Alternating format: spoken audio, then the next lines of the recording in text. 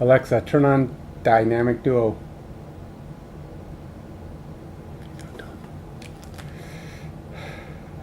There we go. Hey, Lou. Let's do this again. Today it's going to go a lot faster. I sense it's going to go faster, and I'm hopefully not going to die. So here's what happened. We tried this once before. What happened was I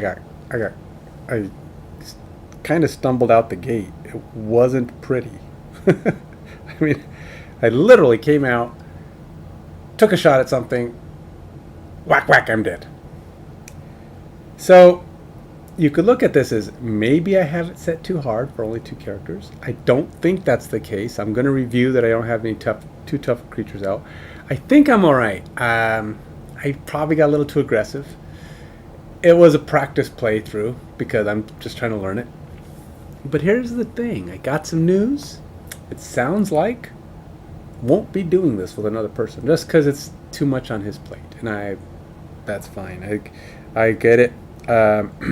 We all have stuff on our plate. So this is going to be a solo run through. I'm doing solo. Well, assuming I can keep Adrian and Royce alive long enough to at least make some progress. So this is the point where I kind of commit. If I'm going to do this, let's get through this. Let's play these guys out. Now I don't know if I'm going to be able to how consistent I'll be. We'll see. I will admit I'm a little more erratic when it comes to doing things just me. And if you followed me at all, you'll know that I'm actually pretty good at not being pretty consistent. So I apologize for that. Just because I like my friend who's not able to, doesn't have any more bandwidth. I'm in the same boat. I have a lot going on, and this is Christmas time, and then it's going to be more, and there's always something. So forgive me if I'm not like always able to play one through, and then some days I'll do this and I'll want to paint, and there's other things going on. But I'm going to try to keep moving. Once a week is the plan. Maybe 2 scenarios depending on the day, but we'll see. Okay, so I already have it kind of set up. I've got the monsters out. I've got this is going to be the easiest restart ever because I basically failed out the gate, which means I'm going to be. It shouldn't take more than a couple of seconds to get going again. So I do not claim to know this thing in and out, and I will probably be reading the rules throughout the campaign, trying to remember how to do different things. There's a lot of abilities and things that can come up that are probably going to be new to me, and I don't fully expect I'm going to have this truly mastered at any point. So, but I'll get better. I'll get better and faster, and things will fly through, and hopefully I can have some fun with this. Well, let's get into the characters a tad. Now, Royce and Adrian are the characters I'm basing this off of. Their adventures through Rairia. And the thing is, I don't... I might have them backwards. I have to read the synopsis of the books again. But I'm making it out the way it is. Okay, so the way I've been playing it is the way it is. Royce is the thief, kind of scoundrelly character, and Adrian's the fighter. But historically, even when I was listening to the books and going through all of them, I seem to always remember the wrong guy being which one. Like it might have been in fact it could have been Adrian that was supposed to be the one. So Adrian and Royce are as I designed them. They will become their own characters in time. I need to come up with something. Let's see here. Yeah, I gotta do something. I gotta find myself. I gotta find my characters' voices.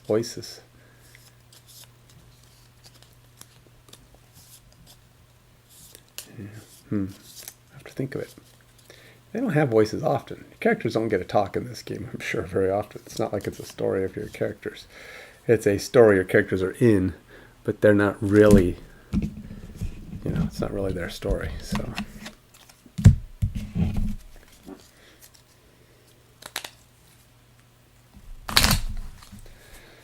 So this is going to be interesting. All right, so I'm just kind of refreshing everything as I get it going. One thing I will not be doing is poisoning Royce again to start the game, because that was silly, especially since I don't even know you had that. I don't even know what that is. It's these little dagger things. Huh. Interesting. All right, so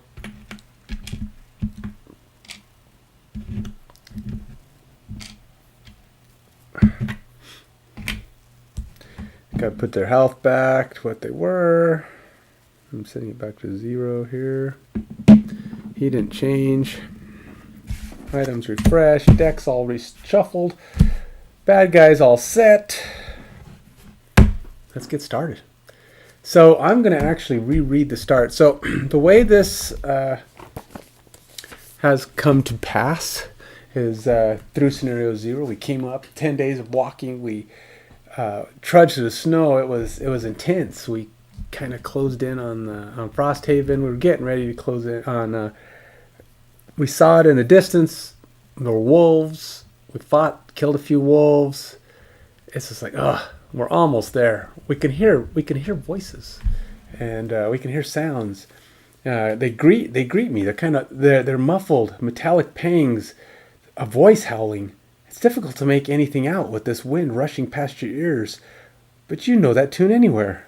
There's a fight up ahead. But a fight means people, and if there are people, then the town must be close. You hear more, a scream, the crash of steel against stone, a deep, earthly growl. You're running now, your legs are wasted from the hike, your shoulders ache from the gear, but sounds are close now, and up ahead you see gauzy orange blooming in the air.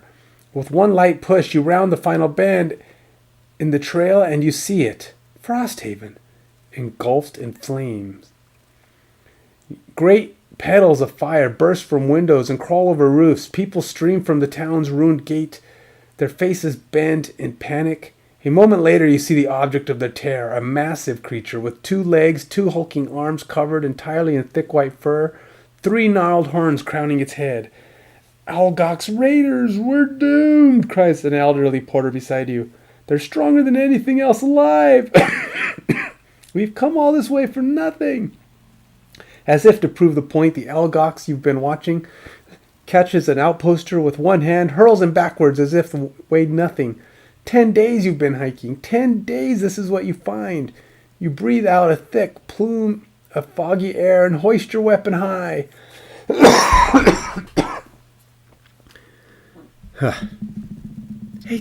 Adrian, it's time to get to work.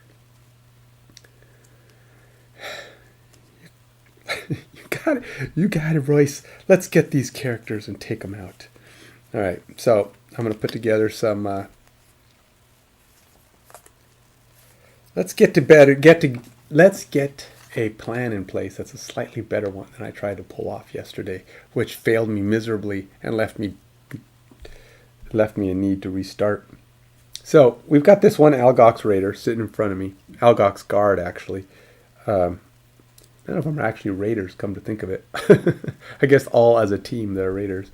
Okay, so we have to come up.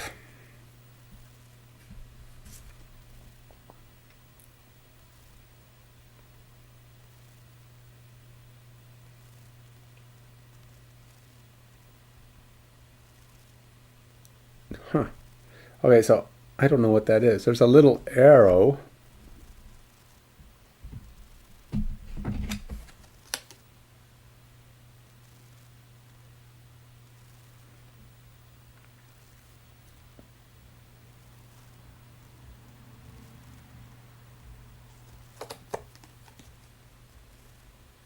Yeah, I'm already finding something I don't know. So this has got something I gotta look up. See, this is why first session never kind of goes as you expect.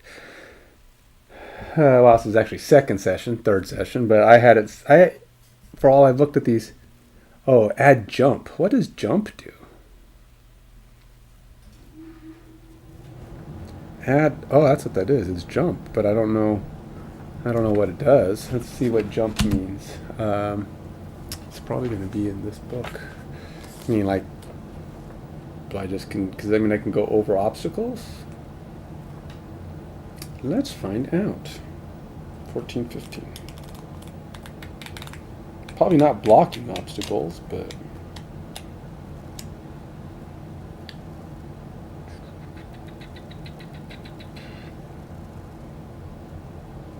huh.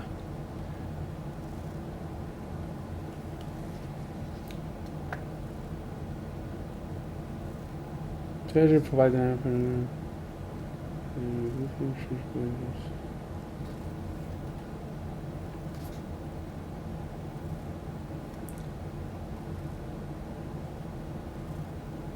Well, I'm trying to find it. It said 1415, but I'm on 1415, and I don't see the symbol jump anywhere.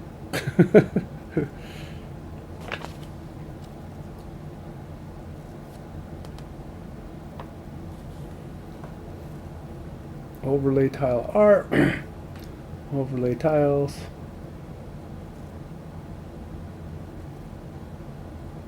Huh.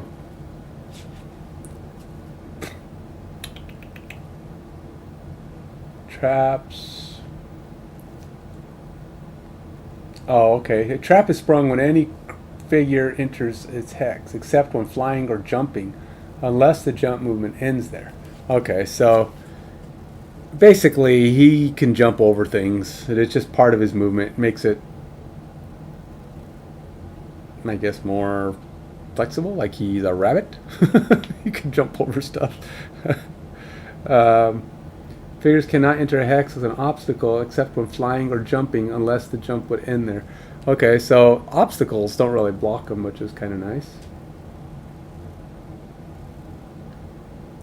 So an X like this guy is an X, so he can jump over that. And I believe additional things were that guy is a triangular, and a triangular is difficult. A figure requires 2 movement points to get over, except when flying or jumping, even if the jump movement ends there. Oh, so yeah, it can even land. He can jump up on this obstacle like nothing. So if he gets jump, and it's if I use that ability. So now I know what it is. Jump just kind of limits the difficult terrain things, the things that can actually be difficult to you. Okay. So that actually could come in handy. I would like to hit this guy though on the first round, but ultimately could almost be better to make another objective. I'm thinking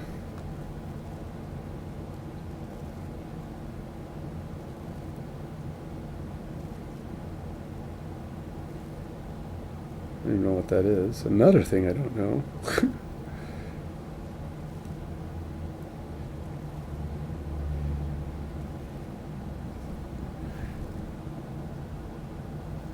Stun. Oh. Weird. Okay, so cannot perform abilities or use or trigger items remove at the end of your turn. Assuming that's what that is. It says stun 1. It doesn't have, maybe that's not it. It does look different. Some little explosive icon. I don't know what it is though. See, there's so many things to learn in this game, and the iconology on here is tiny. Well, these ones are readable, but it's like they make it so small on here. It's like a little explosive icon, but then there's this little explosive icon there, but they're not the same. That one's more of a perfect star, and this one's kind of more like a scraggly explosive thing with a little symbol inside of it. And I can't tell. I thought it was S for stun, but as far as I can tell, it's just the center of the explosion. I don't know what it is. See, this is frustrating when they have iconology like this and then they don't even explain them all. It just says, see, does that one say? Oh, here we go. Damage. Oh, that's it. It just says damage. All adjacent allies and enemies suffer 1 damage. Huh. Interesting.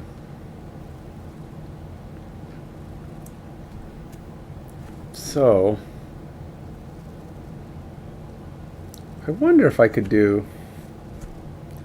It's kind of get this combo. You got to do a top and a bottom is what you're really trying to work out. And I'm trying to work out something that allows me to potentially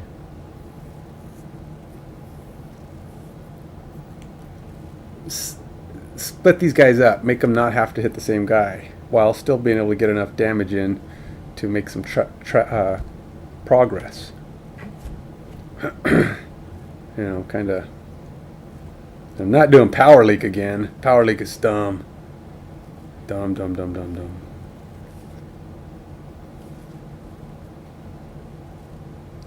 Oh.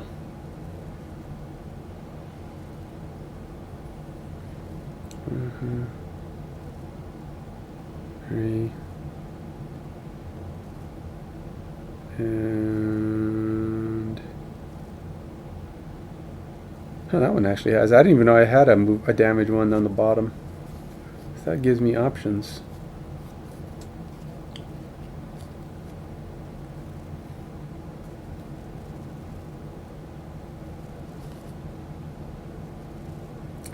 All of these move first, which is kind of a pain.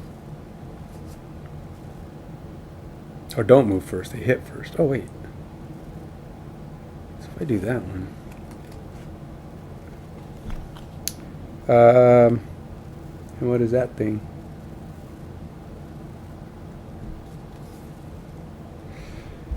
So many things to consider.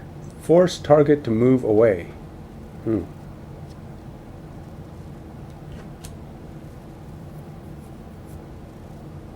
Huh. That could be interesting.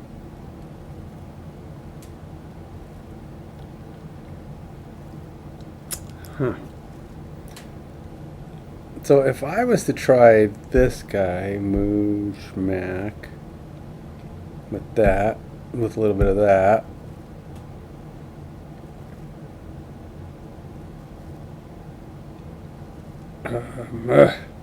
I don't think I'm going to be able to accomplish what I want. I'm trying. I know this guy has so many moves. He's like the complicated one, right? He's what they call what's it called? Complex character or something like that. And then the banner spear is an easy one. So there you go. So if I want to do a move first, the only move first hit option is that one. So if he's going to move first hit, then my other option would be to try to get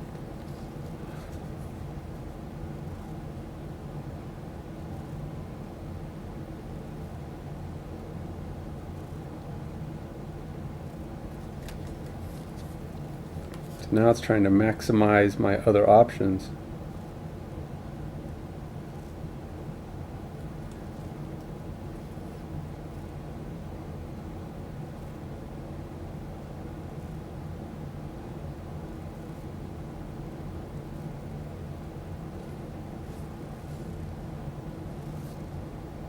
All right, let's do this one. I think that'll work.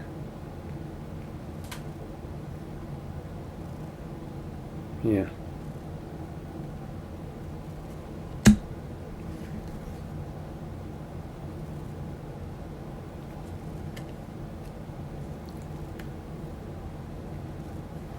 So if I'm going to do that, which will force that, and then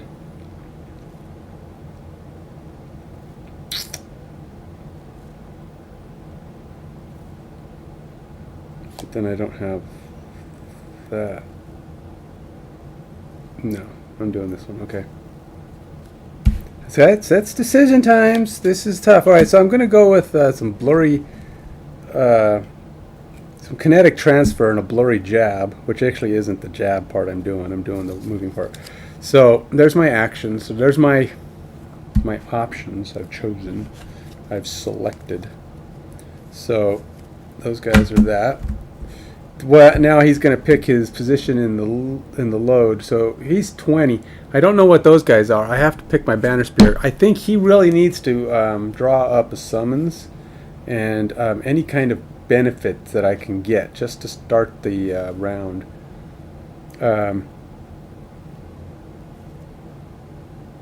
Because I got to deal with a couple of, actually, it actually occurs to me that the best things to do are probably defensive, right? Doing something that will, let's see, I got summon friends, which is good.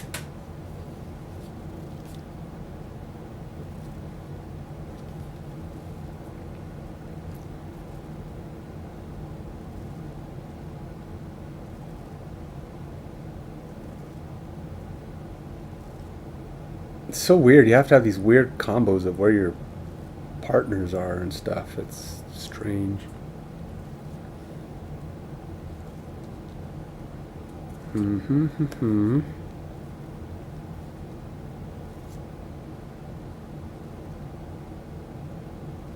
Two. If you all attacks targeting you this round gain disadvantage. Oh.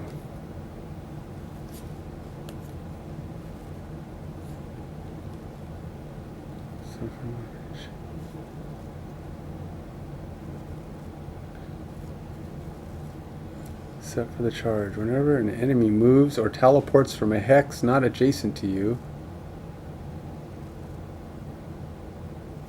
whenever an enemy moves or teleports from a hex not adjacent to you to a hex adjacent to you, this round, that enemy suffers 2 damage. Ooh.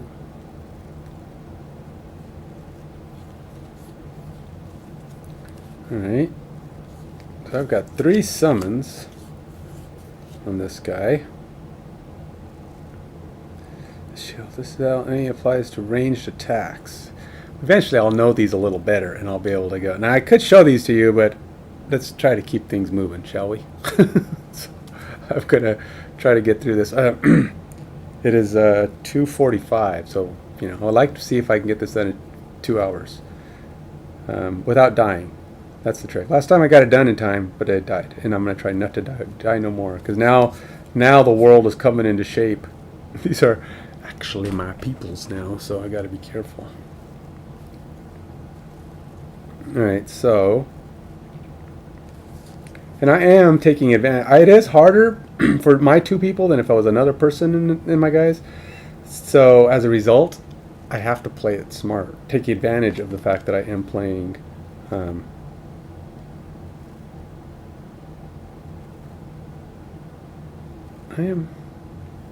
I got to get a bottom half. I want to do a preparatory thing, something that helps charge helps get me going a little bit, like some extra defense. If I do that and that, let's do that. Now the question is, which one of these do I want to use?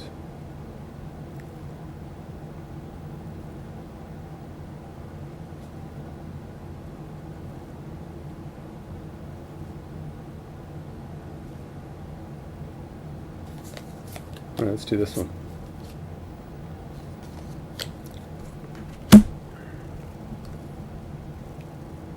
And then he's going to do this one.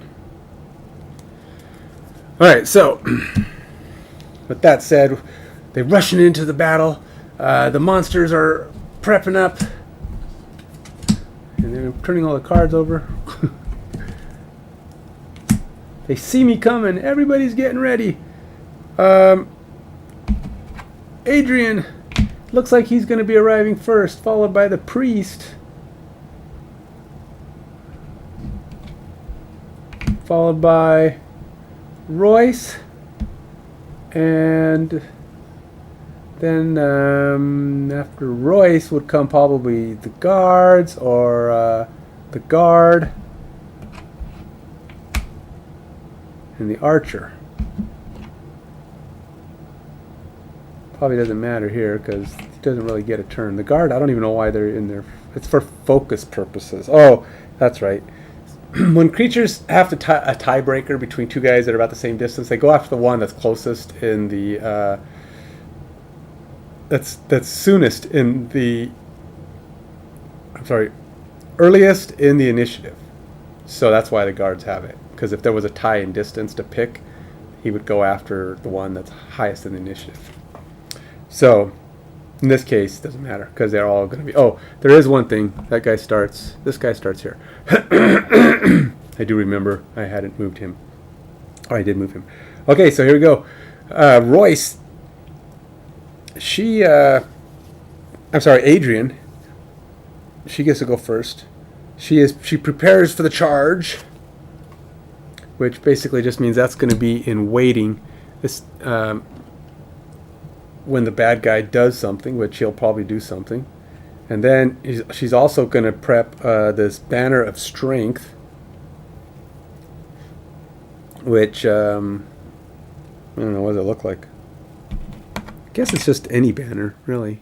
I mean, oh, maybe it is this one. She's got various. Oh, there's this one. Okay. They have these various banners. She throws these banners up. All allies within 2 range add damage to one of their attacks each turn. So, I don't know. I guess you can put this anywhere. Like, I'll just stick it there. I don't. I think it just has to be next to her. Let's take a look at the summons. So, summon.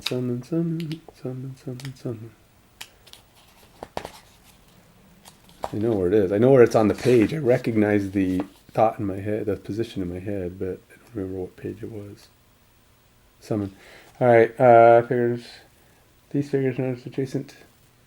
These figures known as summons must be placed in a different empty hex as adjacent to the summoner. If there is no adjacent hex, a character summon is considered a persistent bonus, and their card is placed in the summoner's active area when the summoner's hit point value is reduced to 0. So it's going to stay there until the summon dies. I don't think you can kill this summon. Oh, you can kill the summon. How does that work? Somebody would actually attack the banner? This banner doesn't move, it just sits there. Each character summon has corresponding standee found in. When a character becomes exhausted, character summons have stats for their hit points, attacks, moves, range. If a summon's attack or move value is, then they do not perform that ability unless granted an ability with the base value. If a summon range is, then they do not perform range attacks. A character summon turn in the initiative order is always directly before their summoner and is separate from the summoner's turn. Summons are not controlled by their summoner, but instead obey automated monster rules. A summon uses their summoner's attack modifier deck. A character can have multiple summons on the map at once. Each new summons card is placed to the right of the previous summon card. In such cases, the summoner will act in that order. If there are multiple copies of the same summon on the map at once, the order in which they were summoned determines their acting order, which can be tracked using their standee numbers. Summons never take a turn during the round in which they are summoned. So it's just somewhere around them, and when do they act? A character summon, I forgot, do they act after or before? Character summon's turn in the initiative order is always directly before the summoner. That's why they can never take a turn on the same turn, because they get summoned on his turn, so it's before. There you go. All right, let's move on. We're going to let's finish this. So this ability just puts up this stand. What this is going to do is he's granting. He says, by the power of Grayskull, I grant thee boost in power. Mwahaha. All right. So what this is, this just actually comes out, and it just sits out as well. It's ultimately, this is going to give my guy 2 experience for using it. Adrian's going to get a little bit more experience.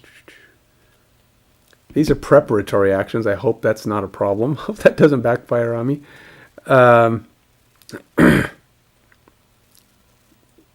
So he is within 2 of Adrian. All allies within a range of 2 add +1 damage to one of their attacks each turn.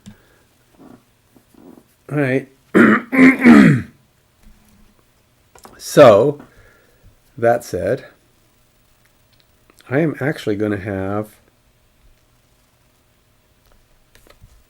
I'm going to try to scatter out. Oh, I am going speedy, which means I won't have speedy as an option next time. I have to go slow.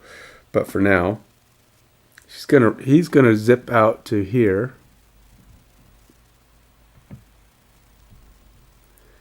And he's going to make a kinetic a kinetic attack, I guess, on this guy. Trying to make sure I don't forget anything. There are so many bits on this. Plus 0. No, nothing bad, nothing good. But he is going to use his dagger on this guy. He's going to poison him because this guy's a nightmare. So basically, all this does is all attackers gain +1 damage, and it prevents healing. So if the guy tries to heal himself, the healing doesn't go away, but the poison does. So it kind of like blocks the heal, which will be very good for him. So he's going to poison this guy. So I'm going to put out some poison on the Algox, on the Algox guard. Which one is this one? It's this one. And so he's got that going, and I hit him for 2 damage. So that'll also. What's nice about that is that means if his buddy tries to heal him, it's just going to kill the poison. It won't actually. Actually, I hit him for 3 damage because he takes damage from the poison. Oh wait, I hit him for 4 damage because he got hit by the. Because I also had my +1 banner damage. So you got 1 from the poison, 1 from my banner, and 2 from the hit. So that's actually a pretty good hit. And then that also makes him run away, which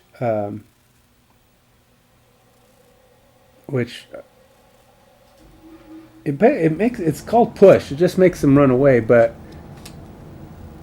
force target to move X away. So he's got to move X away, which he doesn't have a lot of place to go. So he's got to go back over this tough terrain. 1, 2, 3. So I guess that's a way. I don't know. There's not really if he went back to here, he really wouldn't have anyone else to go. I guess he can't move 3 away. It's as far as he can go. And then he infuses fire, and then he's going to move. Now he's got, with his speed going, he's got up to 5. 1, 2, 3.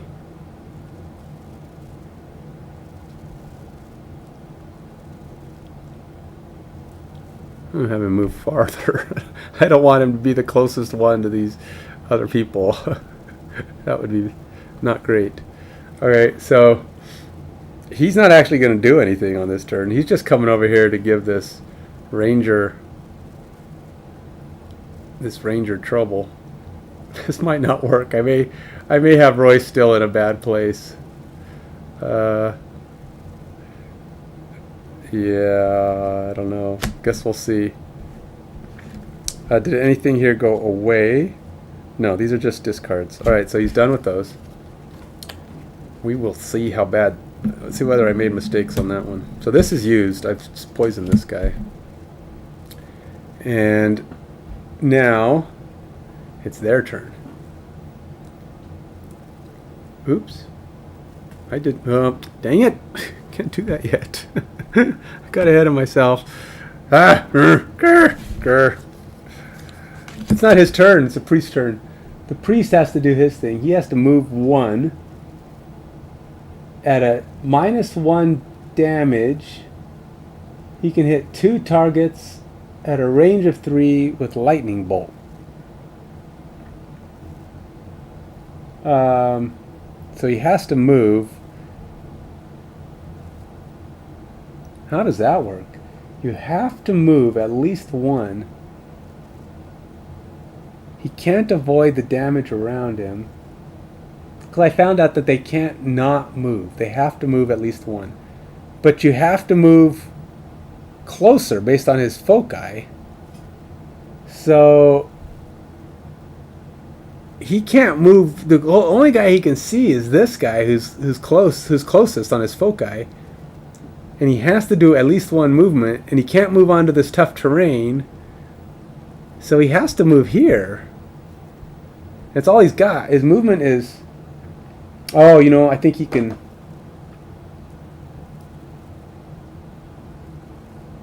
I think he can move away, though. What's his movement? Priest. It's 2. But he gets +1 to move. Oh, okay, so he can move. He can move. I guess he can move forward and then back. Because they would try to move to not be disadvantaged according to the rules, I think. So they would he would not like purposely sit next to him, but since he had to move, he had to actually move out 1.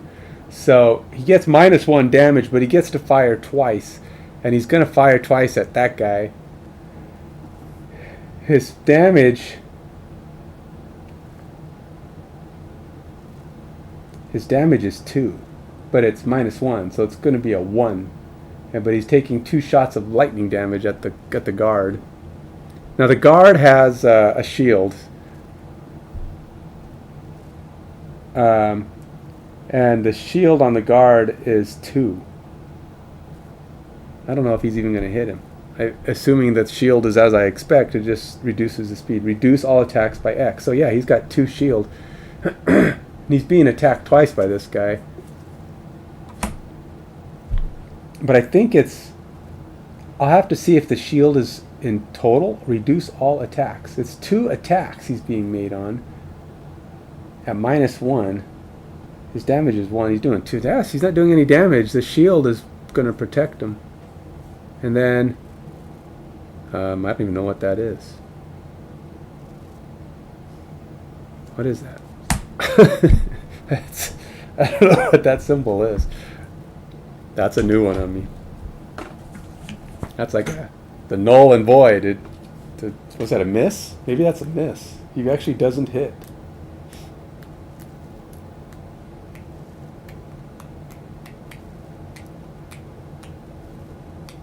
It's not reduced. It's just miss. Oh wait.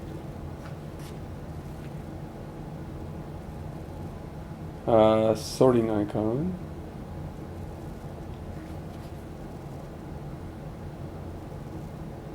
It feels like that might be a miss. Got to figure out where the description is, though. Got pictures of it everywhere.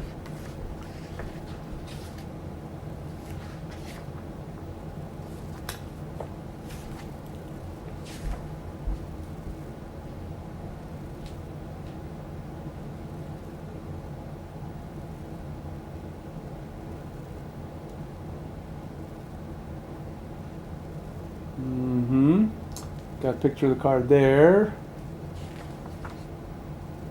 A curse? Oh, it's a curse?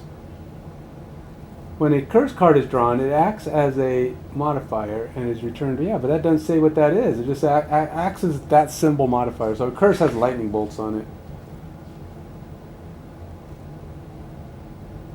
But what is that modifier?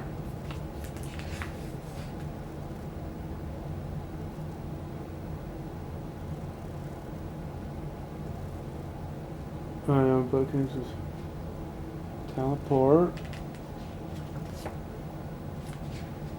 Yeah, see, you have a whole stack of things that talks about the modifier deck and then doesn't tell you what the modifiers do. It just says you have these modifiers in your deck, and then what? Where am I supposed to go to find out what the modifiers do on a standard deck? It just says it acts like this symbol.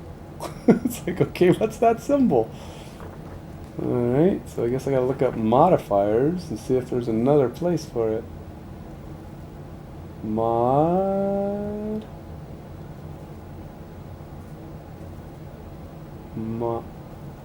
Wait, there's no...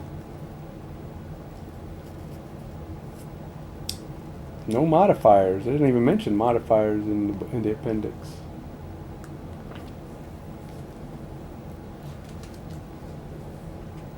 Treasure index. Appendix and important reminders. Monster turn guide. Initial check. Find focus. Perform monster abilities. And where does it talk about those symbols? I'm pretty sure it's probably a miss. But you would think there'd be something around that would tell you it's a miss. I mean, obviously, +1, -1, those things are easy, but I mean, I'd like it to say this is what the modifier. It doesn't even say. It just says, yeah, it just has that symbol and reshuffle. It has a reshuffle symbol on it, so.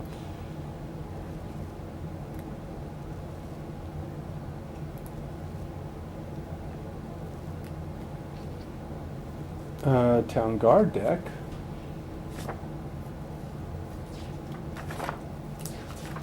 Shouldn't be this difficult. I mean, when they talk about something in a place, it should tell you everything there is to know about that thing, and you shouldn't ever have to go rooting through looking for a reference to what those things do.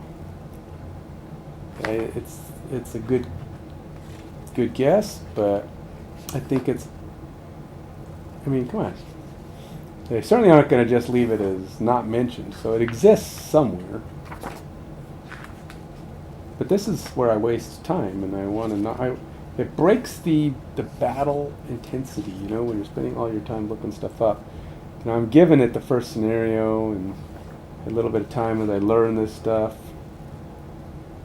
But because like even here it mentions this symbol. It says when a curse card is drawn, it acts as this modifier. I'm going to tell you what that modifier is and what it does. There are 10 curse cards. Only add a character and ally, which can only be added to the monster deck. If there are no applicable curse cards available, curse has no effect. Immunity curse effects prevents a figure from adding a curse card to the deck, but it does not prevent a drawn curse card from taking effect. Figure cannot perform abilities.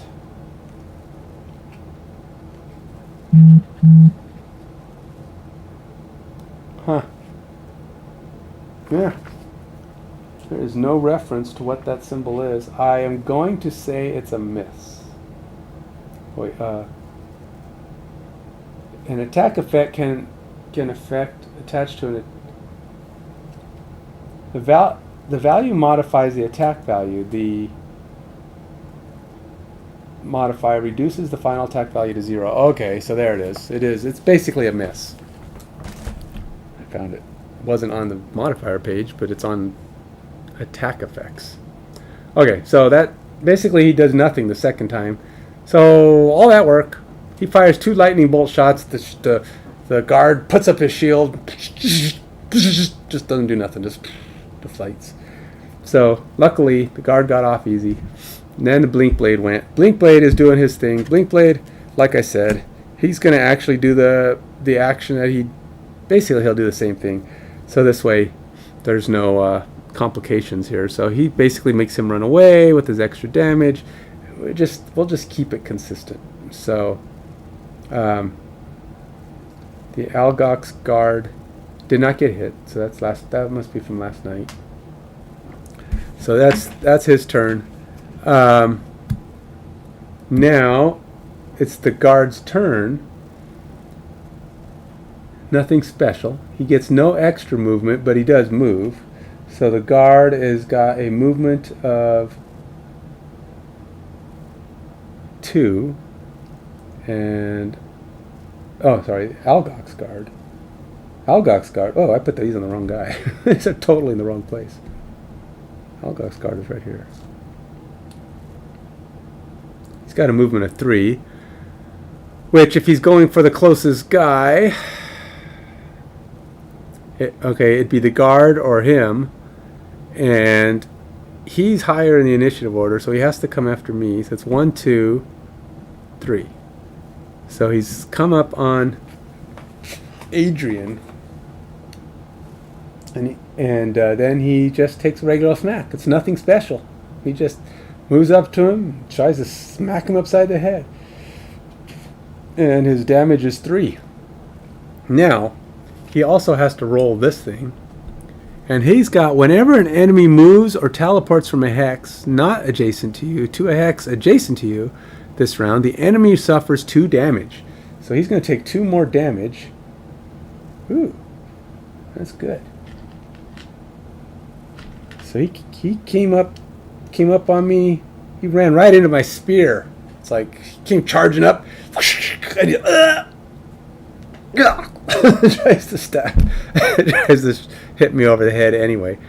So, and doing that, he has 3 damage. But let's see, I didn't get.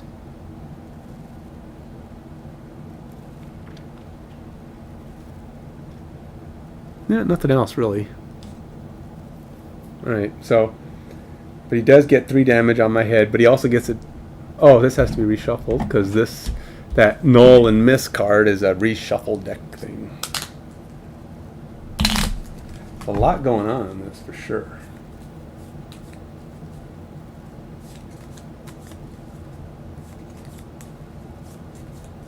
Alright, so he hit me for 3 and 1. He hit me for 4 damage. Ouch. That was painful. Okay, so that now the city guard gets their turn. They don't really get a turn. They usually just respond, and since he doesn't have a retaliate, it's a melee retaliation, so he doesn't really have anything. So now it's the archer's turn. Now the archer, he's going to attack him, and the only real way he can attack him is to move. So he's got a power shot at a range of 5, but it's only him, so he's going to move. Oh, he doesn't move. Oh. He has no movement. He's going to be at a disadvantage. But he does get extra damage on this. Eek. The archer's damage is 3. But he's at disadvantage. So we have to roll 2 cards. He has to take the worst of the 2. Ooh, 0 minus 1. So basically, he gets his bonus 1 knocked out. So instead of being 4 damage, it's going to be 3 damage on Royce. So that's good. Now, that is everybody in the initiative. We've gotten through 1 round, and everybody's alive. Good job. All right. So we didn't. None of our cards got. The banner is still going, which is good. But we do have to this discarded. Now everybody's got to go pick their next action here. I would normally like to do the stun thing, but he's pretty wounded. This creature is not feeling good. So he should be a pretty easy take on this round. So I'm hoping we can kill him. And then get this archer out. Because that archer's got to go. We can't have that archer doing whatever the archer does. Because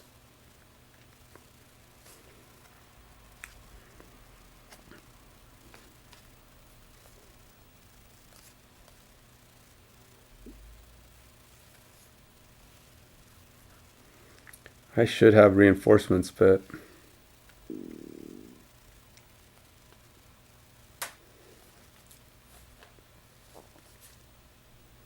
I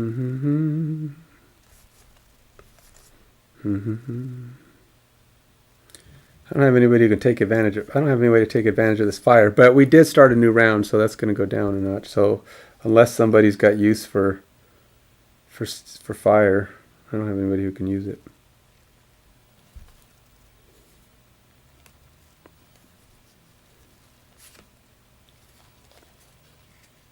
I'm thinking it'd probably be good to bring in another summon. I'm thinking as many summons as I can get on the board, the better.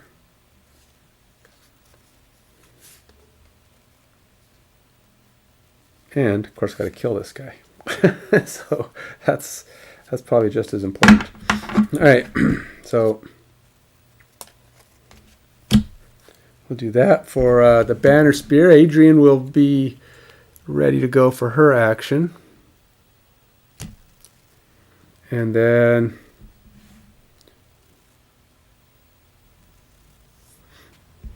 after Adrian goes, now we have to try to get Royce to do something that's not going to get him dead. Not doing power leak. Don't look at power leak, Ken. That's not a good one.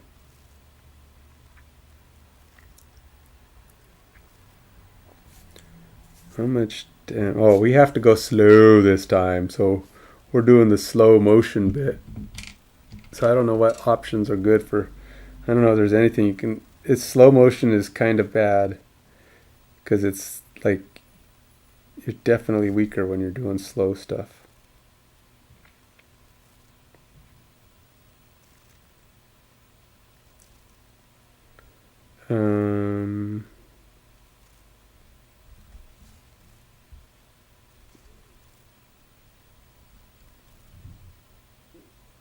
What is that?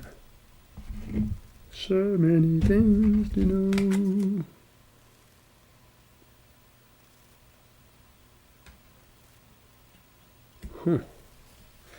Can't use it right now, but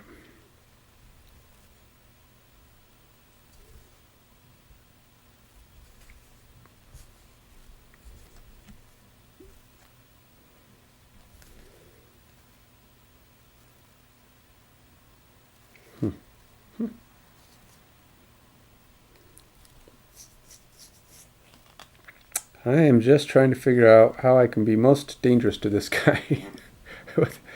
Actually, what I should do, one of these is actually a boon of sorts.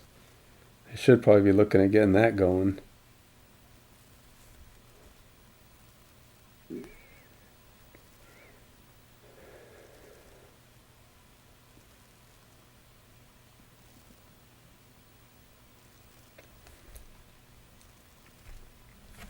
I'm trying to figure out how I can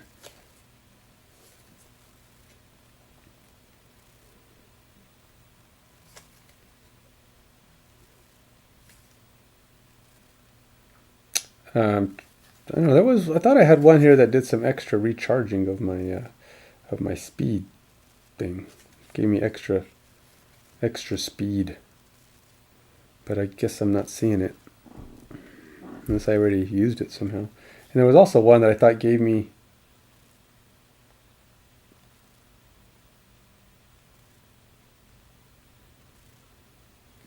what is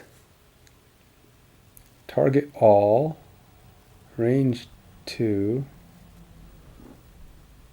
muddle, disadvantage on all attacks, remove at end of next turn.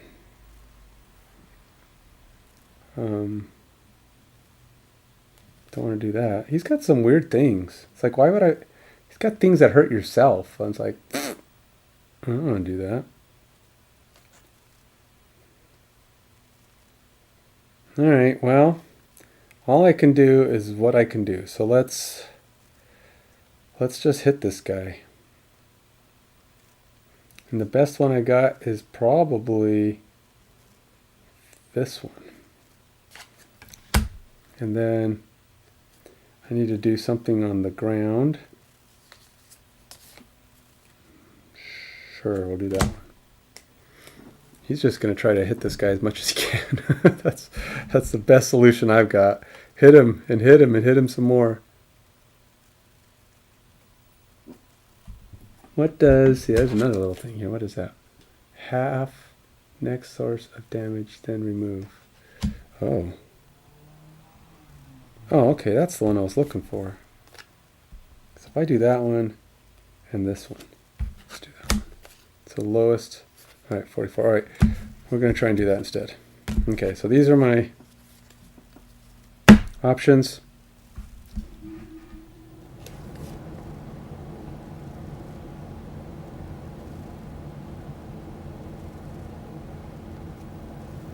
Oh, it's mandatory that, okay.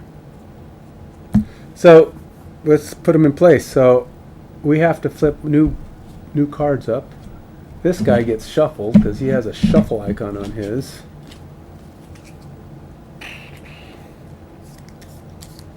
I don't know how many they have. All these guys have some cards that make you reshuffle their deck.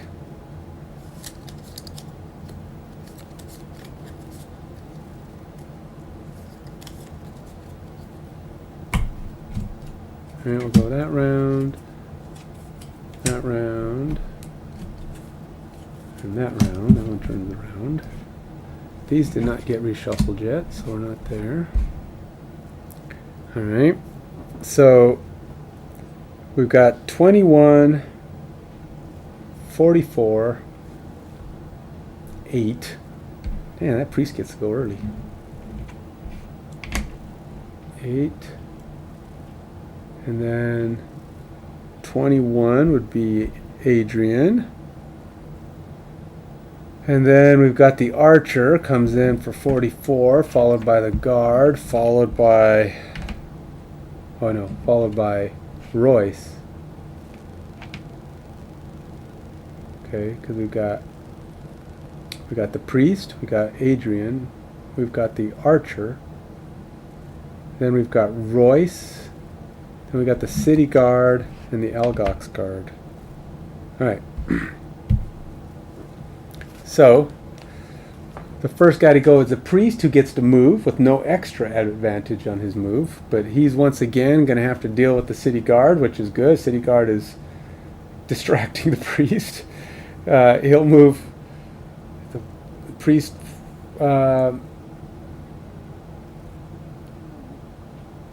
Basically is doing the same thing, except he's going to try to blast him again. I guess he's going in and back out again to try to avoid taking damage. And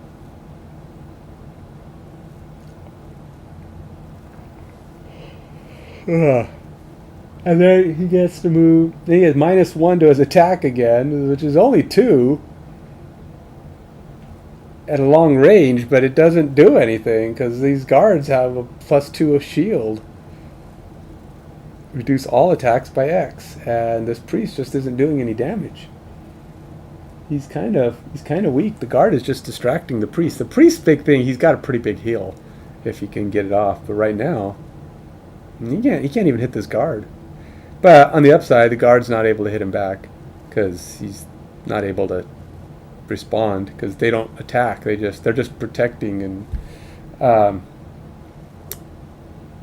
they don't get a respawn. So unless I'm doing something wrong, I don't think I am. The monsters, it said when they move, they will try. I think they try to move at least so they don't have disadvantage, but they have to move.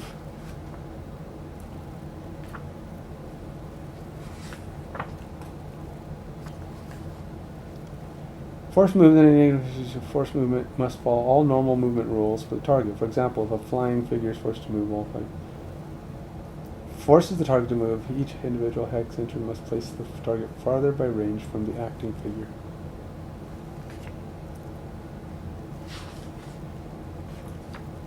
So the only thing I'm just making sure that I'm right, and this guy doesn't have to stop next to him, which, is probably fair enough. Yeah, monster movement. Always uses the fewest movement points required to maximize its attacks for its current turn. If a monster cannot attack, it only moves. It can shorten the path of its focus. It only moves if it can shorten the path to its focus. A monster always uses the fewest movement points required to maximize its attacks for its current turn. If a monster cannot attack its focus on its current turn, it only moves if it can shorten the path to its focus. When a monster performs a ranged attack on an adjacent target, it first moves away from the target if possible so that the attack does not have... Yeah, see, he will move away from him. So, I did do that right. Yay me. Okay, so let's take on this next piece here, shall we? We're going to have Adrian and Royce. Adrian's turn, so Adrian's just going to reach out and just stab this guy. Now, he's got this he put up this banner, which is going to actually result in him doing an extra 1, which is going to take down this Algox guard unless something really, weird happens here. -1. But the +1, it's still 3 damage, and he's taking 3. Oh, and he's got poison, which is an extra damage. So he's basically taking, he's only got 7 health, and he's got 6 damage already. That's piles. So this guy's going to bite it. So he bites it. We're going to bring in a loot token.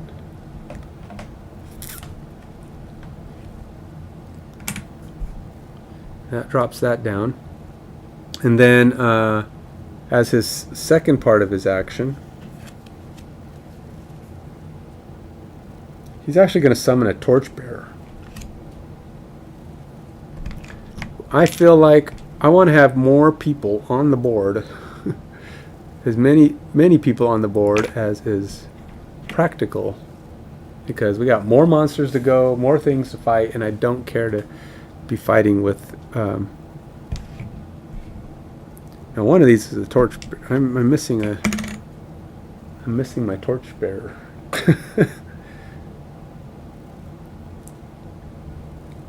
Thing is, I don't think I think I just. Where is the torchbearer?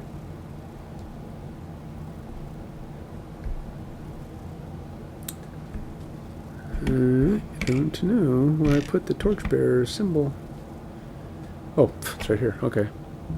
So we'll put the torchbearer here. Okay. So now the torchbearer, when he hits, he does 1 damage, but he wounds them, which means they take damage every round. He's basically starting on fire. It's like it's kind of like a continual damage, but so that's what he's got going here. I don't know if there's any way. There's no really way to move this banner, unfortunately. So short of monsters coming to me, he did get the wind going though. This is discarded. Okay. Still really hard to stay organized. It's just so much stuff to keep on here and keep everything active. And like, I have you have your own little. Each character's got their little modifier deck, and they've got their own items. And on top of that, you've got a discard pile, and you've got active locations.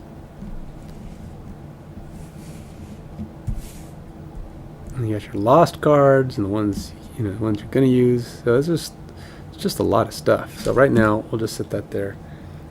So Adrian's gone, killed a guy. This guy's toast. This guy's gone. Who's next? After Adrian went, we have the archer. The archer's right here next to Adrian. And he will move away, just enough to do whatever he's going to do. He's got a movement of 3, assuming he's got movement.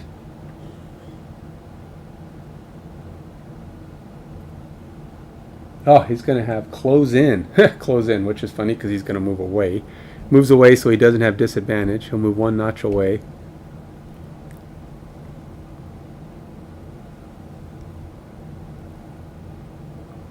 And he will take a shot at Adrian, of course. I mean, why not? Got 1. Phew, man, he can do 4 damage. Man, these guys hit hard. Did I do any? Is there anything going on that Adrian's got?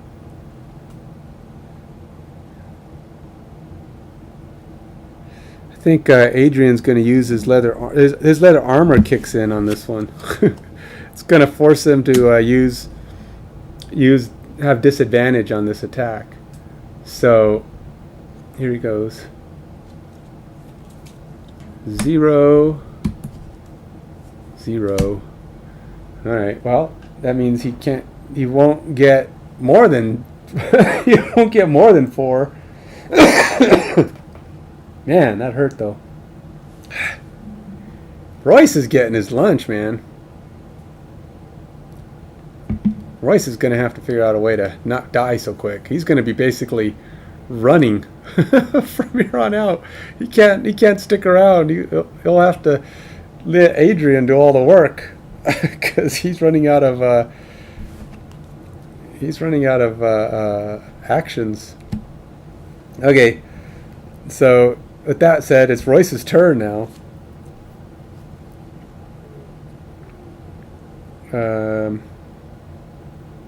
And he's moving slow. If I do these backwards, I really don't have. I have to move first. So.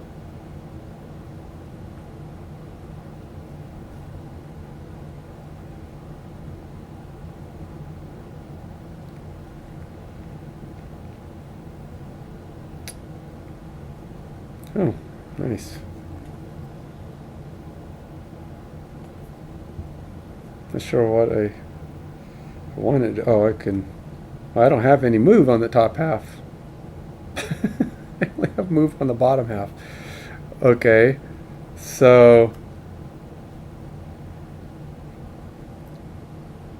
if I don't move, I don't get a hit, and if I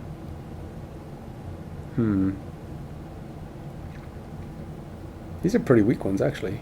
This is only good if the movement at the top. So let's give myself double the blink. I gain 2 of these. I gain a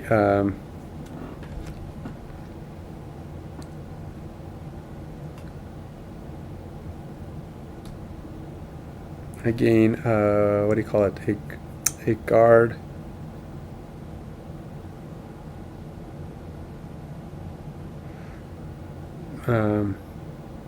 What is it? Guard. A guard token. One of these.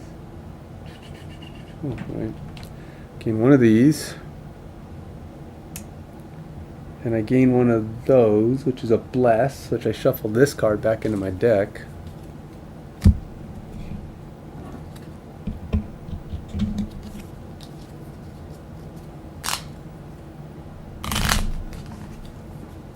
And now I have to do a bottom half of the other card, which has 3 damage, but I have no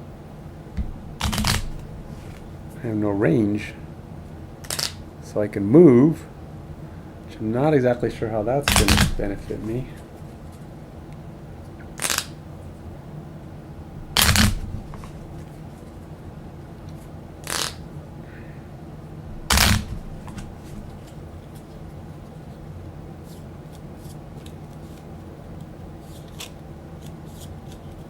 I need to get Adrian in here before I get dead. I need Adrian. Adrian, come me! I'm getting beaten to a pulp. And Adrian's like, "You always getting beat to a pulp. What the heck, man?" It's like, I feel like I haven't been able to move without having to come and get your sorry butt off of the ground. Jeez, why did you stop running into the battle? That's what I do. Help me. Okay, so he did this one, which actually loses this card. So this one's going away. And then this one,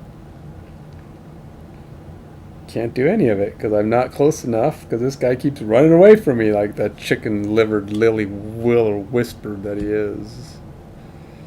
Alright, well, I'm only barely alive. If I don't figure out a way to distract the next opponent, maybe curtains for for Adrian or for Royce. He's too tiny. He gets hurt. He's got these abilities, but it's like at level 1, he's keeping him alive is a pain in the tushkus. And just making sure that I have all the right guys in. Nope, nothing that's not supposed to be there. So let's move on. Let's see about getting some more help on this next round. Okay, so we've got a couple of extra people on the board. So with any luck, I can get these monsters distracted onto onto other things.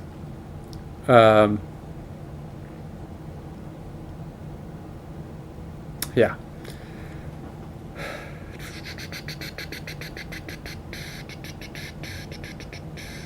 So he's got this guard, and he's got the blessed thing going on in his deck. And now we pick our actions. So he's got to have movement. It's just.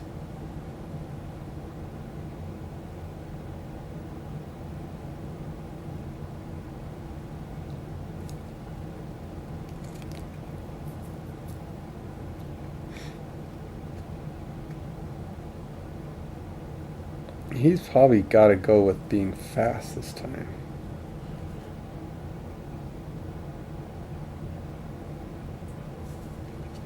So he's actually got two initiatives when he's doing this stuff. So if he's going slow, he gets these bigger numbers. If he's going fast, he gets these numbers. But if he goes slow, he's going to be lower in the initiative, meaning he has a chance to not get hit if someone else is closer. So there's that.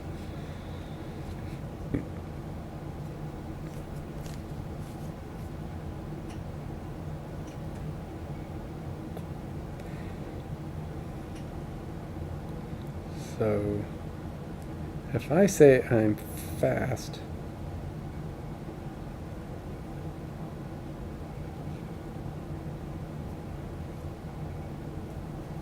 and these all attack first. It's like I have to start next to a guy. How do you do that? Especially when the guy keeps running away from me, stupid guy.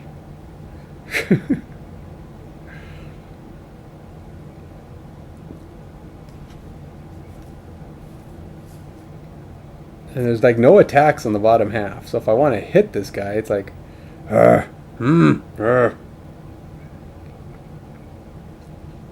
Let's do this one, I guess. I'm going to try. We're going to go speedy. And we're going to have to do that one. And then we need a movement that guarantees that I actually get to get next to him. It's way tons of movement there.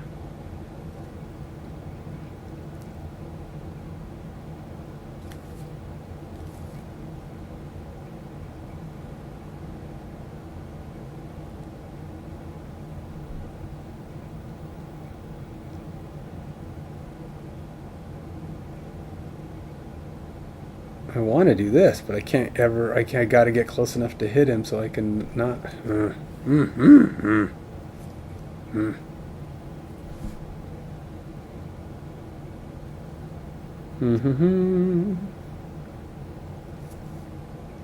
Yep. We'll see. We'll try that. Now I just gotta. What was that? Appears to reduce target's shields. I don't think he has any shields. No.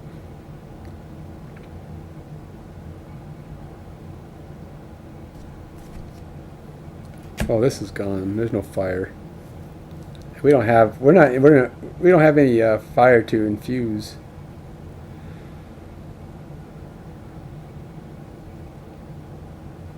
But.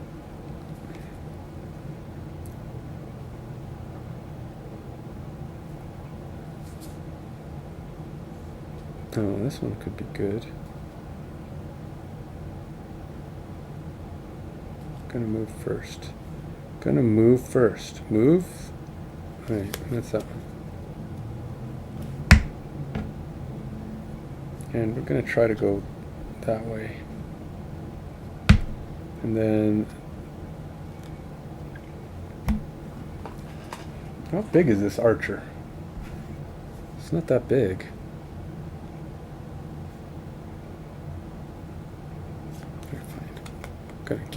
Gonna gamble my life away. All right, so let's go ahead and hopefully I can get Adrian in there to help save my tush. All right, Adrian, we need your help, man. You need to come in and save the day. What's your farthest movement, Adrian? 4?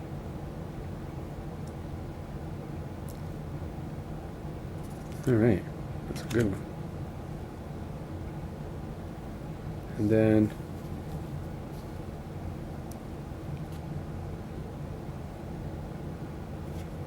there we go. That's the one. We're gonna try to gang up on this archer guy and hopefully save Royce's behind. That's what we're gonna do. All right, so now we flip over new rounds of monsters. The monsters have decided what they're gonna do. Ah, are you kidding me? These guys have tiny numbers too.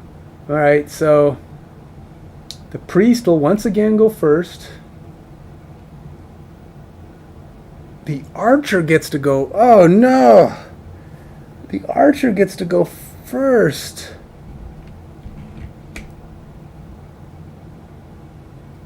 Oh god. Why? Why does I picked fast moves? It's not fair. It's not fair, man. It's not fair. Why does he get to go faster? It's not fair. I had it all planned. I had saving him alive. What to do? It's not fair. That's not fair. I want to re-roll that one.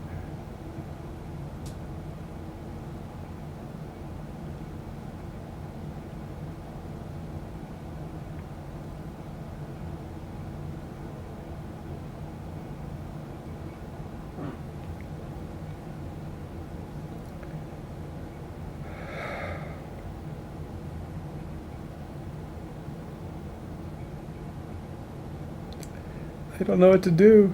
There's nothing I can do except pray. This is going to be very bad. He only does 2 damage. I get around it down to 1. But beyond that, I got nothing. I got nothing unless he just rolls bad on his thing. I can't. I'm going to die. He only gets 1 movement. He doesn't even have to move in this case. I mean, it says he'll move, but he'll move. He would only move. It's kind of silly that you have to move. But, I mean, his movement is 2. What's he going to do? Move there. It's silly. He's got a range of 5. So he's going to take his shot. Well, I don't know what to say, man. There's nothing I can do. These guys have already negatived and zeroed and negatived, and they had a +1. That was it. There could still be a nullifier. There's -2s, but I don't feel confident in the state of affairs.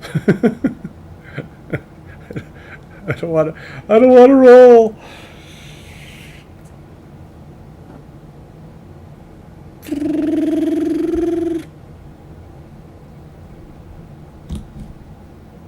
Yeah. Yes. Oh, thank you. The snow blinds him. He can't see me, and he misses. It's just whoosh right past my head. And it would have killed him dead, but he gets 0 damage. I can't believe it. Oh, the miracles that can occur in the ice of FrostHaven. What do you know? Alright, so Adrian is still alive. Okay, man, we gotta save his butt. This is getting, oh boy, that was... It's not over yet, but... Oh, you know what? This guy's dead. I don't even know why I rolled him. He's not even a thing. But, yeah. Alright, so now he gets to create a 3 trap in an adjacent empty hex closest to an enemy. So...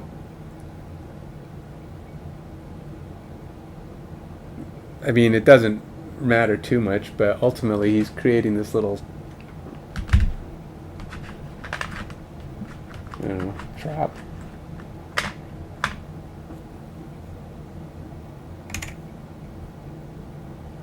Um,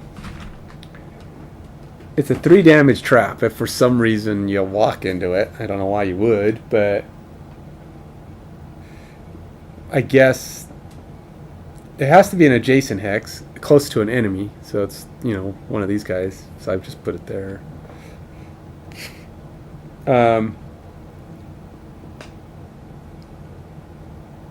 And yeah, that's it. So now we survive the archer, and now Adrian gets to go. Adrian's going to go ahead and do his... he's going to do his 4 movement and kind of come running through the snow. I'm coming, Royce, too. I'll help you. I'm here to get off of my buddy, man. You're taking him out. I know it's a girl. I haven't figured out a voice for her yet. I'm not good at female voices. I can... And plus my voice is kind of hoarse right now, so even if I was trying to do it, it would be kind of... still kind of wonky.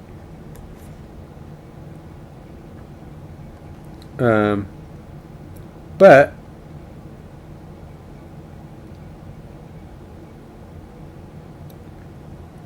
she comes in, does her 4 movement, and then...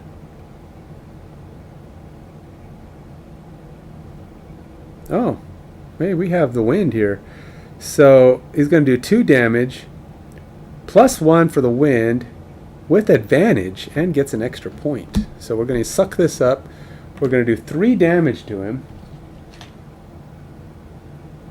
which probably didn't need... probably have this on the wrong side, but that's right. 3 damage, and with advantage, and he gets an experience point.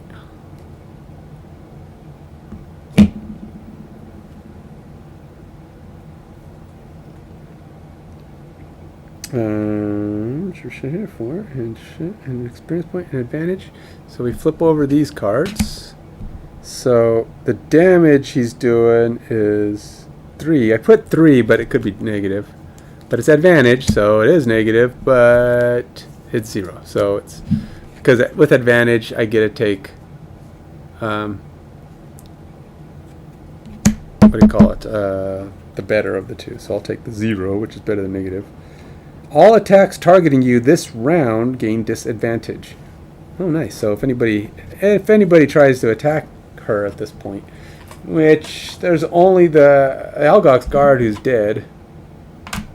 It's no longer a thing right now. It's probably one in the next room for all I know, but at least we've survived that round. Alright, so she did his bit. Now, we do also have... oh, wait. Either one of these lost? No, that's for the remainder of this round. But I don't think anyone else is going to be attacking, because no one else gets a turn. Now the banner spear gets to go. Or the torchbearer. He's got a movement of 2. I'll bring him down to... he really can't go very far.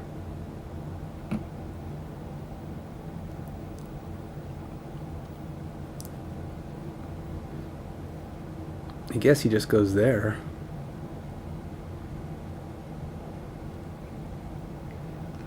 And he doesn't have any range. And he doesn't do a lot of damage on his own. So, okay, I guess that's it for him. Now it's Royce's turn. Now let's see if Royce can not die. Royce, what do you think, man? Do you have a chance of not dying? That would be spectacular.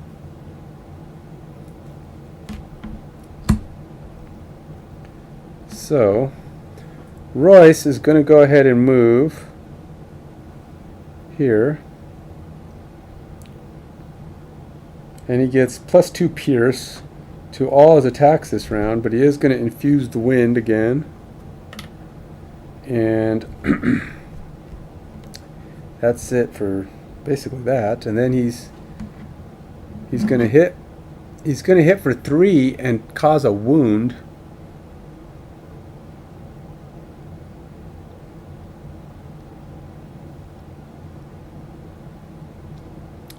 Which would be 3. Oh, that'll kill him. 3 and a wound will take him out. He's only got 5. He already has 3 on him. Okay. Now I could be dumb and run over and go fight the other one. I'm not going to be dumb. I got to keep him alive, or at least try to. So I am not going to try to attack him. He's good with not dying, but he does lose this card.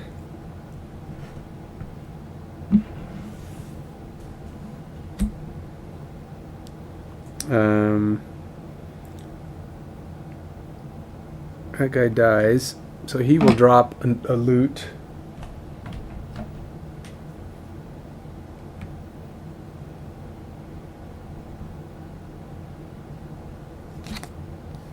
And that's a discard.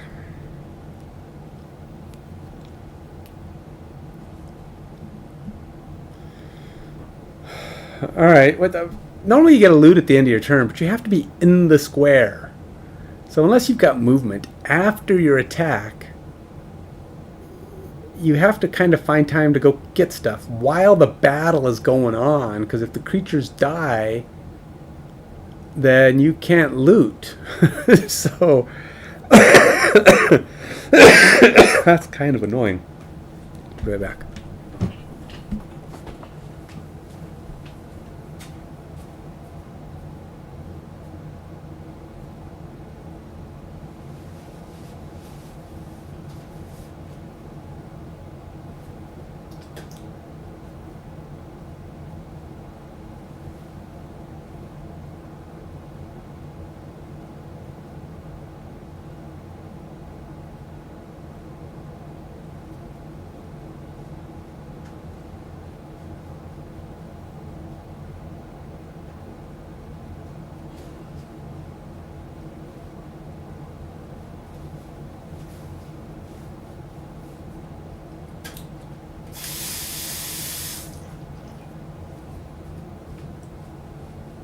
Overheating, man. I had to take off my sweater.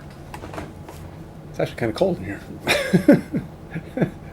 I was overheating with the sweater, but now I was like, oh, I feel the breeze. That sweatshirt must have been pretty warm. Okay, so here we go. So we got through that. We have to loot at some point on this next round, or rest, or both, while trying not to get killed by the priest who's still on the board. Now, there are 2 kind of rests you can do. One, you don't get a heal, but one, you can get your cards back. So you can do a long rest and basically not have to worry about... I didn't even remember what it is. Oh, no, that's pretty easy. Actually, wall, obstacle, or objective. Wall, obstacle, or objective. Ah, she already messed hers up. Adrian ended a couple of turns right in the middle, right where she started, and wasn't next to obstacles or objectives or a wall. She messed it up on her very first turn. I didn't even pay attention. Oops. Oh well. Guess she won't be getting any perks. Alright, at least not from that. So let's go ahead, and he's still got his going because that hasn't died yet. He's running out of stuff. Actually, he's going to do a long rest this round because, yeah, he needs to do a long rest. He's got a situation brewing. So, like dying. I forget how much a long rest heals you for though, so I have to kind of look it up again. Quick reference, does it talk to you? Does it tell you what that is? Short rest versus long rest? Nope. Is it on the back of the book? Timing, targeted, modifier, end of round. Shuffle all decks, remove all rounds, perform short rests if desired, move all infused elements to the left.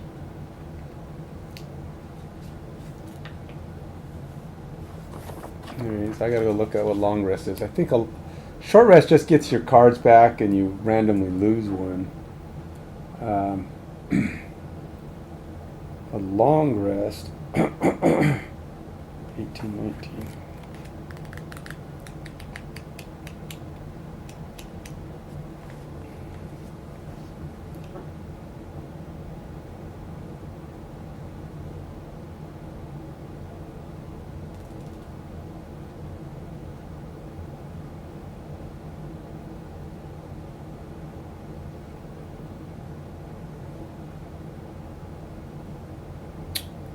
Interesting. It doesn't actually, it says long rest is on this page, but it's not actually called out as a thing. So it's like just part of one of these paragraphs.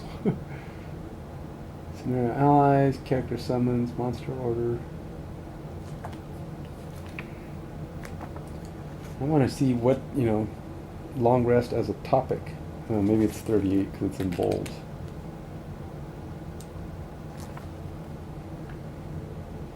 Lost actions, resting. Here we go.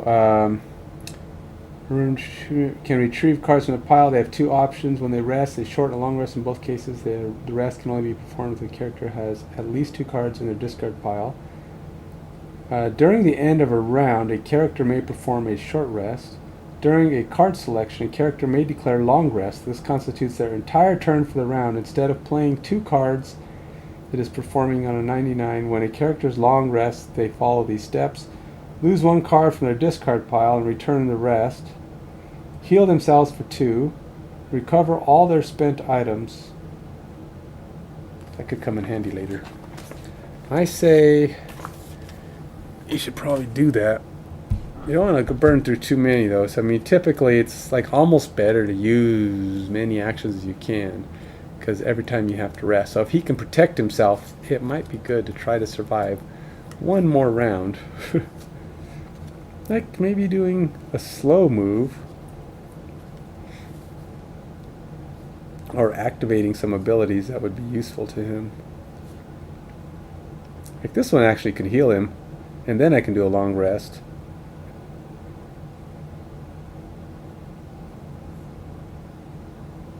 So this might actually be good.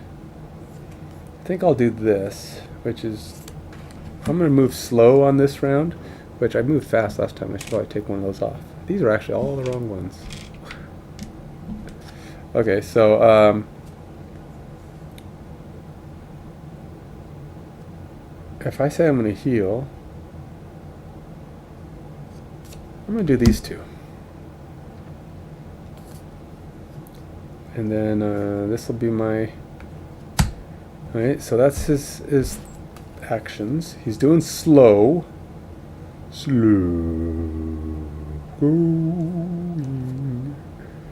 He's not going to have... He'll have a little bit of movement, so that's probably good.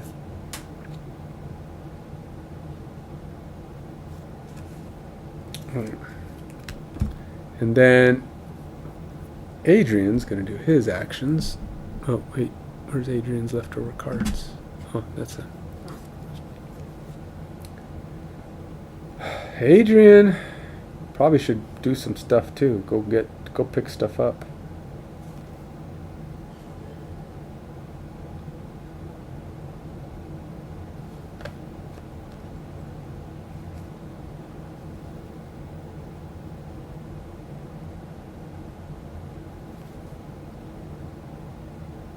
Oh, there you go. If I do that, and then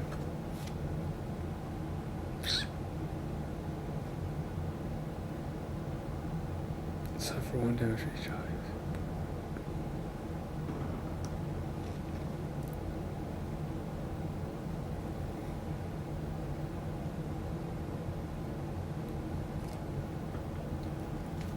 I should probably do that. Alright. Now, these guys get to move so fast. But the archer's dead, so that's good. We're kind of getting slowly knocking these guys out. Now he's got to deal with this priest. Now the priest is dealing with the guard, so hopefully that'll distract him some. Man, I'm cold. Freaking A. It was just hot. That's why I took off the sweatshirt. Now here I am. Back to being cold. It's just not fair, man. All right. Brr. Here we go. Battle ensues. Last guy go. Priest. There's Priest's healing ability. A little late there, Priesty boy. At a range of 3. You can't heal anybody at a distance, and he hasn't taken any damage. He can't even heal himself. But he's got a movement and healing, and he's got nobody to heal. So I don't know what he's going to heal. His buddy, the guard, is dead. The archer's dead. The only one left is himself. He doesn't have... He actually has armor. I didn't know that. But or a shield. But you don't have an attack on this round either. Just got a healing at a range of 3. But let's put these in place. So he's... sorry. Royce is moving slow this time. So he's only got a 47. So Adrian's actually slower at 60. And he's got a 23, the priest does. So he's up. City Guard's actually after, but again, doesn't have... none of them are... It's like everybody's kind of taking this round off. So the first thing that's going to happen is the priest is going to move and go to heal somebody and go, oh, nobody to heal. I guess I'll just hang out.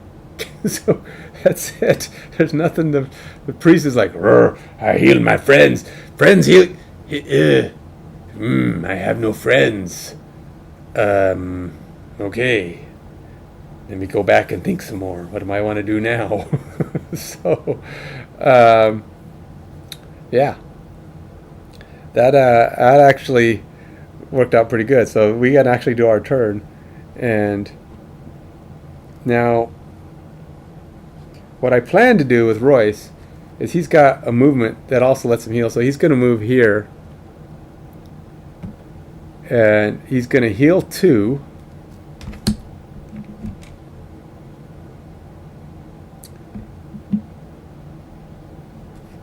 And then he's also got this overdrive, which is going to let him gain a shield for all of his...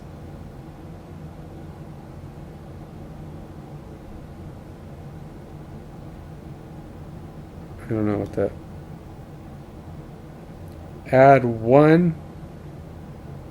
Add jump to all move abilities while going... Oh, he's got an extra shield when he moves slow now. And he's got jump when he's moving and he's fast. I don't know how I'm supposed to keep track of that. There's not like a... There's no tokens to say, hey, I've got extra... I've got jump and whatever. I just got to remember, I guess. Oh, that's because this stays active. So this is going to go in my active space. And it's there until the end. And then it's... It will be worth 2 XP for me. It is a 2 XP guy. And then this one, which does the heal, goes away, but it's also worth an XP. So this one is done. I will not get to use that one again either. Eek.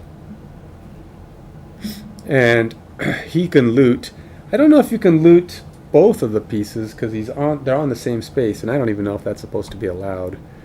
But I'm just doing it because, I mean, or is looting just one at a time? I should probably look up looting because I don't want to do anything wrong. You know, I don't want to cheat myself. I don't want to be a cheater. Cheater, pumpkin eater. Had a girl but couldn't keep her. 32.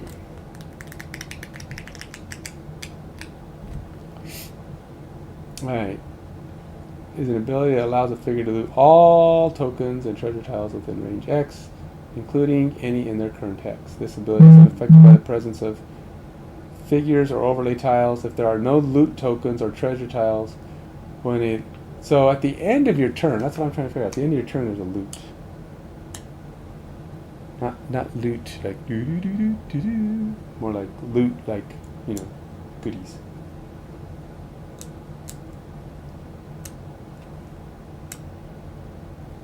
Actions, abilities, range, target, allies, side characters, monster turns, end of round, card selection, character summons, scenario, monster types, lowest to highest.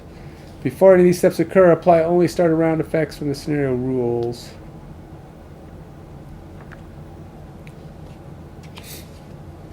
Scenario level. What I was talking about. Building a deck and around. If any character's ability cards and character activity devotional is a discard pile. Any character has at least 2 cards in their discard pile. Move any infused elements. Trigger any in around. If any draw. In the scenario, common scenario rules. Bosses, monster death, kill credit, names monsters, monster attacks, moves. It's such a pain to kind of remember where to go. Almost like you need like little tabs on here. Say, oh, I look up loot, and it just loot. Resting, character damage, exhaustion, usage, inventory. Character turns. There you go. Card name, level, action, basic, items. Item visage. End of turn looting. Characters must loot any tokens or treasure tiles present in their hex at the end of their turn. No figure besides character performing end of turn looting. Alright, so yeah, he takes them all. Alright, so he will take both of those thingies off. And he gets to take 2 loot tokens. Woohoo for Royce! He took enough damage. He deserves it. Alright. So we'll put those right here with his miser card. And so he's done. He's got 2 cards left. And then Adrian, who's going to suffer for the sake of Royce, takes 1 damage, but heals Royce up 3 damage. So Royce is getting a little better than the health zone. But Adrian does get an extra experience for this.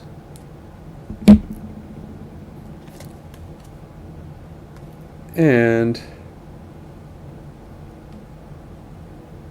well, that's not so great. He can move. He's going to move 2.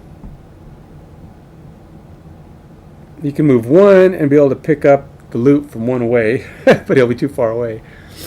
Or he can move 2 and not be able to pick it up because he's just doing a normal move. So whatever, doesn't really help.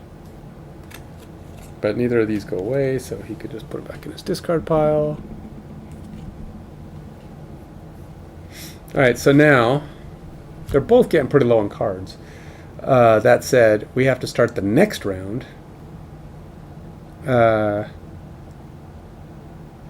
Now, Adrian definitely has to do a full rest. So Adrian's doing a full rest. So he's going to basically be at the bottom, or Royce, sorry, he's going to go all the way to the bottom of the pack. Actually, I think both of them might do a full rest.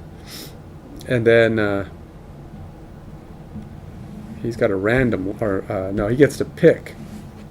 Because he's doing a full rest. He gets to pick which one of these gets discarded, and he gets to keep the rest. He's getting low on cards, though. So if this next area's got a lot going on, we could be in trouble.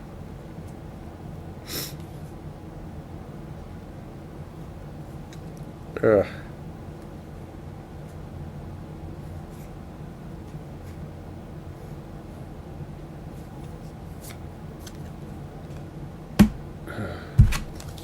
Means we're gonna have to rest more. He gets to recover his items because both of these are recoverable. All right. See, the only one who gets to go is the priest. The priest gets to move. Now, I think he's taking a full rest too because he wants the 2 healing as well. So they're both basically going to be sitting at the bottom just waiting for this priest to do something nasty to him. But hey, we do have... Oh, you know what I didn't do? This guy could have moved.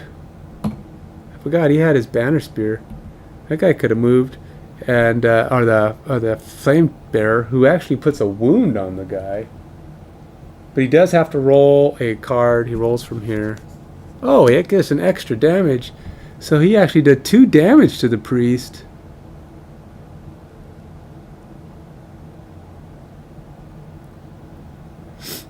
Yeah, 2 damage to the priest and wounded him. That fire did some work to him. But I can't find the wound. Oh, here it is. So, so he's going to take damage every round. Oh, and he did. Oh, yeah, that's not going to be until the next turn. Okay. So he has to pick one of these to get rid of.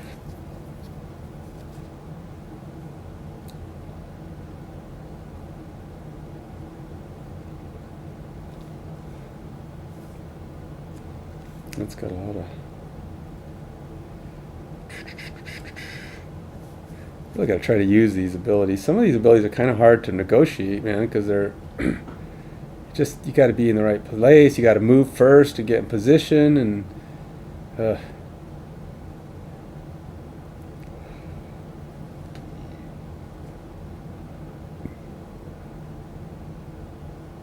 gonna get rid of that one, I guess. We'll gamble on it. That's a good one, but it's like they're all kind of good, and they all have their moments, right? And I could lose all those cards up there eventually. Oops. These are the other cards that I didn't use yet. Alright, so we're on to the next round. Oh, this is the full round. Actually, the archer gets to go.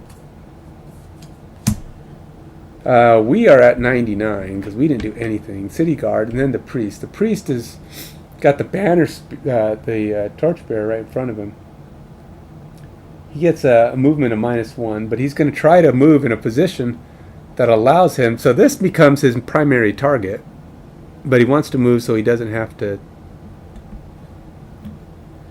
There you go. So he's going to move that way, just to actually change his position.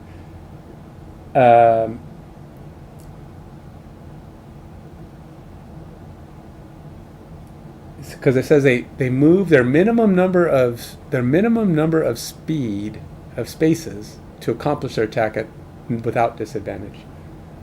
So, oh wait,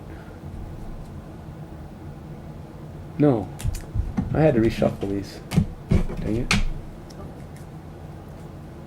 That last one was a reshuffle the cards thing, so I couldn't just flip the next card. The healing one is a reshuffle. So all of his cards have to be reshuffled. Not that easy to shuffle these things. There's not very many of them. We only have 8 cards. Okay, so now we can flip one. 74. Calculated strike. Okay, so he does move. He does get +1 and extra range. So he's basically going to take out this guy, because at this position, that's the guy who's his enemy closest. All right, so he's going to take He's going to take 1 damage though, as a result of this wound. Oh yeah, and he actually did 2 damage to him last time. Oh, but actually he only did 1 damage because he had the shield. Because the shield reduces all damage by 1, so. He only did 1 damage, but now he's got the wound, which he's taking damage for. So he's going to take a shot at the torchbearer. Now basically it's 3 damage. How much does the torchbearer have? Oh, he has 5. All right, it's 4 damage. The torchbearer takes 4 damage. All right. The torchbearer is not doing great. He took a punch in the face, but that's all right. He's doing it for the cause. So, and I got to pick that other piece of loot up before we go on to the next room. So now that was the rest round. Now we got to go on to this round. Now we're all healthy again, or healthy-ish, and we're going to try to let's see what we can do to deal with this guy.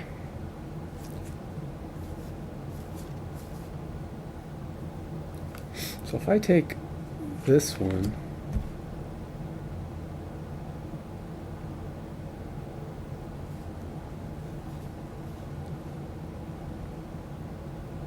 so I have to be in a place that's fairly close. have a javelin.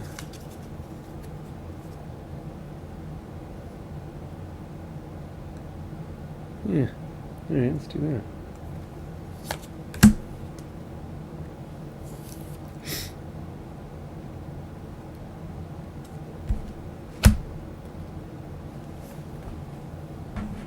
Alright, so let's see if we can kill this thing before things get out of hand with him, huh?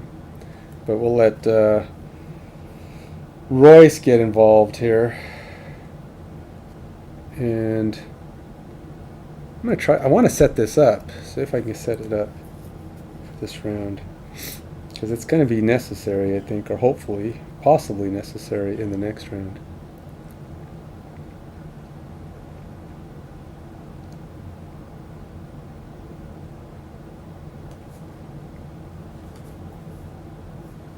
He's got extra shield and going slow. I think I'm going to go... Oh, he can only do that up to 2.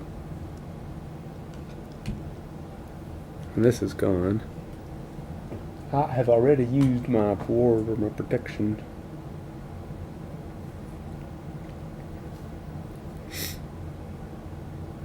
So... Sure. Let's go ahead and... Let's go ahead and move slow, slow, slow. This way I don't have to use up my speed for the next round. Alright, so we're going to put Adrian up at the top of the list. Well, maybe. Let's see what the... This is a 9. Nope. Priest gets to go to the top of the list. Then Adrian. Then the city guard, then Blinkblade.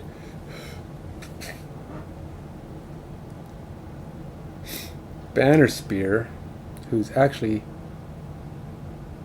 higher. Oh, alright, so he's got to choose between the people. It looks like the it kind of looks like the torchbearer is going to take a beating. He just might be getting dead. Because it doesn't look good for him at the moment. But he will take a damage just because he's wounded still. And then he's going to move.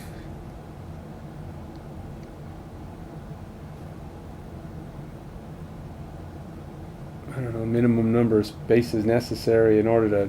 Basically, he's going to stay where he is because there's no point. He's the same distance away from Royce as he is from the torchbearer, and the torchbearer is higher up in the initiative order, so he's got to go after the torchbearer, which is good because I really don't want Royce to get hit. Not that I wanted to lose the torchbearer either, but what can I do?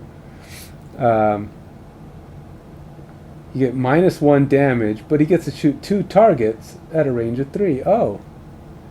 Okay, I guess he's going to shoot at both of them. Because they're both close enough. And they both would be the main target. So he gets to hit both of them with lightning. Yay, lightning. I don't know what that does. I mean, I don't have any resistance or anything special for lightning. I don't think I actually have that anymore. So his damage at range is 2. It's going to be 1. So he's going to do 1 lightning. 1 lightning to the torchbearer. No lightning to the torchbearer. 1 lightning to Royce. 1 lightning to Royce. Okay, so Royce takes 1 damage. Oh wait, he actually went up to 8. He's down to 7 because I didn't heal him from the rest thing. Okay, so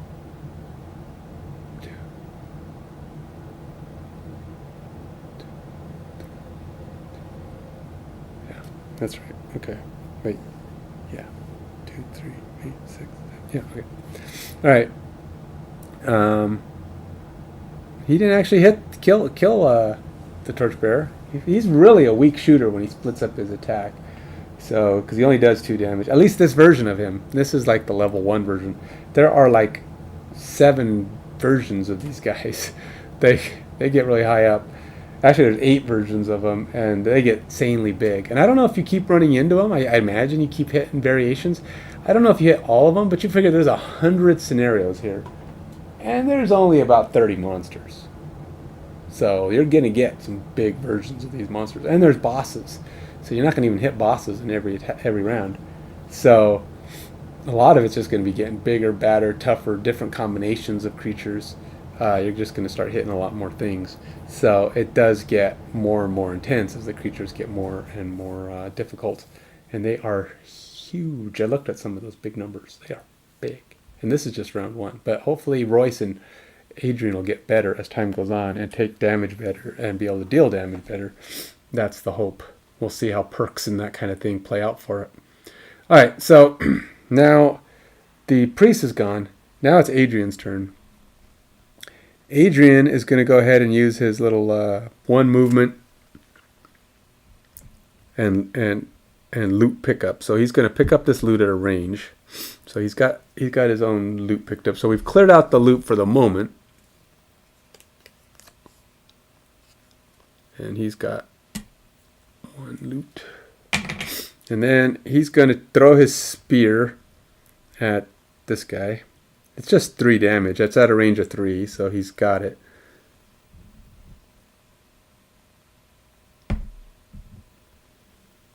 I'll just move closer. And times 2. Holy McMolians. He just speared him. Went right through his heart.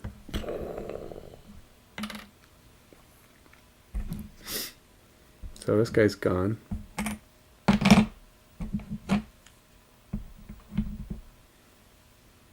And that takes out his actions.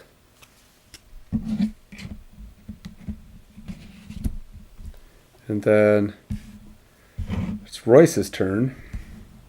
Royce will move 2 and pick up this thing so that he gets to keep his little thing alive. It says, don't leave any loot lying around.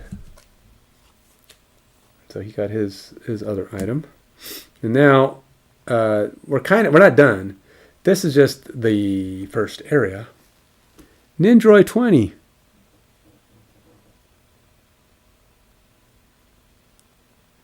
No, this is the second scenario for me.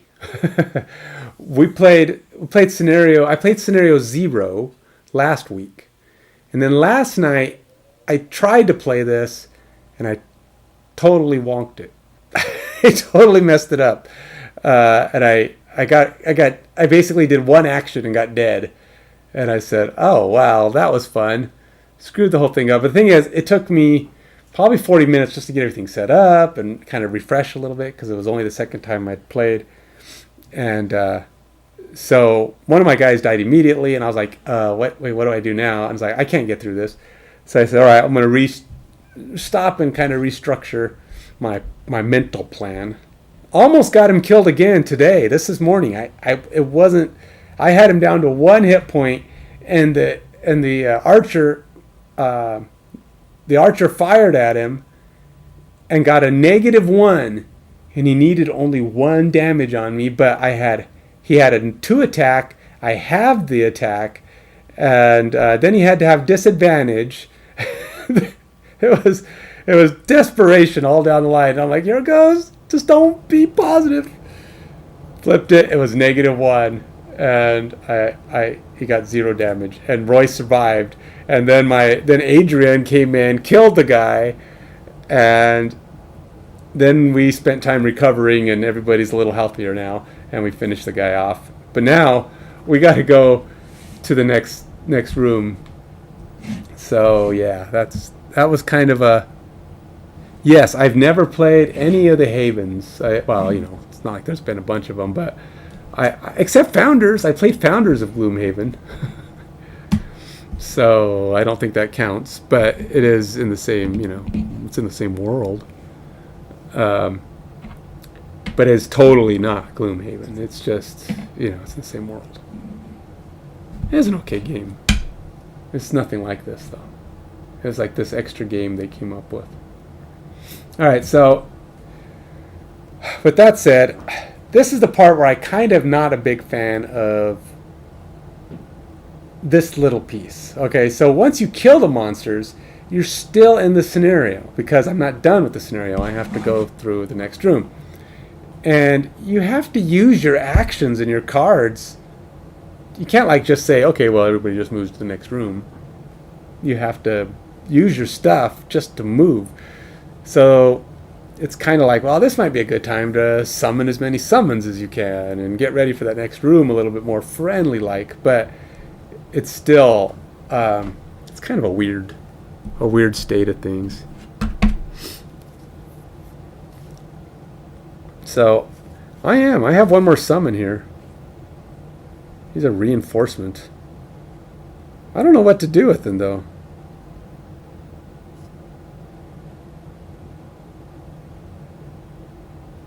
He has no damage.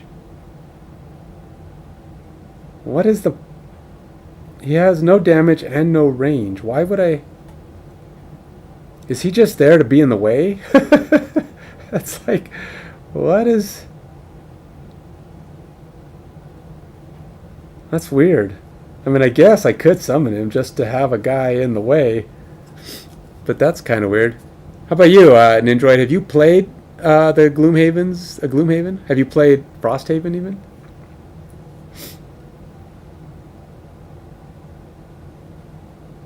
Oh, that's right. Because it says you control the movements of the summon. So it allows you to have some control. So when your allies are running off down the street to go fight, you don't have to. You have someone who sticks around to help you with that. That makes sense. Only problem is,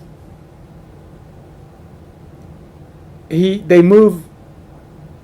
Oh, they move before you. Okay, so they move before you, so you can have them go where they need to. Yeah, all right.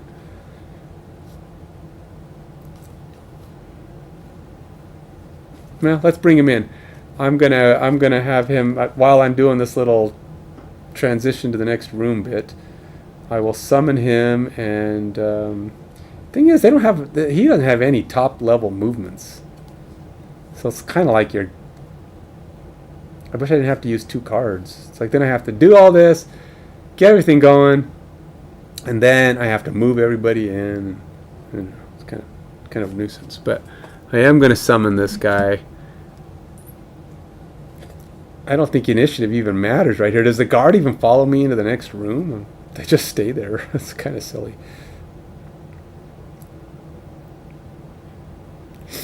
And none of these top ones matter, so let's just pick one that isn't going to... I mean, I can't do the top stuff on here, so... I guess. It's the one weird thing about that. And plus, like your banner, I cast this banner, it stays in play, but it's useless now because we're leaving the room. I mean, it helped for a little bit, but... Alright, so... And then Royce... I'm activating that thing for him, and then this, so this is going to be up here.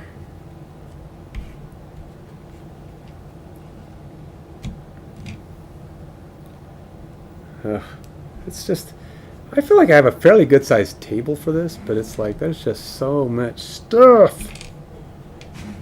You need so much. Like you don't even need that board unless you're like, except like between rounds, maybe get it out, decorate it with some stickers, move on to the next thing.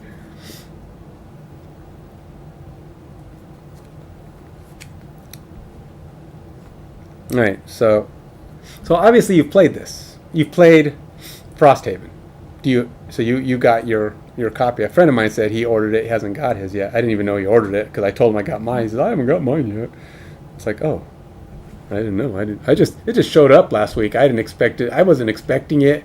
I figured it was like, whenever, and then just suddenly showed up. Actually, it's almost been 2 weeks.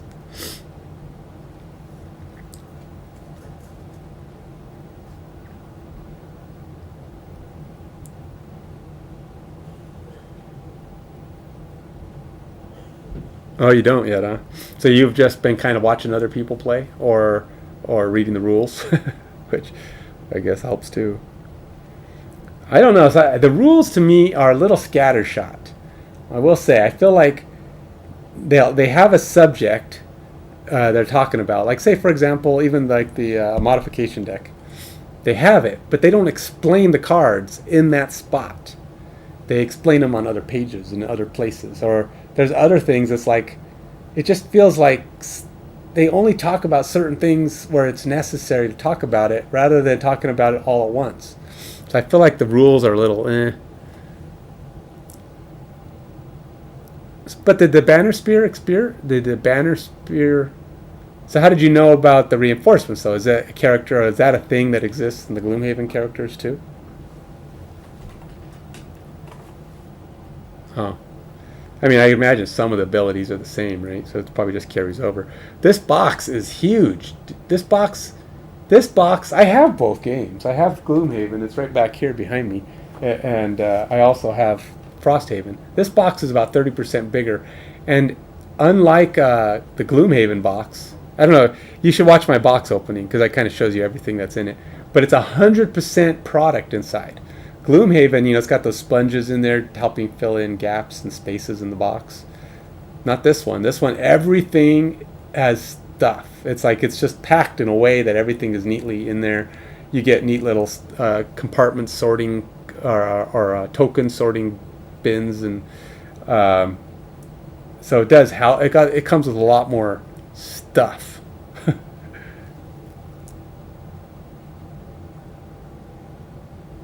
Oh, really? I didn't know that. So you could actually you could actually have those characters and play them in Gloomhaven. If they released them, I'd imagine that's because they could be used in Gloomhaven. So, okay, that makes sense. All right, let's get on with this. Let's move on to the next room. All right, so he's gonna move slow because why not? One. Dang it. Oh, he has jump on his moves. That's right. I've got jump. Oh, only when he's going fast. So, how did I want to make this thing happen then?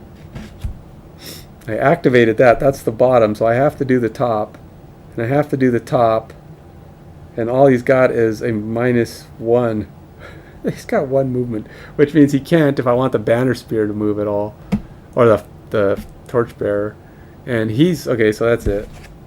Man, what a pain. And then you go through so many cards. It's like if you start using up some of these cards get killed completely. You can't use them for the rest of the scenario. So your deck gets smaller and smaller. I don't know what's in this next room, but I'm going to inch my way towards the room right now. So here he's going to bring in, like I said, this is the one area that's kind of weird to me. The whole having to use up your cards and your actions, because well, I guess you could do a short rest and take wounds to not lose cards when you're resting, but it's like taking wounds is not a good option. I'll tell you that right now. I'm putting this here because I don't want him to have to walk as far as my other guys. He did that. That was one card. And the other card has no movement, so I can't do anything with that. So that's just discarded again. So I've got, and the banner spear is going to have less and less things to do. Well, everybody's got less to do, and as we go further on, yeah, especially like the Blinkblade. Well, he's got so much going on. You got to go faster, you're going slow, and you've got different initiatives, and you do different things on both sides. And tokens, it's learning. There's a lot to learn if you've never played anything, any of the Gloomhaven or whatever. You never played either one. It's just so much, and it took me 4.5 hours to get through scenario 0, and I didn't even finish. It only took like an hour and a half longer once I finished, but it was definitely a learning thing. Okay, so we still haven't gotten through, so I got to use more cards. There's got to be when they should just say, when you've cleared a room, everybody advances to right before the room or something. You shouldn't have to inch your way forward and figure out how to maximize movement to the door.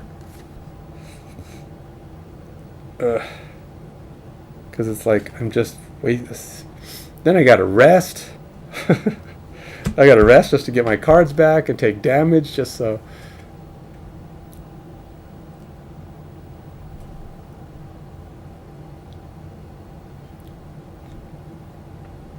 Yeah, it's weird. Alright, so I'm gonna do it again. How many? He's got 2 here. So that'll be his not action. Yeah. And then I pick another one. Got to pick a movement, so we'll take that one. A movement in this thing, because it doesn't matter. And then that one will be the extra card.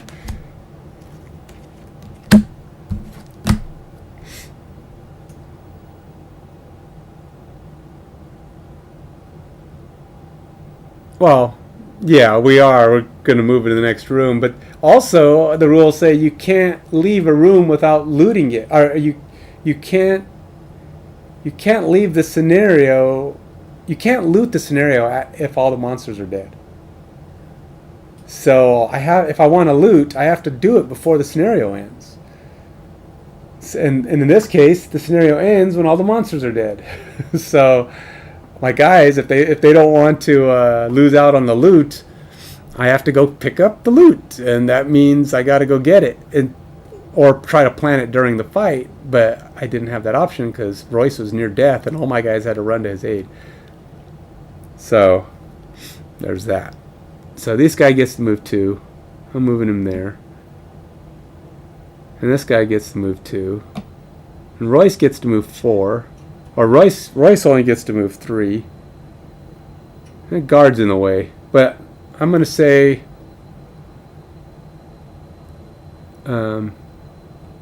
yeah. Let's go ahead and... 1, 2, 3. He's got jump. Oh no, only when he's moving fast. I'm not moving fast right now. Alright, let's clear the... Let's do this. Let's... put the first guy, he's going to make it. 1, 2, 1, 2. Dang it. Nope, he isn't going to make it. 1, 2, 1, 2, 1, 2, 3. Nope, it's only 2 because he's moving slow. So, yeah, he basically can't move. Whatever. Everybody's in the way. We're going through on the next room, though, which means we got to rest again. So... I think we're going to go in with 1 less health because I don't want to give up the cards. I think everybody's going to go in. Oh, this is not good. I hate going in with less health. But I can't risk the cards. I have too few cards as it is.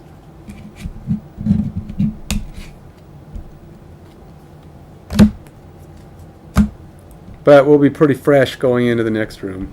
I guess there's that.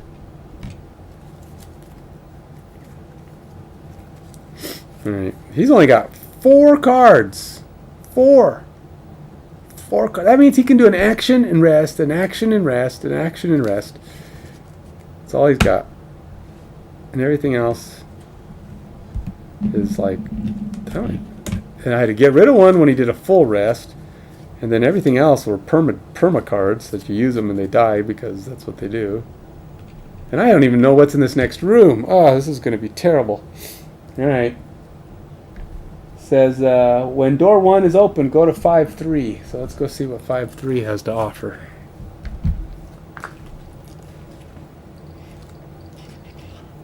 Three, 5-3. Oh, nice. 5-3 is huge. I don't know. There's 1, 2, 3, 4.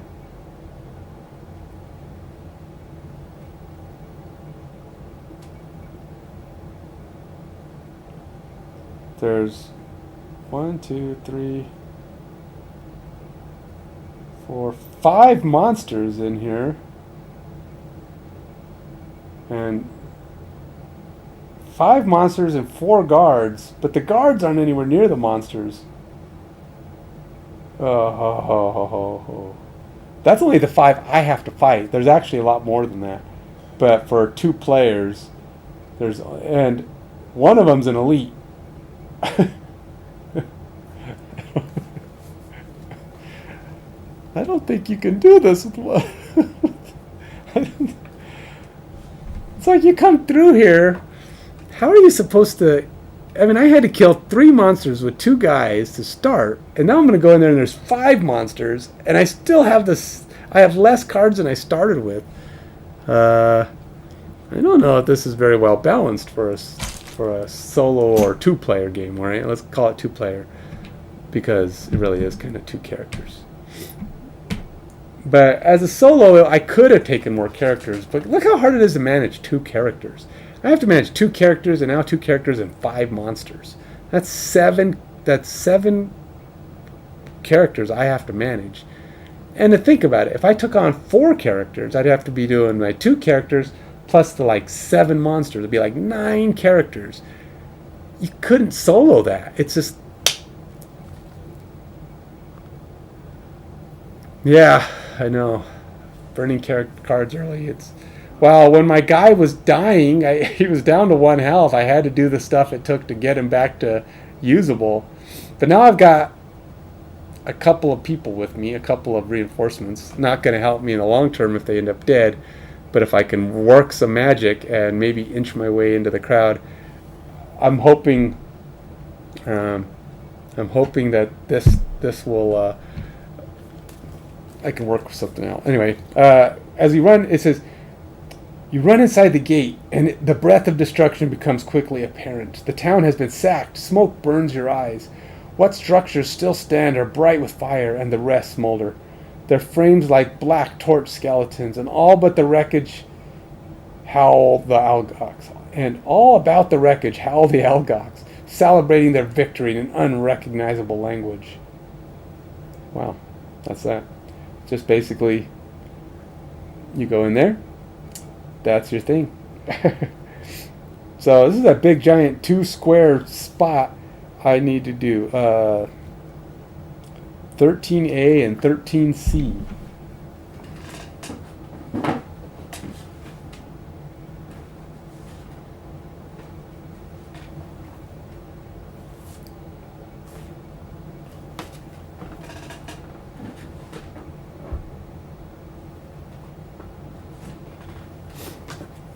Alright, we got 13A and 13C right here.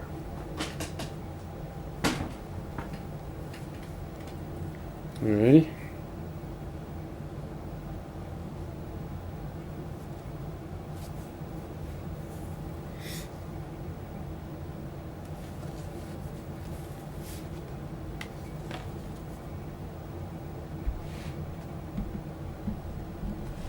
Now, in theory, probably don't even need to keep that on the board, right? So, but I'm sure there's plenty more of that where he came from. And then I have an elite. I'm really concerned about how this is going to go.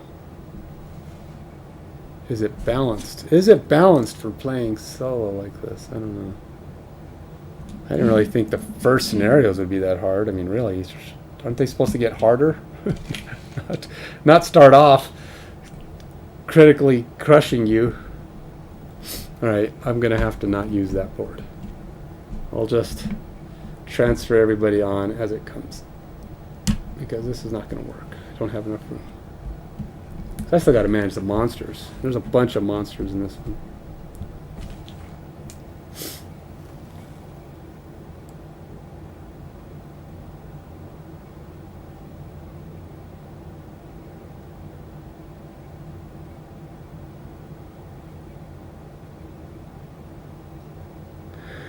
Yeah, I know, but I like over challenging, over complicated sometimes. I like what he does. It's just it's a lot to take in. There's a lot of it, and as I learn him, I'll get better with him. It's just a matter of I'm learning with the slow and the fast, and it's a little hard not having. It's like for example, it struggles when you need to move at the beginning. Because I mean, yeah, I don't know. Like sometimes I just find that it's hard when you're fighting like an archer who moves away from you, because then you can't use like abilities like our 1, 2, 3, because then you have to somehow move and then go do the one, because he's got all these cool little back and forth abilities, but it doesn't. Good. There's so much stuff. I can't. There's just nowhere to put everything. I'm trying to figure out how, and then I need this. And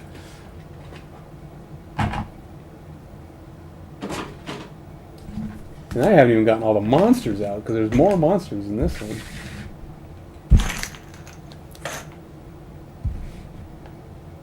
Alright, and I haven't even. Alright, let's just. I got all these cards, which are the guards. I'm sure it's going to be some more of the same guys.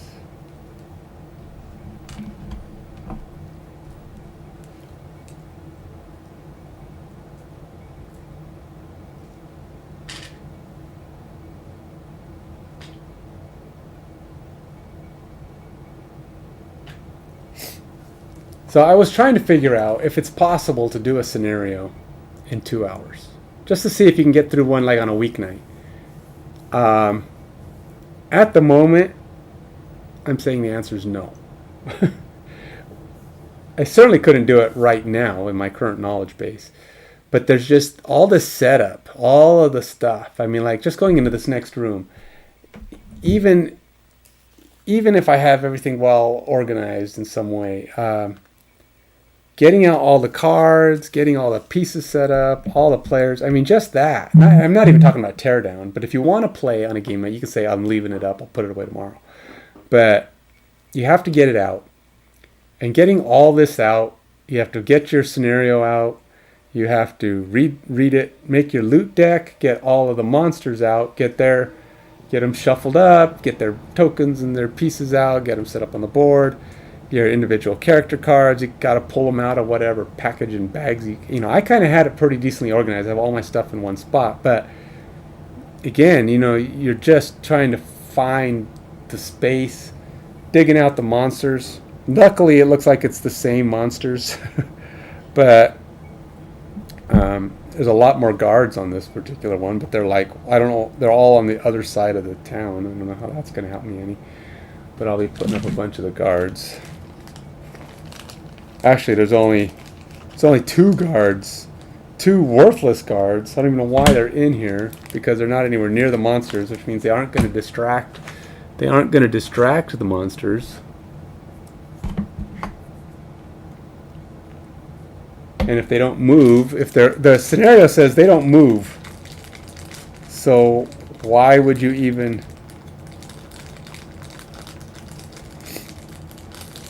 Why would you even have, if they're not going to be close enough to distract the monsters? I don't know what their point is.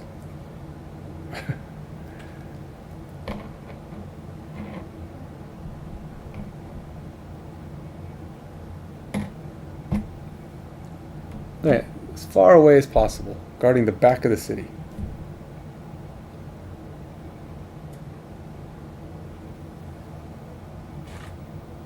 I guess that looks like about that.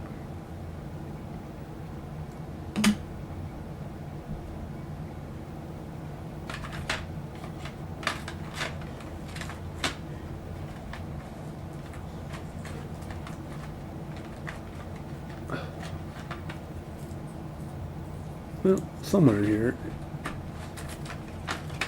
I mean, I guess in theory you don't even have to use the thing it tells you to use, because it's just what's in the spot, and you just have to know that it's blocking or not blocking or whatever.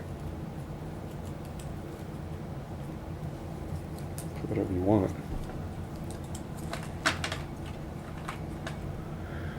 Whatever floats your boat.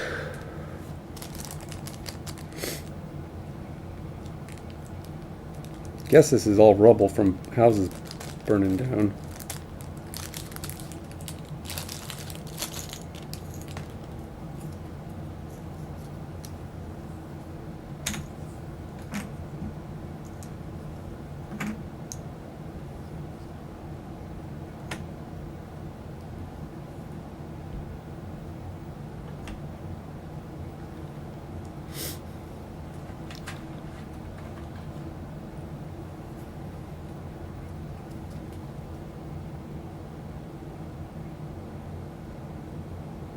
Well, the thing is, it also amplifies the difficulty for solo mode. It actually adds 1 to the challenge level. So you don't actually. I could play level 0, but I'm playing level 1 because that's what I have to play as a solo.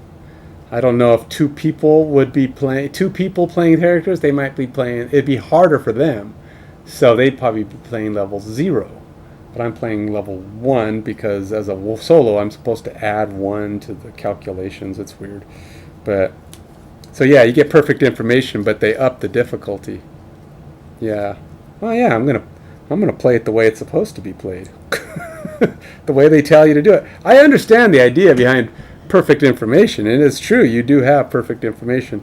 But and I agree with that. You know, let's make it so it works. But again, doesn't mean it's. I still think it's really pretty dang freaking challenging considering how tough these monsters are. And I've only got 2 guys, and it seems to think that throwing 5, 8 monsters at 2 characters who are getting less and less abilities as the game goes on. It's like, let's give them 3 to work with, and then burn out their, and then when they're getting a little weak, we'll give them 5 and an elite. It's like, wait a minute, that's getting it. That's not easier. All right, so this dude's an elite, so right in the middle of the room.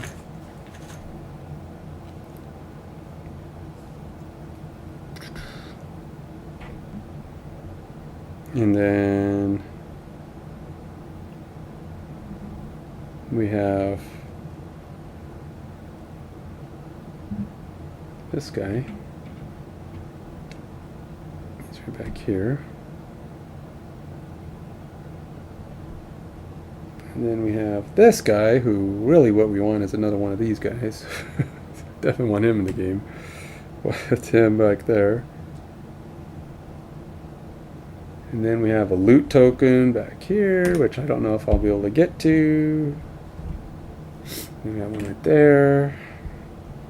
Got one right there. And then give me a couple more. 2 more loot tokens. We got one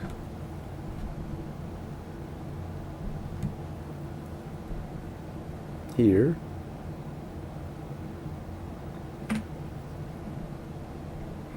Here, and then we got another one of these big dudes. Golly, I don't know. I don't know. This looks really bad at the moment. They got 2 of these big guys waiting for me inside. These guys aren't hardy. They're no easy takedown.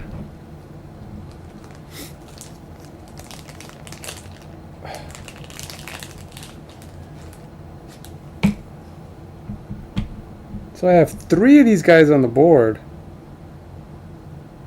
Got one here. Got that guy. And then I got this guy over here. And that's it. That's all the monsters.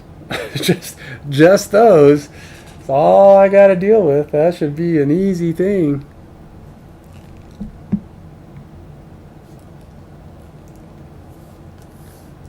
I may have to. Unless barring a miraculous I'm thinking I open the door, but I'm not going to rush through the door. I'm thinking I'm going to make these guys kind of come to me, because these guys don't. Well, they do have throwing axes, I suppose. But if I could figure out a way to kind of make them deal with those guards a little bit, because if I'm not the closest thing to them, I can take advantage of my position a little bit and hopefully gang up on them from behind. Because I don't see rushing into that room and just letting them pound on me to be a very smart plan. But I do have a couple of missing... did I use up all of those rocks? I guess I did. I'm going to need more.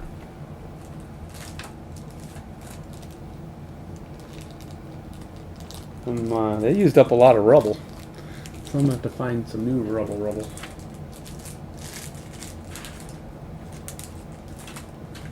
Here's some more rubble. This stuff will work.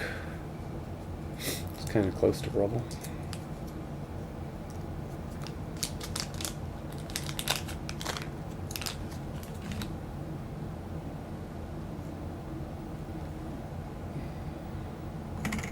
On the upside, this stuff should slow them down a little on their movement.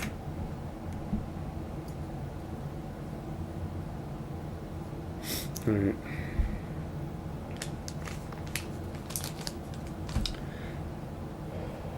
So here goes nothing. Let's see how this plays out for me. Alright, so we've come in, we've exposed the room. There is a guard still in the room, though. I guess I didn't really... That guy probably still is there. Probably should make sure he stays there. He's gonna be needed.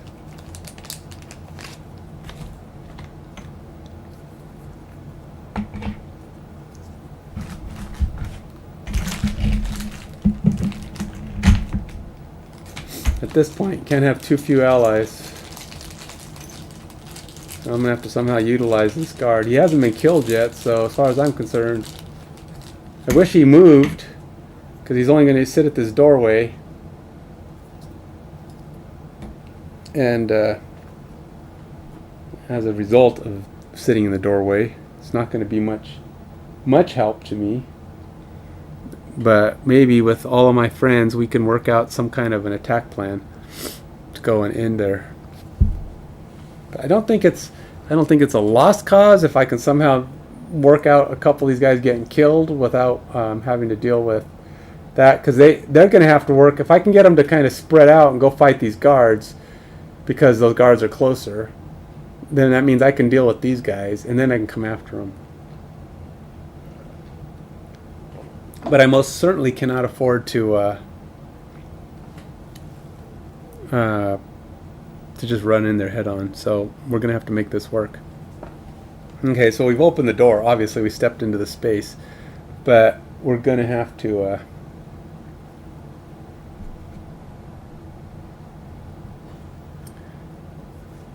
So that's my space, whatever it is.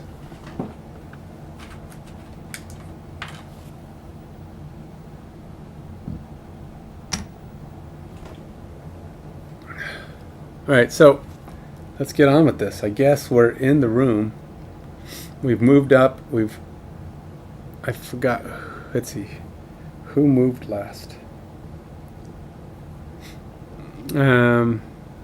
He only when moving fast does he get to go there, so hold on.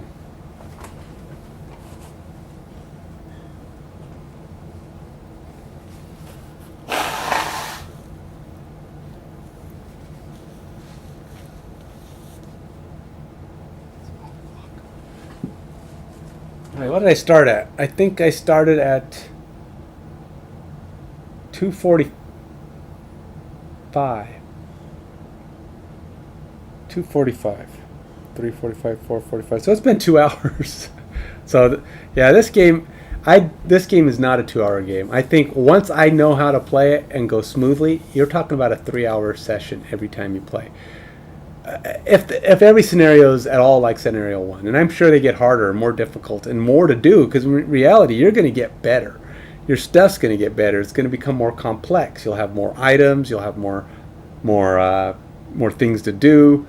And right now, things are at their simplest. I'm fighting creatures that don't have a lot of the special abilities and the special things going on, and it's just going to get more complex. And as such, I mean, granted, I'll learn and I'll say I already know how to do my stuff. We'll add on a little extra; it'll be easier and easy. That picking up the new items won't be as bad, but you can't play a scenario. It's kind of like a scenario is meant to be your game session, unless you're doing a double session. Like when you play D&D, you play one session, but usually 3 to 4 hours. That's what this is going to be. There's just too much, and I can kind of see it might go slightly faster if you're playing with a buddy, and he's helping you set up and get things out and get things going. But if you're playing solo, do not expect to get through a session in very fast time frame. Now, granted, you're probably not playing against, you're not streaming and trying to talk to people and learn stuff that way. But once you know how to play, you still got to get all this stuff out and keep it out. And look, I have basically the same guys, so it won't be too bad, except I do got multiples to move this time. So let's get the Algox Archer and the Guard tokens back out here. We have their monster deck, which I need to shuffle back up. I guess I don't really, huh? We're in the same scenario. Never mind. It's not like we didn't get to the rolling. I guess it's not like it's not another scenario yet. Same scenario. And that said, I probably shouldn't have flipped their cards back down, but I did. I was thinking they were out of it for now, but they're back, and I should have just left it. And then when I got to them again, I just would have kept going, which would have been a little smoother play, I guess.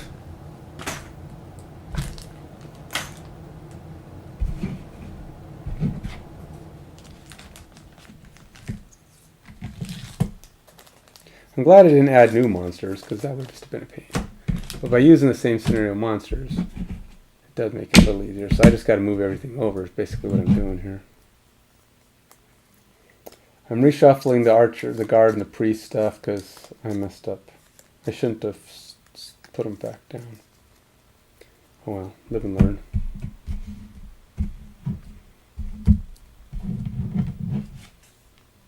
Priests there. Guard, loot, put that out of the way. Same monsters, easy enough.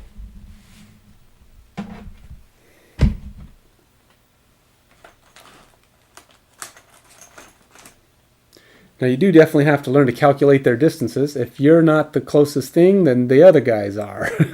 So based on this, these guards are closer for these guys at least.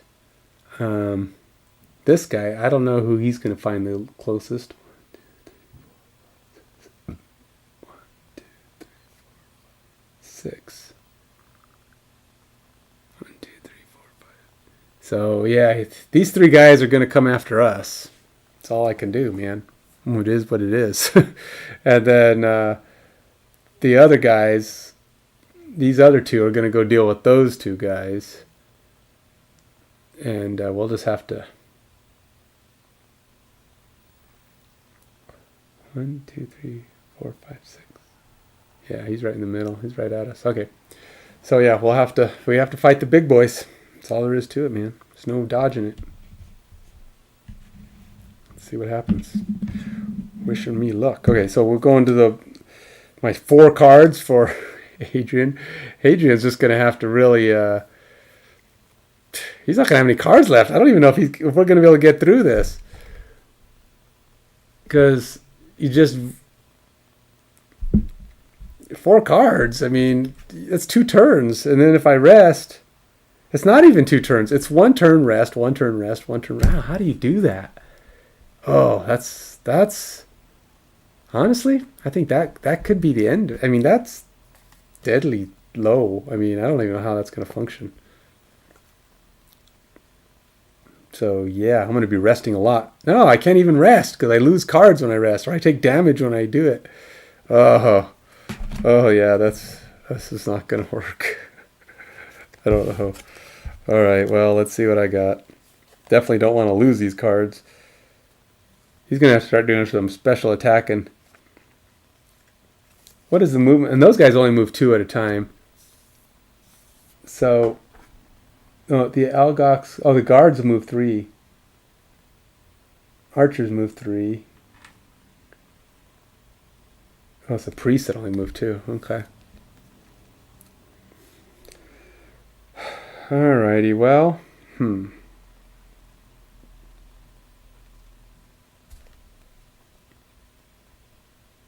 moving super speed. I'm taking the super speed approach. That's all I can do here.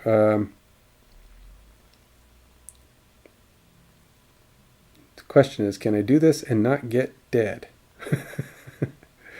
So, maybe.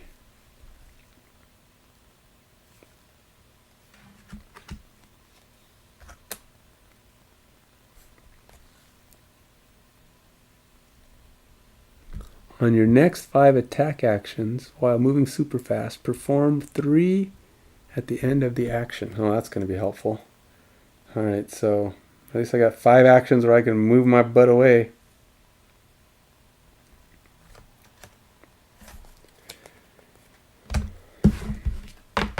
And I gotta try to figure out how to do this in a way that gives me an opportunity to not... Man, I don't know how we're gonna do this. Gotta get through these cards.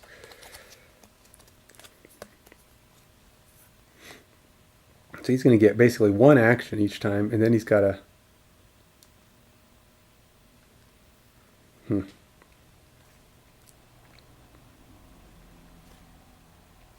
So if his ally, if we plan this right, we get some allies in place.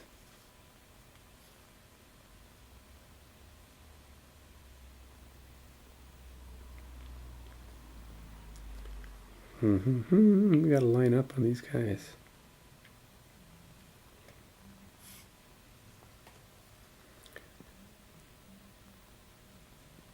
So what I don't understand is, like, you can hit... Oh, no, I think that's just the...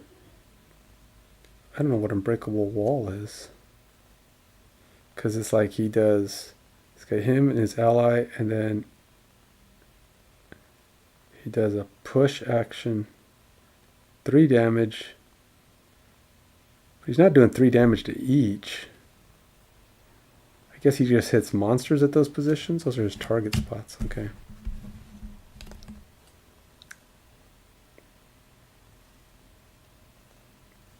I don't know what it does. It's just 3 damage, and you have to have an ally nearby. But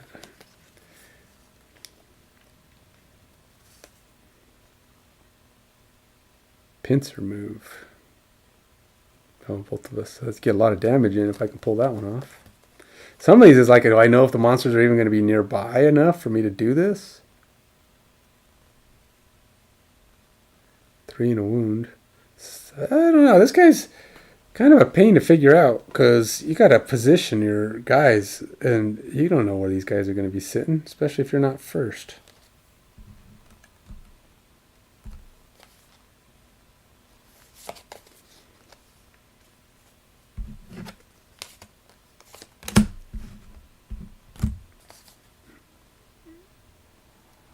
And your guys don't end up dead in the process. Okay.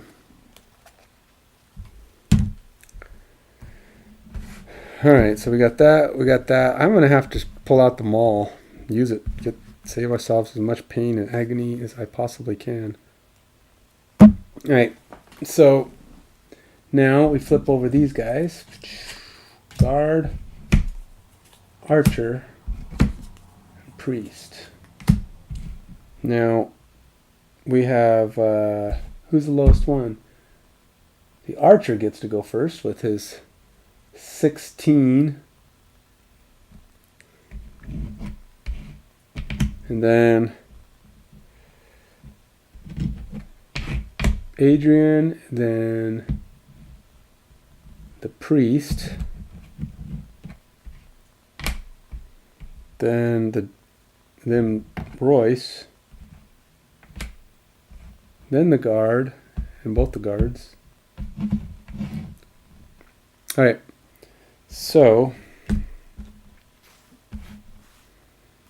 we have the Algox archer is going to go first. he's got an extra movement. He's got a -1, but a range of 4. So he's only going to do 2 damage at a range of 4, but he's got an extra movement. So he actually can move 3. Oh, he can move, yeah, he can move 3. And looks like, well, if 1, 2, 3, 4, 5, 1, 2. So it sounds like this torchbearer may be his first target, unfortunately, because the higher one on the initiative track is the torchbearer in the same distance, and it's a 4, so only has to move 1 forward. Oh, he's the elite. Oh no, he's the elite. What's that? Which one does that mean? Oh, the elite is the other side of that. Oh, he does more damage. that's not great. I think my torchbearer is taking a dive. All right, I'm flipping this over. I got this in the wrong place.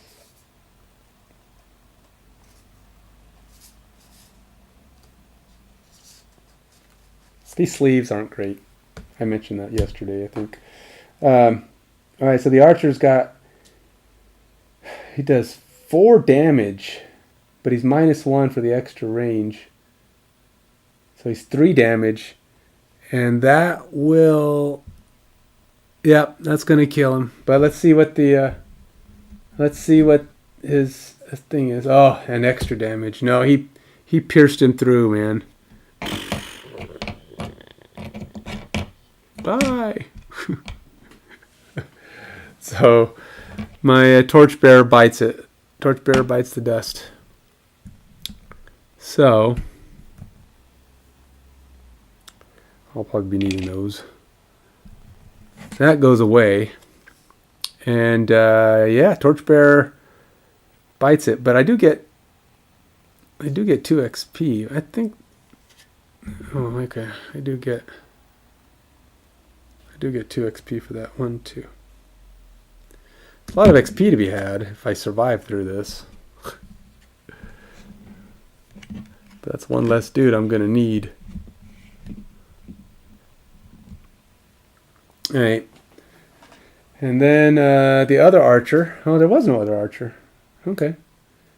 So that's it for the archers. And then now we have my banner spear. So he gets to move. He only gets to move 2 though. I have to get into that room. But I could not move and let these guys advance on me. I really should have tried to take it farther. I wanted them to get closer, because if I go too close, they're just going to pound.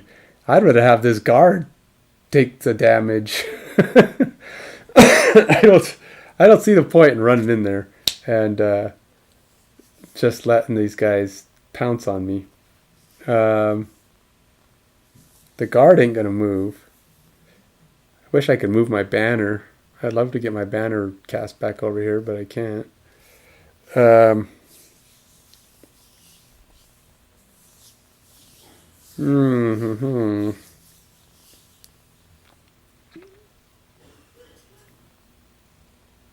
He's a 50, so I gotta make sure I'm pretty low on the.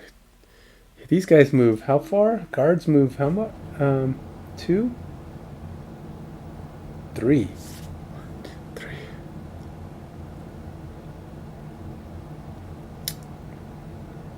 Huh. I don't think this is this rubble. This rubble's not blocking, is it? It's nope, it's blocking. So unless I can jump, I can't get over that rubble. The only one who can do that is Royce. Ah, boy, I don't know here. How can I deal with this? So he doesn't do anything except just be in the way. He's got a movement of 2. He's just for positioning.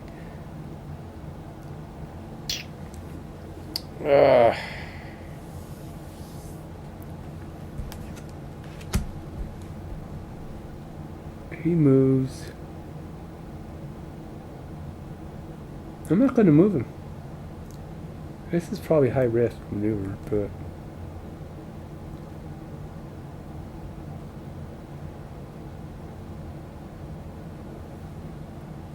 I don't have any range. I can't hit anything from where I'm at. That's not good. Got a 3 range. I can do 3 damage. I really want them to come in. I really should have taken the 67. Would have had me further down the line. Would have had the guards going before me. Shoot. Oh well. I didn't think that through. Okay, so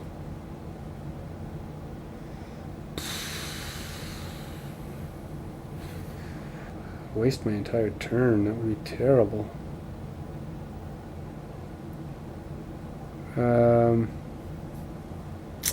Well, I don't know. I can't hit him. I can shoot, go move up and in position, and then I'm going to be right out there in the open for these guys. That guy moves 3, so he'll be able to get to me. He'll be able to get to me. Everybody will be able to get to me. I can't do it. I can't move. I'm not going to do it. I'm not going to let them come up on me. So basically, I have to waste my entire turn. I have no range. I can't hit him. I can't move. If I go out there, they're just going to come up on me and crush me. My range ain't far enough. I need to be able to go, more than... I need to be able to shoot from behind this guard. So, yeah, I wasted his turn. I can't do it. And then it's the priest's turn. The priest, he moves and heals. There's no one hurt. He has no one to heal. But he does have to move towards something. So his movement right now is only 2. So he has to move towards his focus, which would probably be towards this guy. So he moves that way. He has no healing, so he can't do that. That does result in shuffling his deck back up, though.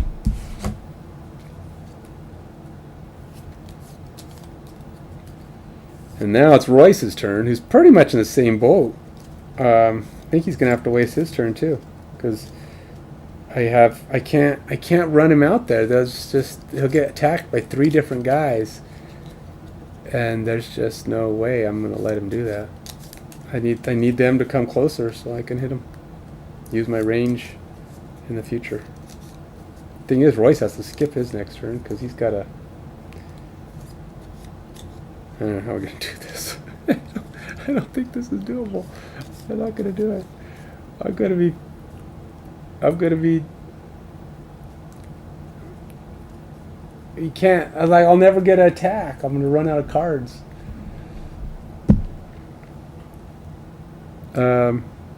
Yeah, I don't even know what I'm going to do.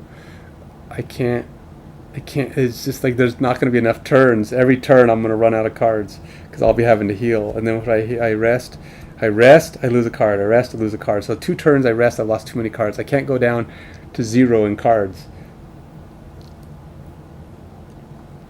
You just get exhausted. Now, exhausted ain't dead. Exhausted is out of the scenario. But I don't think Roy or Adrian's not going to be able to get through this on his own. There's no way. Adrian's going to be hard pressed to get out of this without his buddy. So, I don't know, or her buddy. Sorry, it's a female. Adrian is a girl. Adrian.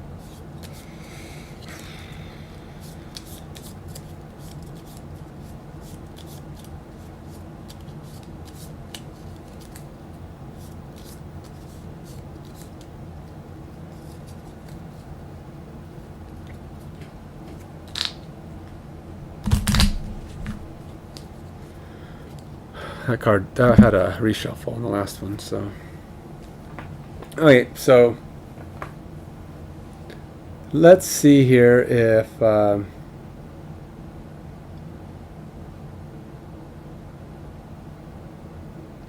yeah.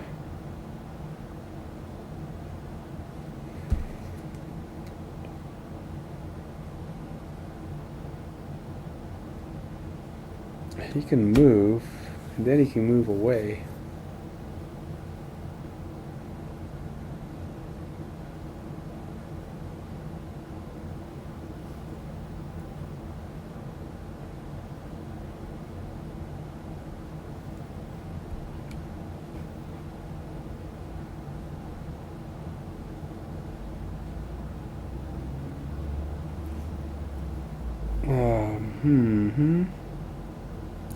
So if he was to go 1, 2, 3, 4, 5, smack.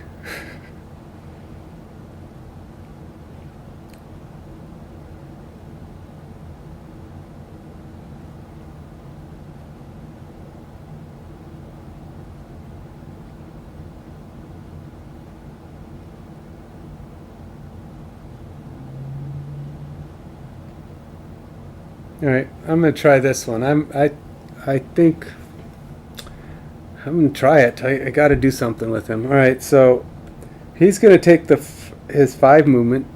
He has jump, so he can just jump over the stuff. 1, 2, 3, 4, 5.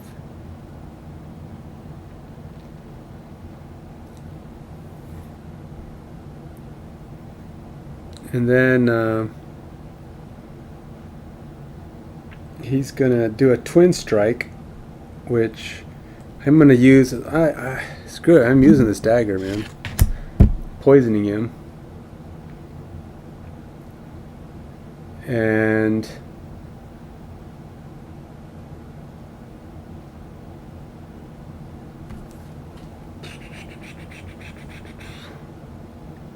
poisoning him. So that means I gotta get the poison token.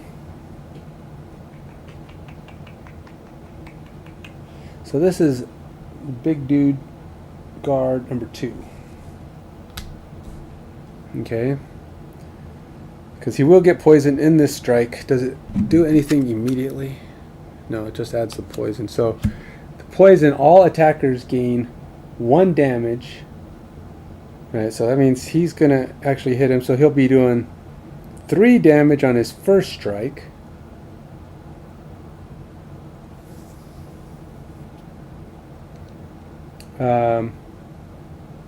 And then he has to roll his enhancement. Ah, come on! Whatever. Well, that's dumb.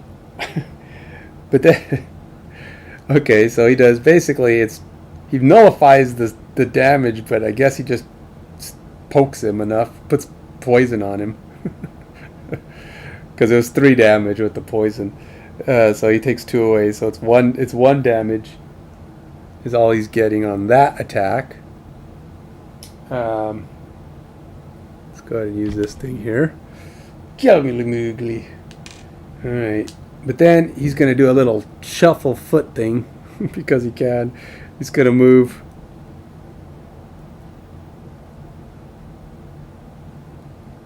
I don't know. Here. Why not? And then he's going to hit him again. But he gets 1 experience because he's doing this shuffle foot thing, I guess. And he's going to hit him again. So that should be 4 damage. With the poison. But he has to roll this thing again. Oh, come on! 3 damage. It keeps freaking hey. This game doesn't want me to survive. And now, as a result of this thing, I can I get 3 free move afterwards. 1, 2, 3. Let's move back.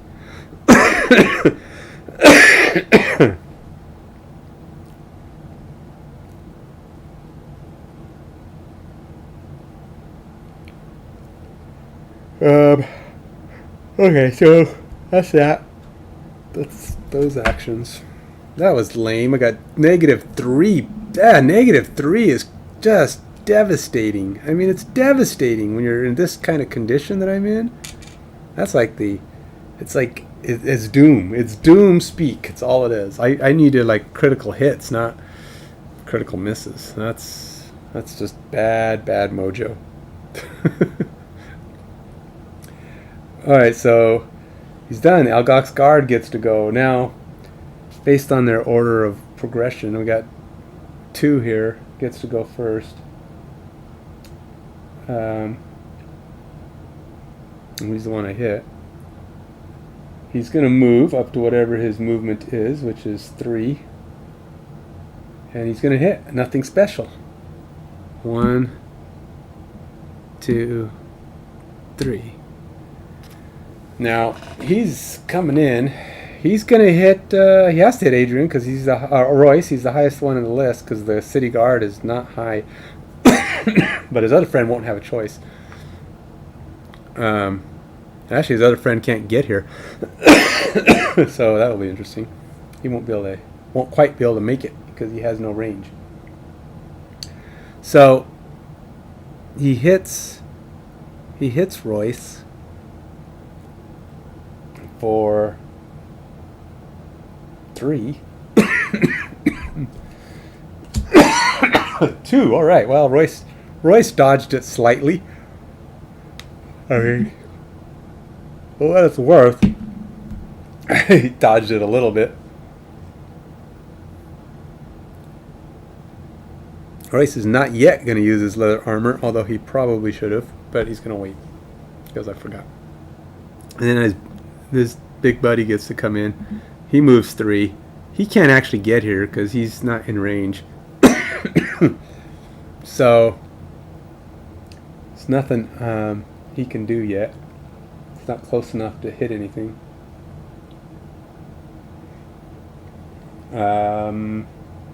So yeah, we're on to round number 2 of this second section of the scenario, and things do not look great.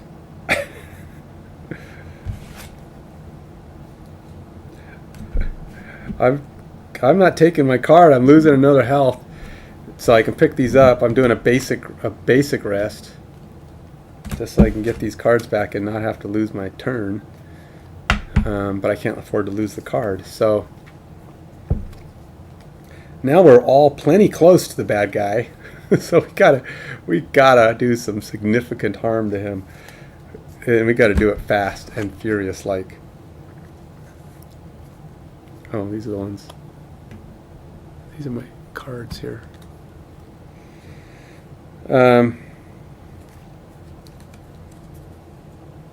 we got 2 allies.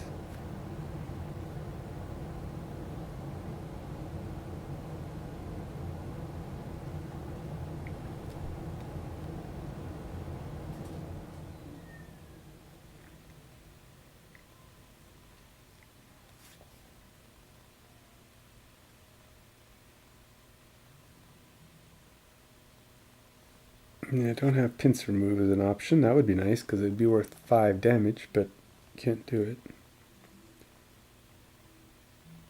We kind of have that one going. Nope, because I have to be the other person, and I can't get into that position because right now there's no movement.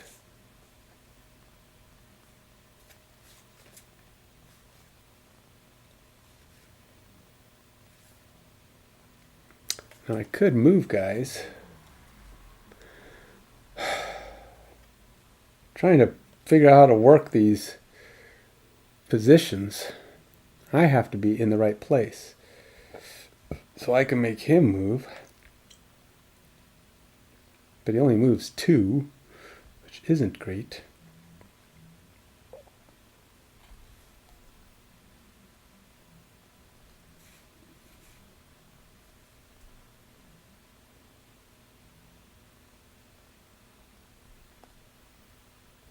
Okay, well maybe, alright, so we could try that.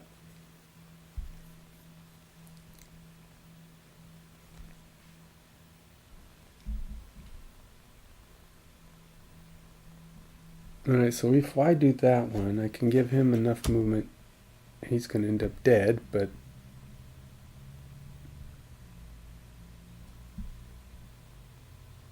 I don't even know if I can get it, because if I move 2... Oh, God. This is like really hard. It's just like not a good... There's not a way to get into the right position. Even if I move, these other guy is the stupid guard who never moves, and then the other guy is sitting there. So being in the doorway, I have no more range attacks, and even with my allies, I can't get next to I have to be next to the monster to even attack it. So if I move, my best movement right now is 2, and that means I can't even get next to a monster because Royce is in the way. Unless I can figure out and hope that Royce can move and get out of the way. Attack and run, Royce, and then that would give me something, some kind of a position on him. Then I can move into Royce's spot. All right, that's what I'll do. I'll have to wait and hope Royce can move out of the way. And then I have this option.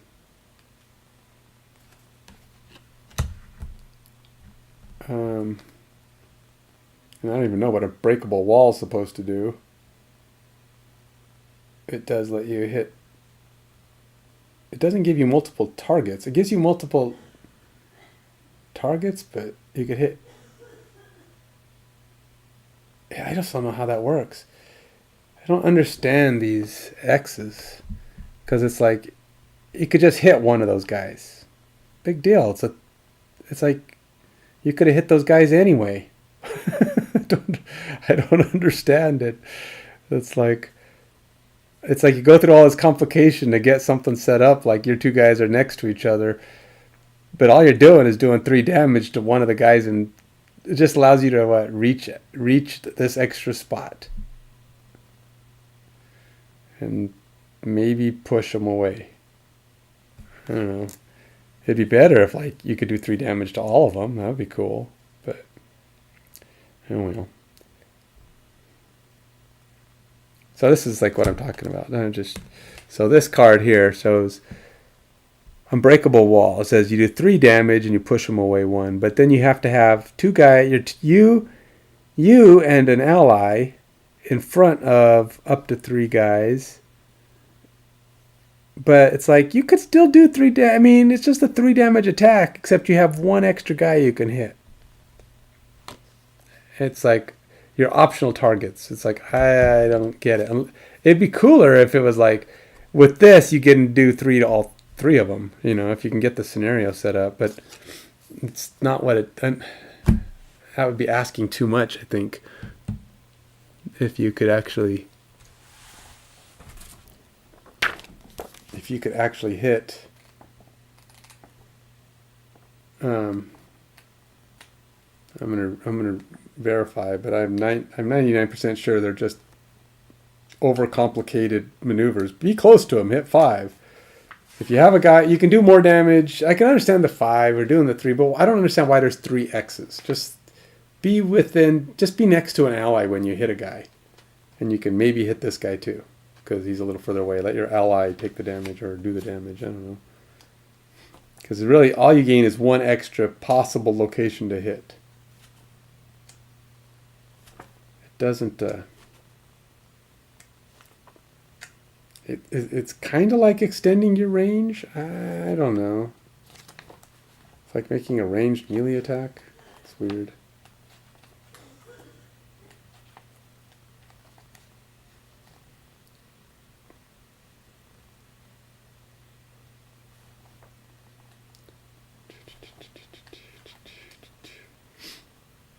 Okay, card name, initiative level, action, basic action icons. It talks about it. Or it talks about the card. It doesn't actually talk about those crazy maneuvers. They don't spend a lot of time really clarifying. Area of effect. The banner spear performs the top action, resolve courage. An ally, the Blinkblade, is in the required hex. The Algox required and the objective 2 are both within the ability's area of effect. Abilities within an area of effect allow the acting figure to target several different figures and multiple hexes at the same time, rotating and mirroring the depicted area. If an ability with an area of an effect, an additional figure within the ability's range but outside the area of effect can be targeted. So does that mean I can hit all 3 of them then?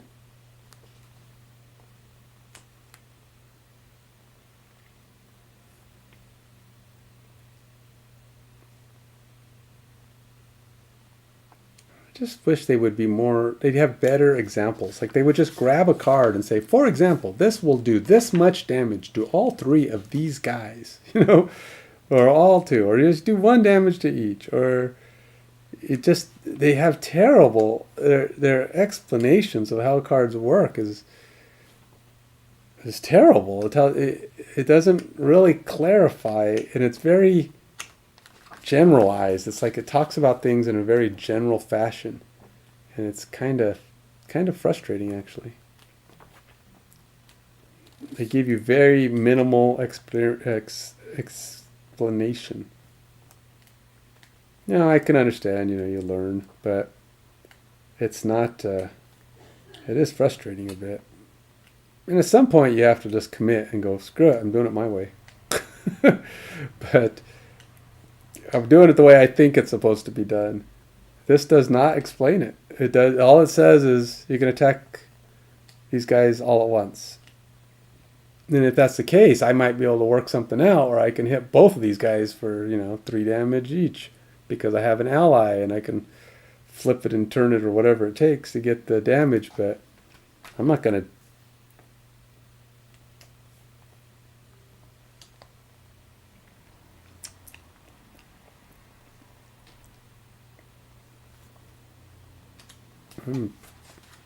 Yeah, that's all I can figure. I mean, it sounds like maybe I can do 3 damage to all of them. But it makes him pretty strong, really, if he can pull this off. Because it just says, indicates the hexes in which a figure can be targeted. Only 1 red hex needs to be within the ability's range. The initial hex does not need to contain a figure, but it cannot be inside a wall line. Only figures within line of sight can be targeted. Allies and red hexes are not targeted. If an ability with an area of effect, no, it doesn't have that.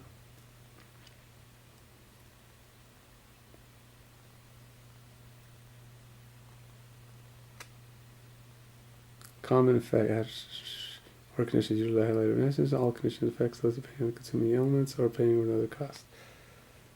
Conditional triggers.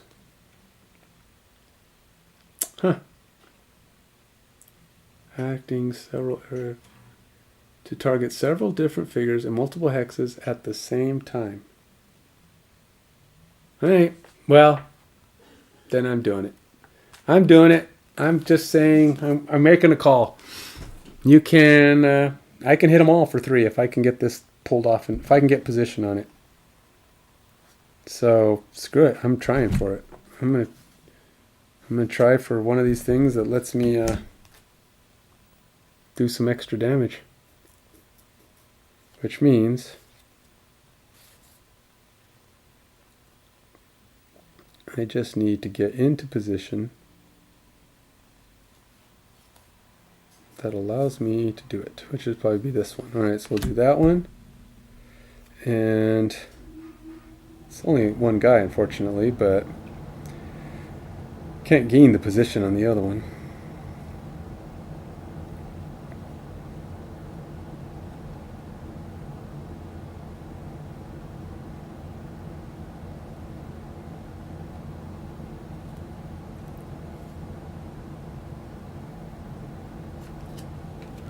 Let's do that one. Okay, so this is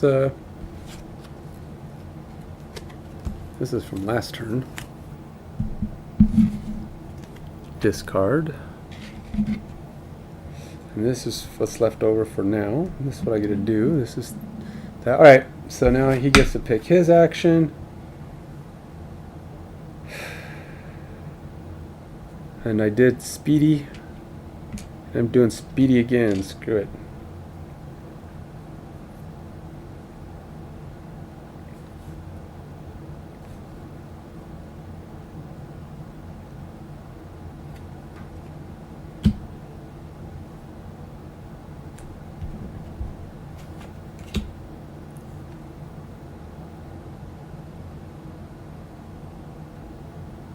And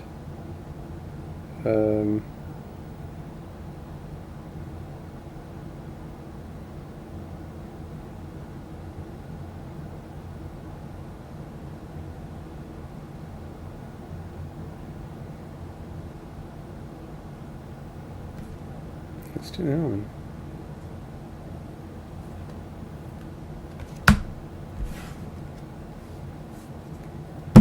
Alright. And now we flip these guys over their thing.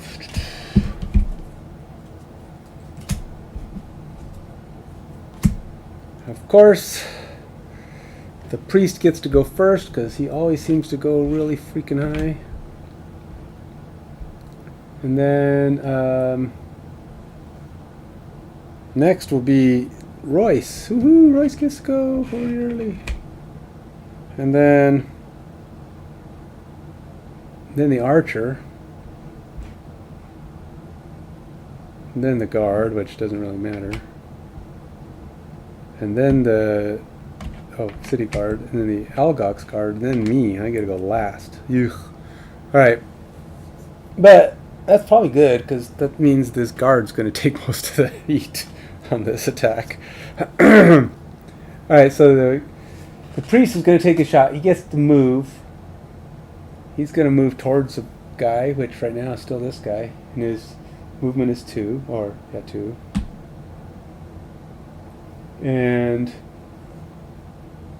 he's at -1 damage, but he gets a range of 3. He's going to maximize his damage. So he probably would move here, because that lets him target both of these guys. Oh, it's a range of 3. He doesn't increase his... Oh no, he didn't increase his targets. He just has the one. Okay, so he'll move here. And -1 damage, range of 3. He's going to do whatever that thing is, but it's 3 damage. Oh no, it's a priest. 2 damage, but these guys have an 8 extra shield, so they're like 2, which makes them pretty much immune to everything these priests could throw at them, because these priests never do more than 1 or 2 damage. They're really kind of weak, which is good, because we need at least one weak guy on this board. So he fires a shot, but the priest's shields naturally absorb it, because they get a 2 on this starting scenario. So, and his damage is only 1. So he doesn't do anything. Okay, so deal with the priest. Royce gets to go. Now Royce once again is just going to start off with this. He's going to do this blurry jab, which is 3 damage plus 1, 4 damage, and since he's doing the fast thing, that's 5 damage, and he wounds him, and he gets an extra point. So he's going to have a wound. Oh, and he's poisoned. Oh wow, that's going to kill him, because he takes 3.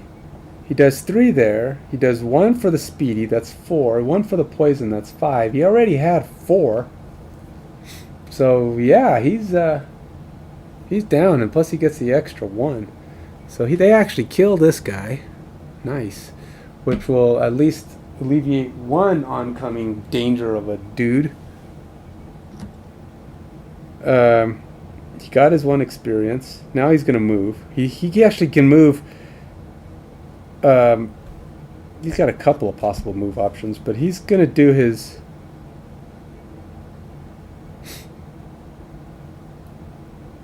He's gonna actually back up here. He's gonna bounce over this thing because he can.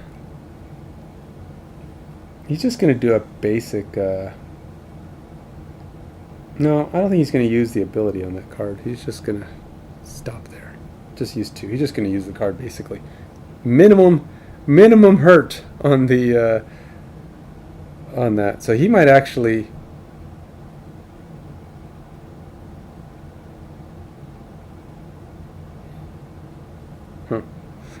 Yeah. We'll have to see how that goes, but we're gonna have. He may have to do something different next turn so that he can potentially heal himself.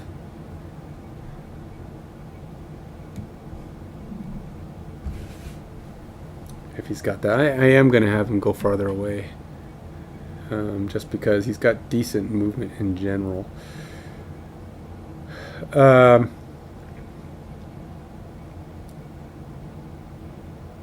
He may have to just keep using that healing one if possible to keep his body alive. So that's Royce's turn. Now the archer's turn. Now the archer, he's got a range of 5, but the guy he's got in his sights is the guard. And so the archer is going to take a shot at the guard with his... He's an elite archer. He's got 4 damage. He's got 1. He gets to do 5 damage to the guard. I don't know what this guard has. Guard only has... Well, the guard has a damage reducer of 2, so he gets to do 5 damage. So he'll do 3 damage normal. Let's see what that does. 2 damage because the guard... because he got a negative. So he's got 2 damage on the guard. Guard number 1 takes 2 damage. Alrighty. So, guard, city guard.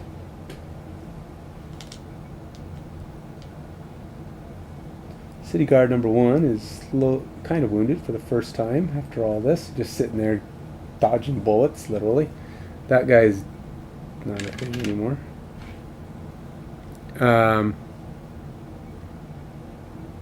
I can't even take a full rest to heal because you have to get rid of a card. Partial rests are the only way not to get rid of a card. And I'm going to be trying to milk my cards for all it's worth, which is going to make this very interesting. So we'll see.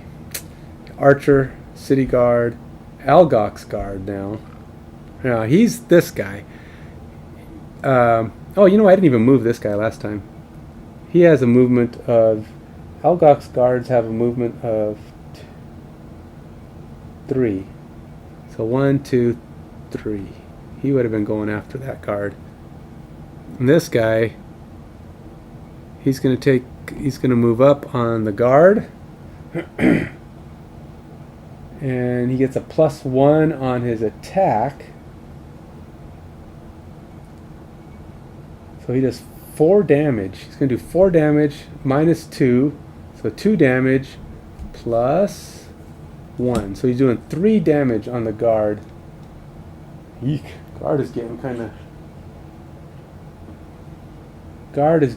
of beaten down here. His oh wait. Oh, he killed the guard. 3 and 2 is 5. Yeah. Dang. So much for my city guard shield. He killed him. Alright, well. Oh god, I don't know what we're gonna do. We gotta figure this out, man. Alright, well now it's my turn. So I'm gonna have him move right up to the Algok's guard as his action, which will allow me to move. I'm going to use my bottom. Jeez, can't. I have to use it for movement. I got to move 2 up on him. Wait, no, wait. Well, that's the one I was using. Okay, 2, and my ally gets grant 2 allies within 2 movement. Oh, all right, so well, both of those guys get 2 because when he came out, he gave him 2. He didn't get him 2, but he gave it to him, so he'll have 2 movement next time. I imagine it's not. It must be one-time action though. So now between them. Oh. No, I can't use that one. Dang it! It's this one I have to use. That was just basic movement. I didn't give him a movement then, because then it's this card I have to use. So we're doing combined effort, which is 3 damage. Because me and my buddy here are gonna gang up on him. We do 3 damage and give him a wound.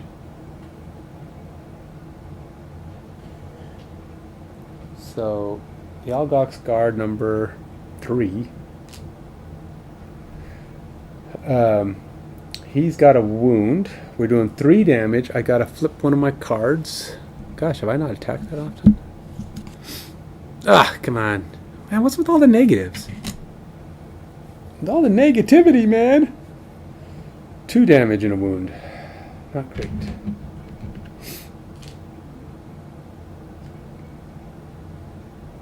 And, but we do get an XP. Oops, wrong guy. Let's make sure I put on the right guy. Now the trick is, can we survive the... So here's a question. Picking between the summon and my guy, we both have the same... We both have the same initiative. So does the monster... How does the monster choose between me, if they're the same range, between me and my summon?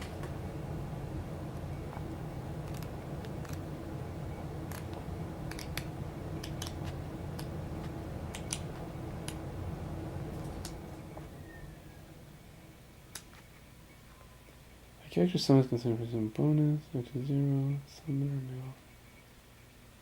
Card is then placed in the summoner. Each character summons corresponds to dandy. All of their summons with map. Character summons their stats. Character summons turns in initiative order as always. If a character summon cannot find a focus, summoner may choose for someone to move toward them instead. A character can have multiple on the map in which they were summoned determines their acting order, which can be tracked using their standee numbers. Summons never take a turn during the round in which they are summoned. Huh. That's a good question. I think I get to choose. Makes sense. I mean, if it's not really clear, and in theory, he's higher in this scenario because he moves before me, right? I mean, if you think about it, the summon would take the hit. Based on that piece of information in its own. He moves first, that means he's ahead of me. It doesn't... I don't see anything that mentions summons. So it's not...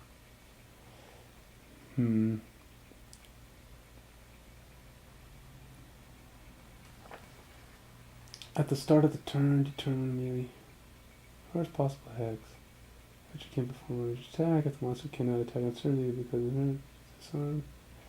If the shortest possible path to monster, if those enemies are all equally close, it focuses on the one who acts earliest in the initiative order. Well, it says the one who acts earliest in the initiative order, which would be the summon, because the summon technically acts before you do, which means he's higher initiative. So, we're going with that. So, next turn, my summon takes a hit. If anybody's going to get hit. So, here we go. Next round. So, Royce is doing another rest. He's going to take another hit because I think he's got a heal, and he's going to try to utilize that heal on this next round. Just to buy himself some time. Oh, and that's not a thing right now because I used it up long time, or it went away. So he's going to move slow this turn. But he's going to use this. And he's got 2 extra movement. I don't know if anything he got can actually allow him to hit anything. It would be nice to be able to heal, and does he get 3 movement? Yeah, maybe. So if he does that,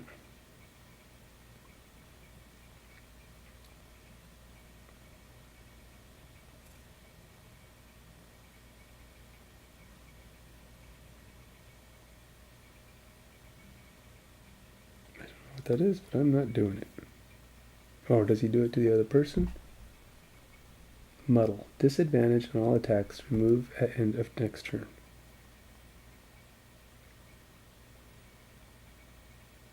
Oh, maybe it does do that. Okay.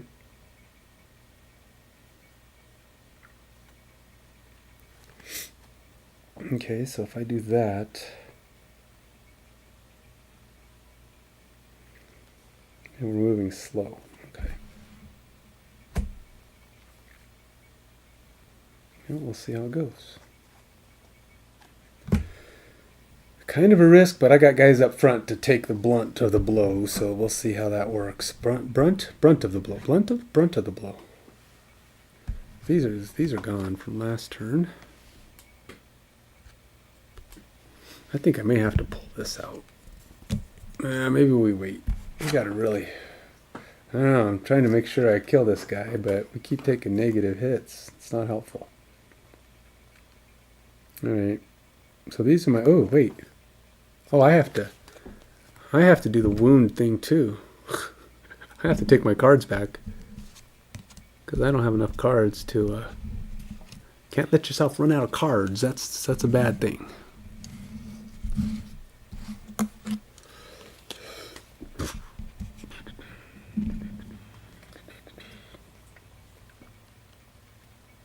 Okay.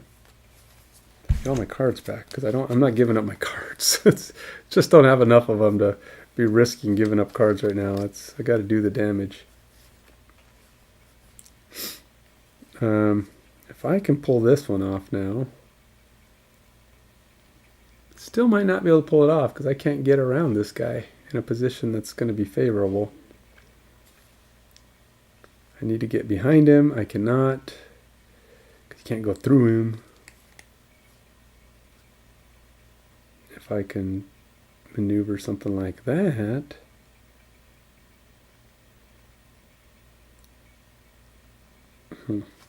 be cool if I can get a double shot, but we may just have to do this again.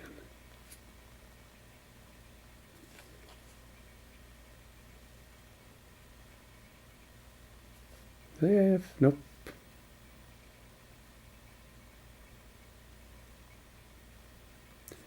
We do have a lot of damage to get done on this guy, though, but I just can't work the pincer movement because there's no way to get around him. I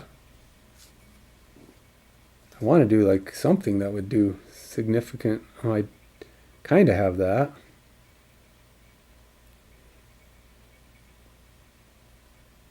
I don't know if that's great, but...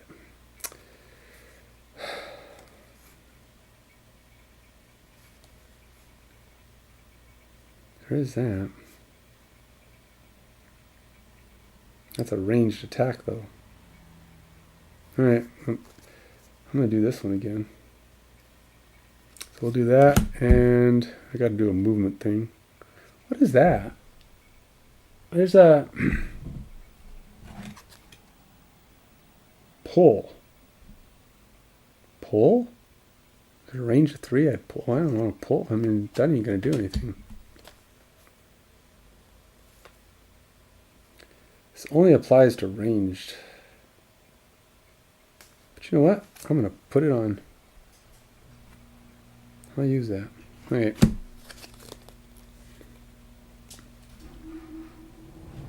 And this is the down. We can't afford too much damage, that's for sure. Once my buddy here dies, we're in deep duty.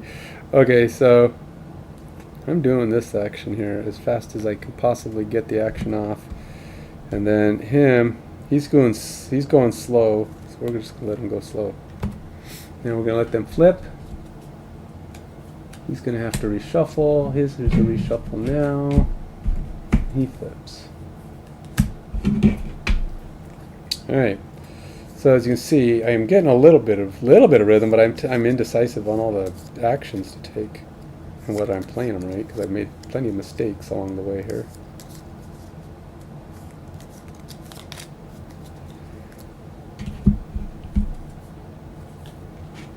Alright, so again, the priest gets to go first. He always gets to go first.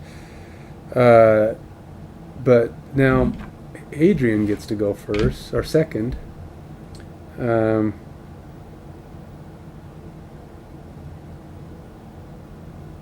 The archer gets to go next, followed by the guard, followed by Royce, surprisingly enough. And then the guard goes last. The city guard goes before, and then. All right, so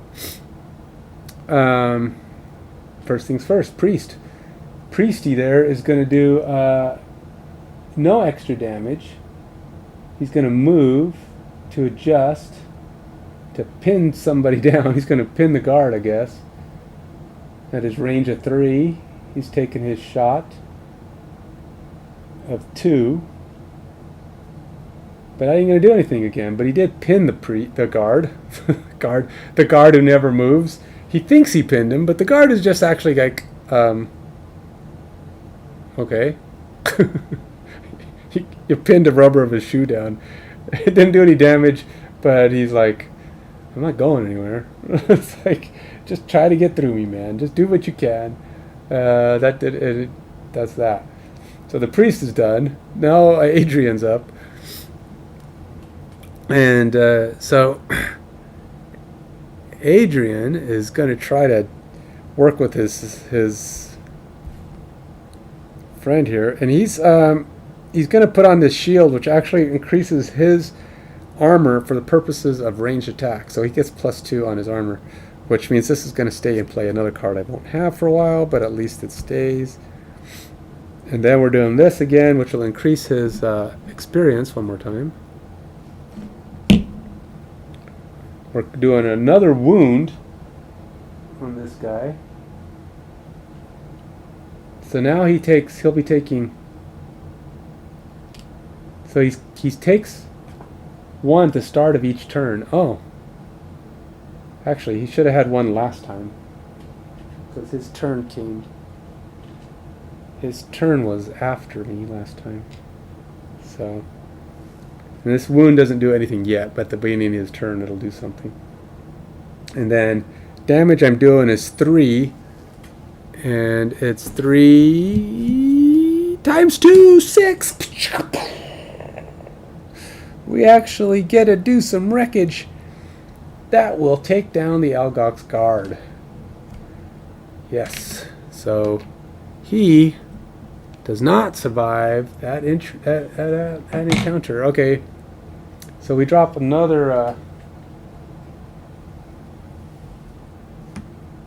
So this actually might give us a chance to pick up some loot, because those guys are way back there. We'll run in there, pick up loot while they're fighting with the guards, and then, well, we got to kill the elite. But I mean, once we kill the elite, we theoretically will have some time to spare. We do got to get after that elite, though, because we can't have him just shooting us, because that's exactly what he's going to keep doing while we're doing all of our stuff here. All right, so based on distance, well, I guess the closest guy is my summon. I didn't realize that. All right, so the banner spear is done. He now has this on play, which is going to be good for his range, his ranging. He's got 3 cards up there. Gives him a little extra defense. He's got his summon. He's got the banner, which way the freak out there is no good right now. But all right, so let's get on to this. That's it. This card is discarded, and then these are my cards for next time. And now it's the archer's turn. Oh, great. Don't like the archer. The archer sucks. He's got a range of 4. He's not gonna move extra, but he'll move as needed. He doesn't need to move, so he's just gonna stay there.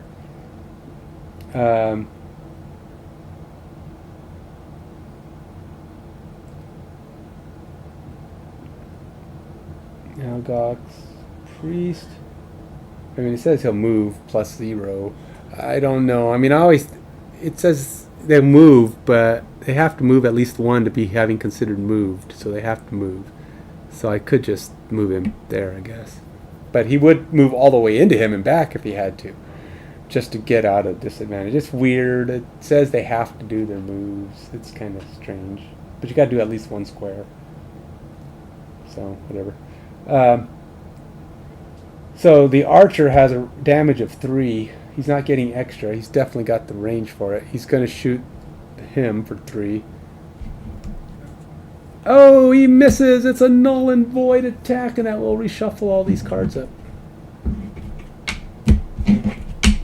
All right. I was worried about the ×2 coming up, because 1 times 2, and this is going to be bad news for whoever, because none of my guys can take ×2.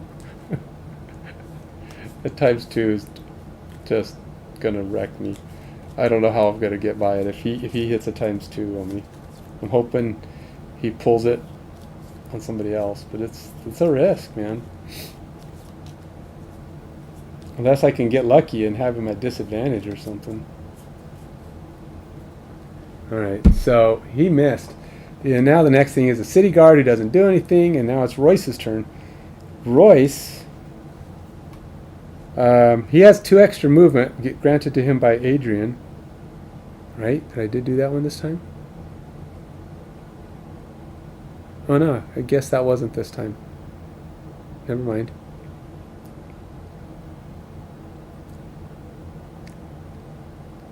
Well, no, yeah, that was when he did it last time, though. It should still be with him. It said give 2 extra movement. So I'd imagine it was until his next turn. I mean, should have lasted, unless it doesn't work until at the end of the round. I don't know. It just says grant 2 to your allies within range, and he gave it to him. So it should mean he gets to use it this round. So it's 2. And then he has that, and now he's going to do his Healy thing, but he gets -2. So that nullifies, so he gets to move 3 spaces, heal himself for 2, and infuse Leaf. I don't even have anything that uses these things. I have a lot of things infusing them, but I'm going to move him just straight forward. It heals him 2, so I got to make sure I do that. That's pretty crucial. And then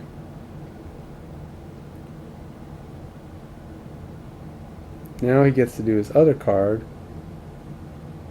But he doesn't really have any more movement, so it's not anything he can do with it. He can't get close enough to anything. So, yep, that's going to have to be it. And once again, he'll be starting his turn doing that. Alright, so the Algox guard gets to go. The only one left is over there. So he's going to make his move on the guard over here. Well, I assume he moves.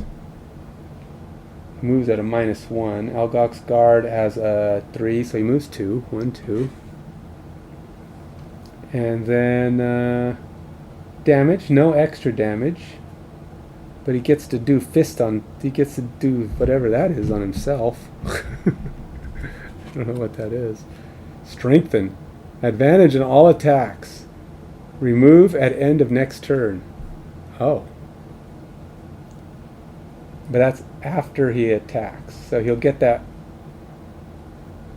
I don't know, does he, I guess he gets that from at the end of next turn. So he gets to be extra. He gets to be extra tough for one moment.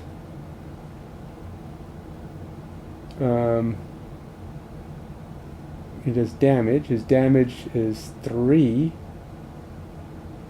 but he gets to subtract 2, so it's 1 damage, 0 damage. He doesn't actually do any damage.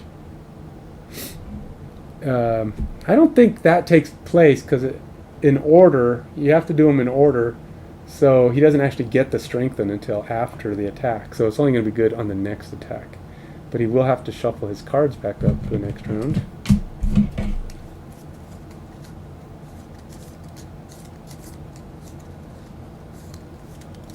Alrighty, so we're going on to the next. We got to kill this elite archer, though. This elite archer has got to die. Death by... I don't even know if I put any cards on top. He gets it first. Oh, I'm sorry, I didn't...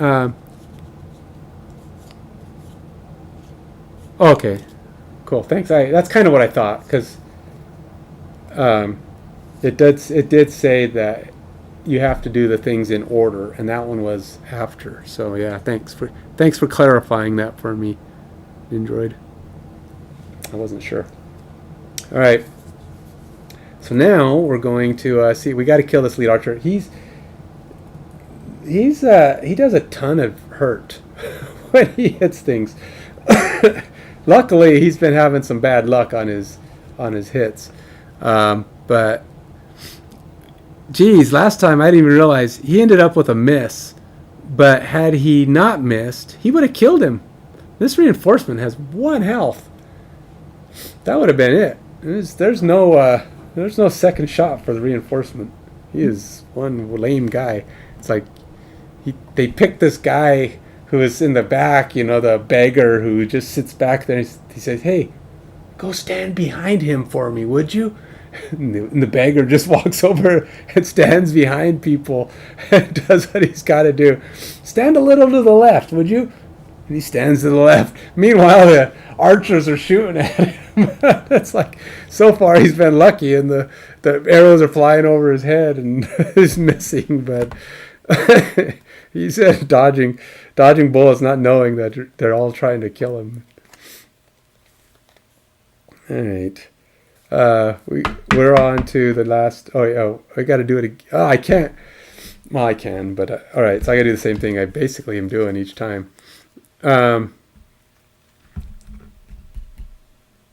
can't give up cards. I have to do the hurt myself plan, which really is not good. I'm hovering around at almost no health, and he takes back his cards like every turn. So he has to do that. Heal, that, heal, that, heal. It's not good. All right, so what do I want to try to accomplish with this dude?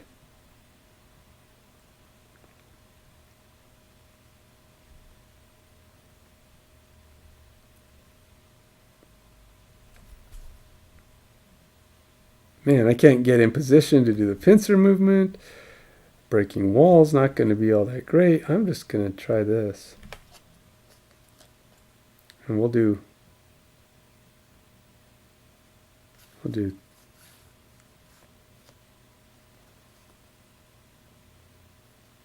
this one.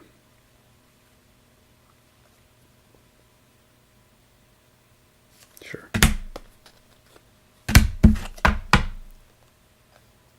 No, the other 2 guys are in the back. Can you not? Oh yeah, I guess it can't. It's not really showing them. There's 2 guys. The board is not fully on the screen, apparently. There's 2 guys in the back that are fighting with guards.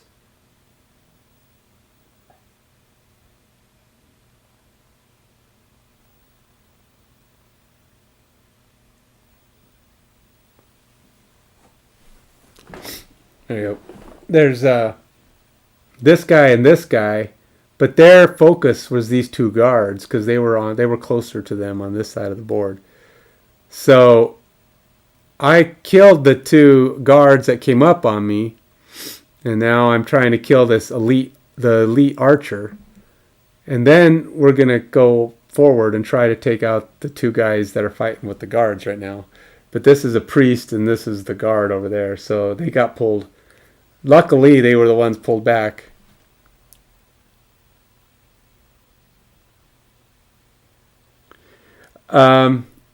Yeah. Well, this guy won't because he's shooting. He hasn't come next to him. He just keeps hitting him at distance, and these guys don't have any range, so their retaliate's not doing anything because it's a melee thing.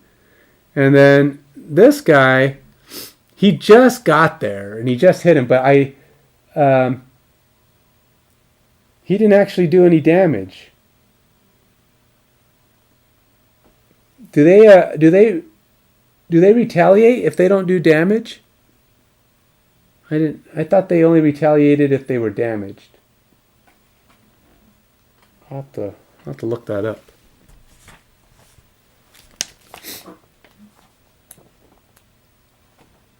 Um, 31. is a positive ability that gives the acting figure retaliate bonus X. This deals X damage to any figure attacks them if they are within the specified range, after all attack effects are resolved. If no range is specified, the bonus is only applied to adjacent attackers. This bonus is triggered by each attack and occurs after the attack is resolved. A retaliate bonus is not an attack or target effect, therefore damage cannot be reduced by a shield bonus. If a retaliating figure is killed or exhausted by an attack. Oh, I guess you do get it. Alright, so he actually can retaliate against him.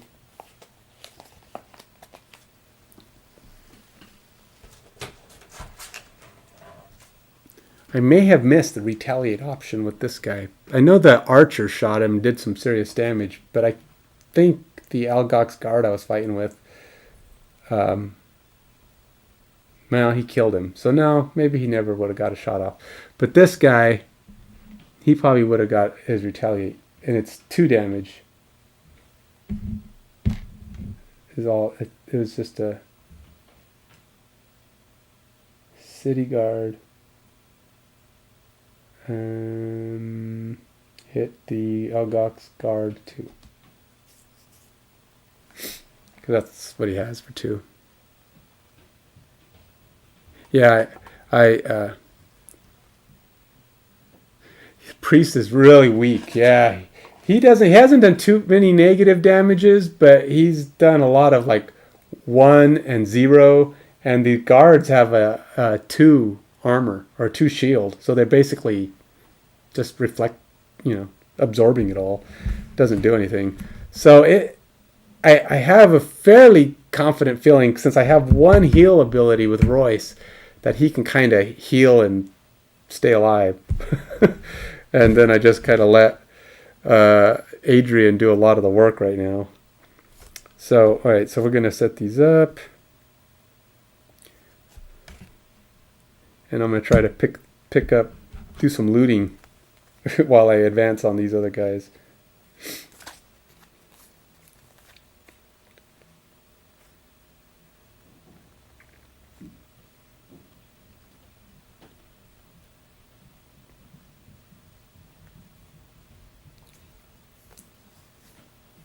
It's really high risk for Royce to do anything unless he can retreat.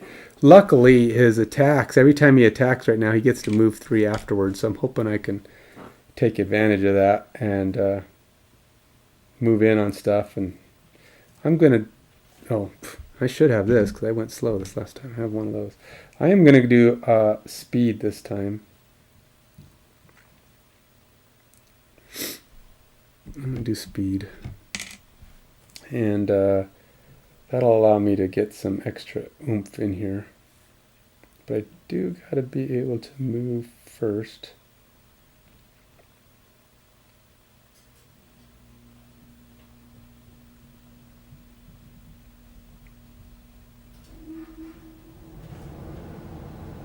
Alright, let's try that. And then I can also do this one.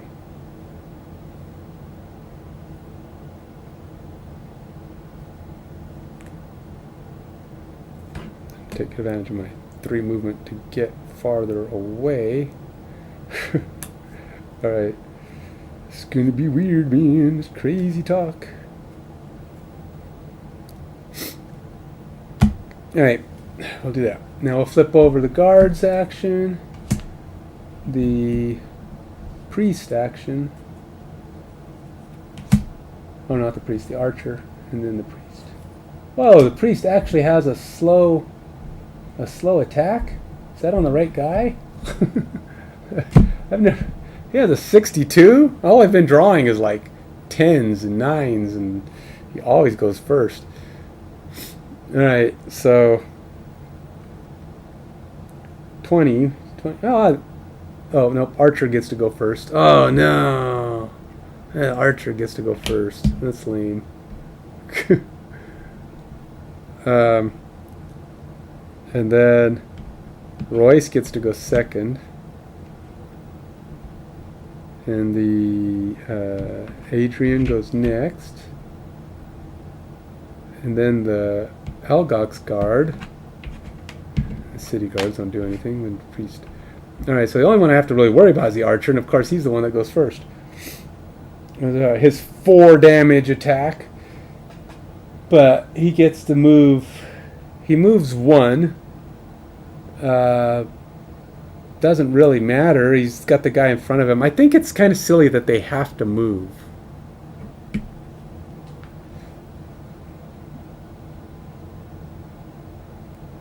But whatever. So he moves. And then he gets -1 on the attack. So he's only going to do 3 damage.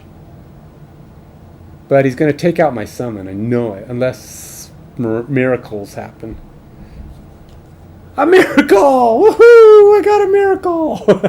My summon lives to see another day. He's dodged 3 attacks. And he's got 1 hit point. The guy only needs to scratch him. And he dodges him again. Boy, I tell you, that beggar we recruited to stand and play is really getting lucky. He probably doesn't even know there's arrows flying around. He's got this blind man who traveled with him. It's just a little to your left, a little to your right. Oh, you might want to put your head down. Arrow goes flying over his head. The guy's like, doesn't know what's happening. I'm just going along with it, just helping out, man, whatever I can do. Blinkblade. All right, Royce, you're up.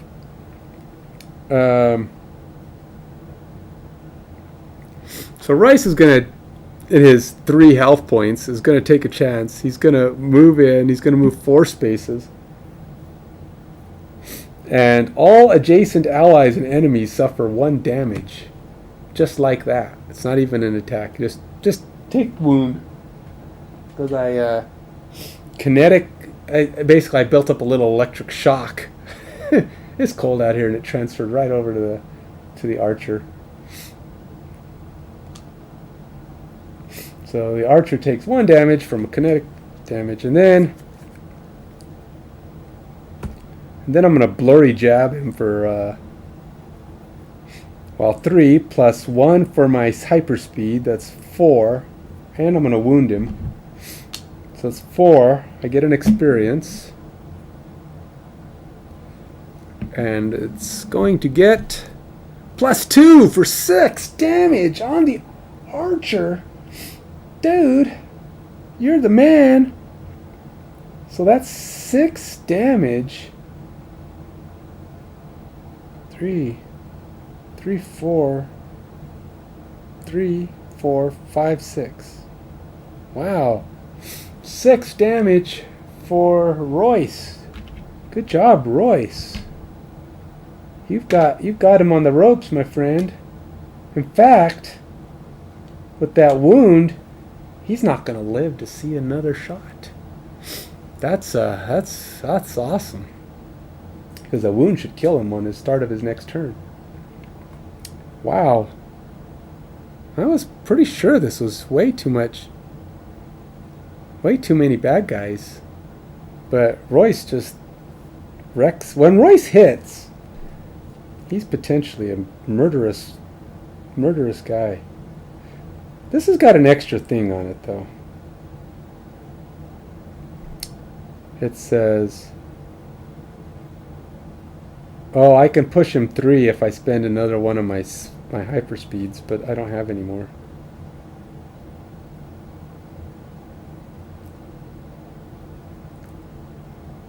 And I don't know what target all means, but all targets I get an extra range. Yeah, I would have. I don't know. Yeah, I don't know how that would have helped. I would have pushed him back 3. But anyway, I get a 3. I have a 3 movement. So I'm going to go ahead and move to here so he can end his turn and take this loot.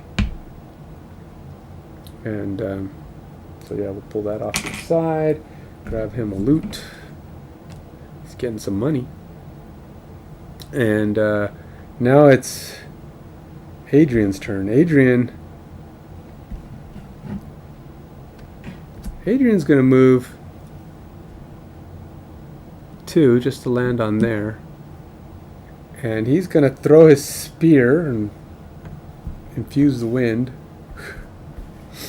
Throw his spear at the Algox. +1. Algox is dead. Or Algox Archer. So he's going to drop another one of these. They're going down like flies. You don't mess with these two guys. Alright. Gets to get his... It's funny, Royce, or Adrian seems to be big on collecting resources. He doesn't get money, but Adrian, or Royce is picking up all the money. Yeah, Royce is brutal. But he also gets the good...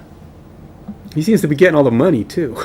Like I said, Adrian's over there collecting up wood and other stuff, which will come in handy for... It's interesting, because it's almost appropriate, because his end-of-life scenario is seeing things get built. He's a builder. He wants to see things get made after a life of tearing things down and destroying stuff. So it's kind of fits that he's building up, he's buying resources and stuff, and where Royce is all about the money and doing things and getting that kind of thing going, and here he is getting all the coins and stuff out of the loot. So the loot's cooperating with these characters, so at least for now.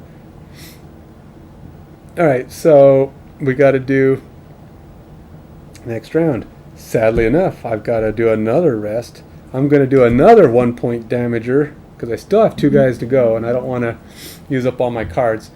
But I will have to move extra slow on this next round. Royce's personal goal is, it's something to do with being rich. Oh no, that one's... Greed is good. His is... There are many high and lofty goals in life. Sick grandmas and epic love. Ridiculous. Only one thing matters, and that's money. That's their life goals. The scenario goal is he can't let this scenario get away with any loot still in it. So he has to make sure all of the loot is picked up. It's a miser. So interestingly enough, he's actually been getting items. The goals and stuff that come up for him to choose from always have one that fits the personality that he is. Even it's funny because this character Royce, that's even his thing. He's kind of a thief kind of character. That's his thing. And Adrian is his partner. Hadrian actually is his partner, and he's a fighter. He's big, but he's not really into the whole thieving bit, but he does it. I mean, he's with him. He's a partner of his, but it's not his goal in life. It's like he's just part of the team. So it's kind of funny how they're kind of playing out, or the cards are so far kind of playing out for him in this, and so kind of makes it fun too. Makes it more interesting. I don't know how long that'll keep up, but anyway, so he's gonna have to move slow this time because he's gonna have to do the healing thing because all this stuff is hurting him. So really not much he's going to be able to do this round. I'll pick one that lets him move a little bit so that he can try to get near another loot.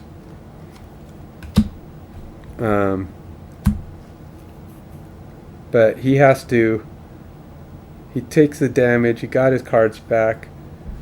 Same going to have to go with Adrian, who's going to have to take his cards back. Take a damage. He doesn't have a heal though, so I'm going to have to stop doing that pretty soon. I don't think he's got any healing abilities. So even though these guys are going to be... I'm letting them fight with the guards while I go pick up all the loot. So that's what we're going to be doing. We're going to clean up all this loot and move our way forward on these guys. Somehow I got to get this loot. Well, that shouldn't be so hard. I forgot. He's got jump on his character, so he can walk. He can jump over this stuff and just go in behind, talk to the guard. Hey, guard, how's it going, man? Having trouble with the priest? He's like, yeah, Guy can't hit. He couldn't hit the broadside of a barn. So, oh, glad to hear it. Well, enjoy.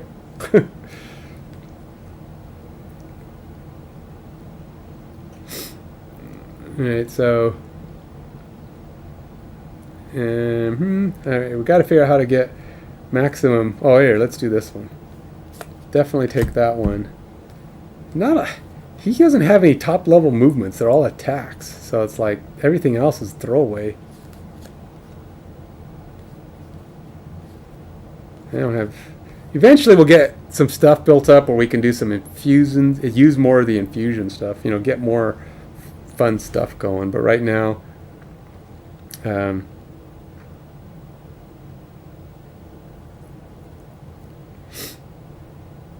so if I have a loot that's a range of 1, does that mean I can pick up everything within the range of 1? That would be nice. Because there's 2 I can get there with that.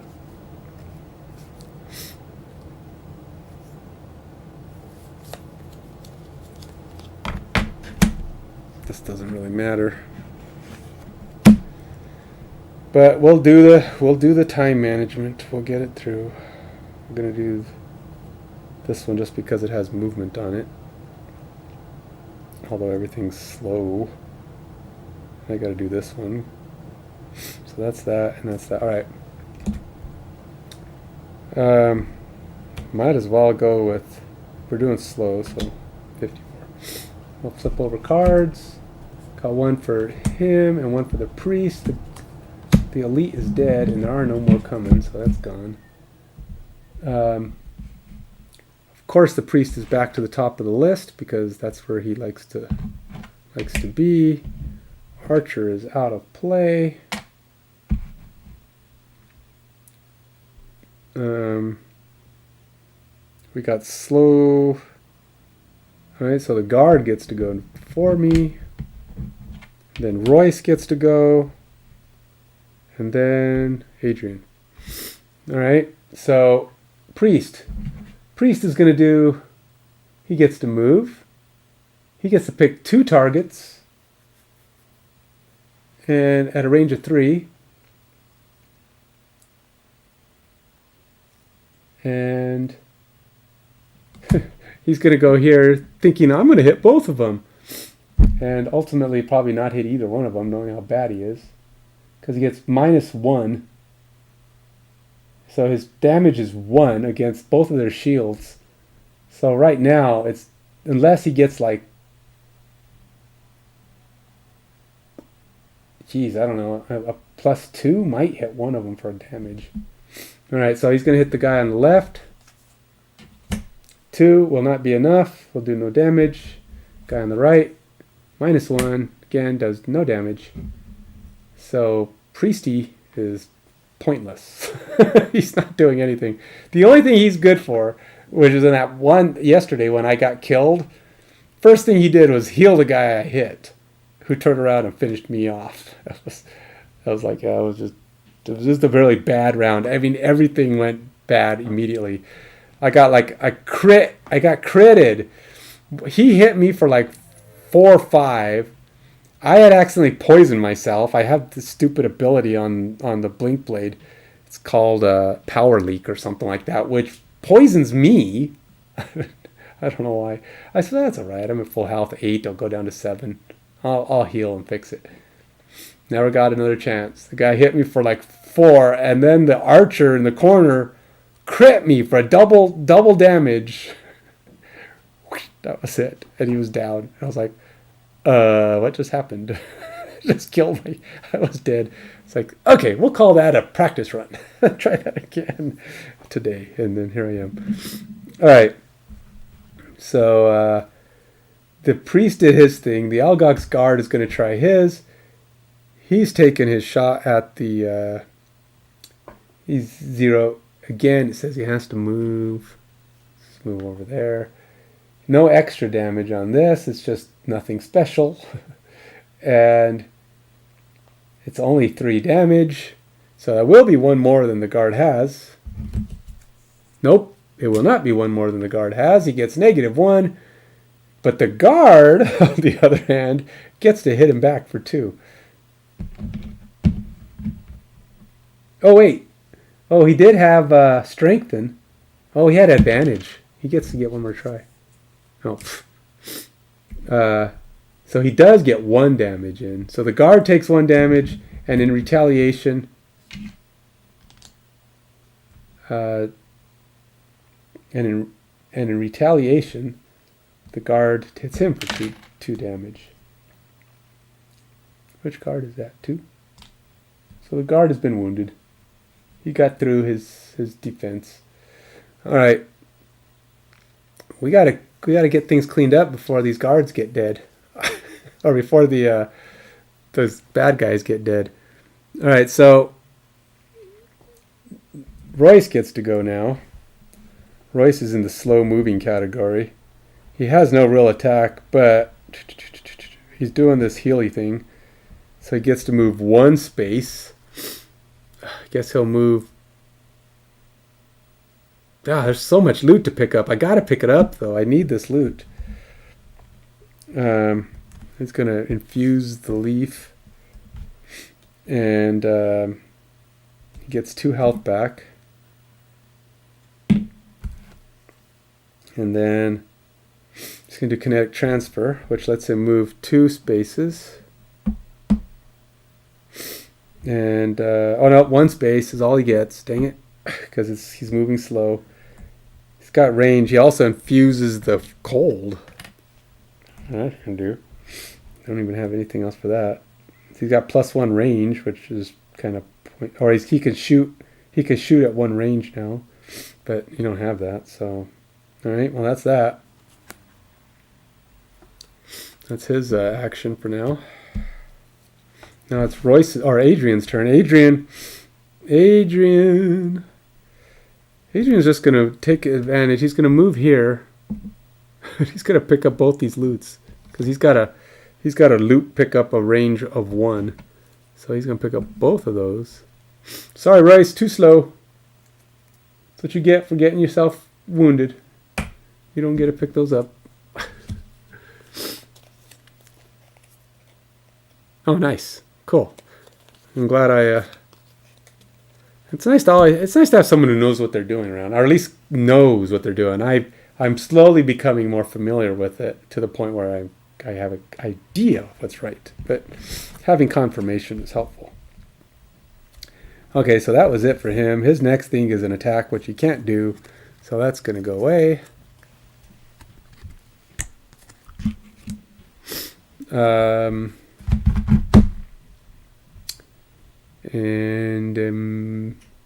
We got to get all this. All Royce cares about is that the loot gets picked up, because he gets his 2 check marks if it all at least gets picked up. So he's trying to pick it up, but hey, if his buddy picks it up, it works for him, because it just can't have any loot tokens left. All right, so we'll just keep moving along. Next round, Adrian doesn't have to use his healing all the time. He doesn't have to do it as often, but he also, this next time, he'll have to get rid of cards. So we got to get moving.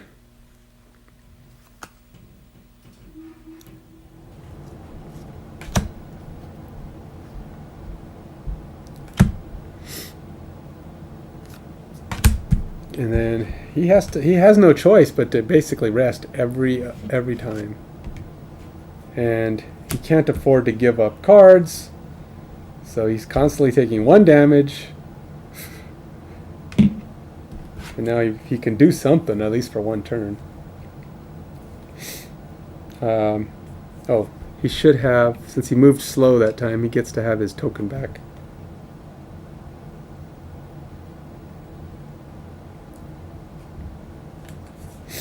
And he'll move, he'll take that one and that one. We'll go that way. And we'll just let him move as fast as they can, because he can. He's going to have to go slow next time to heal himself anyway. And then we'll just do that one. Why not? Alright, so then we flip over their cards. Bum, bum, bum, bum, bum, bum. Oh, they both gonna reshuffle this time.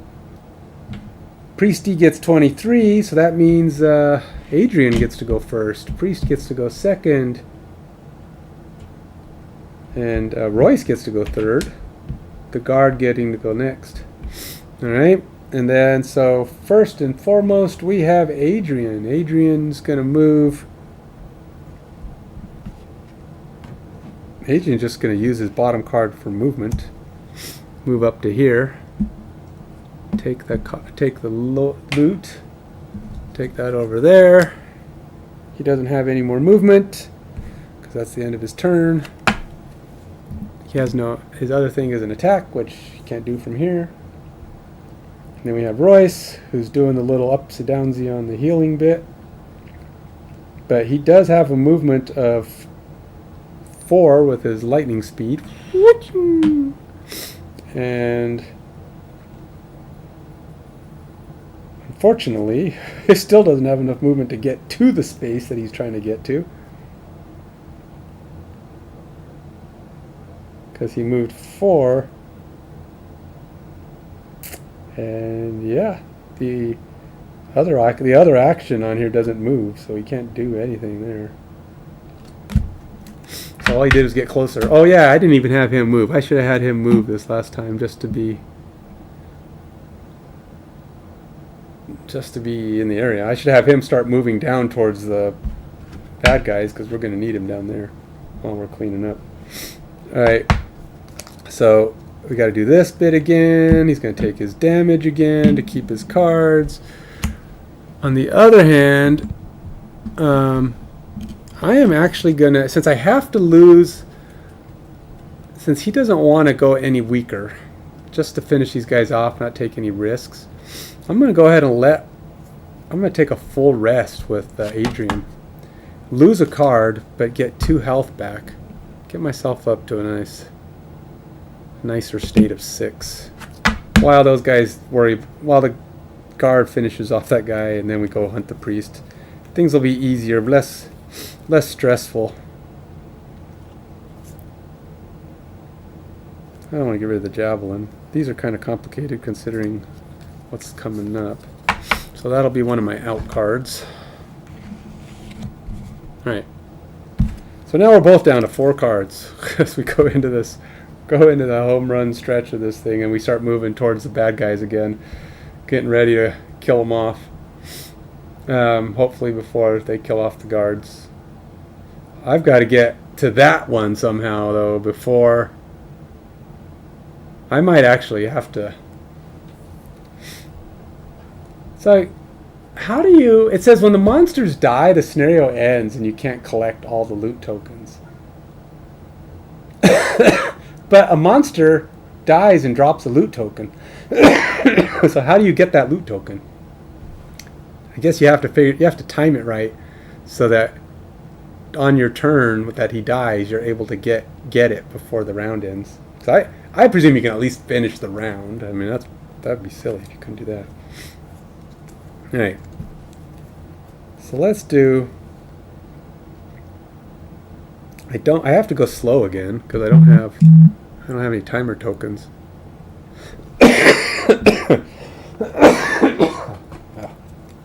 Right.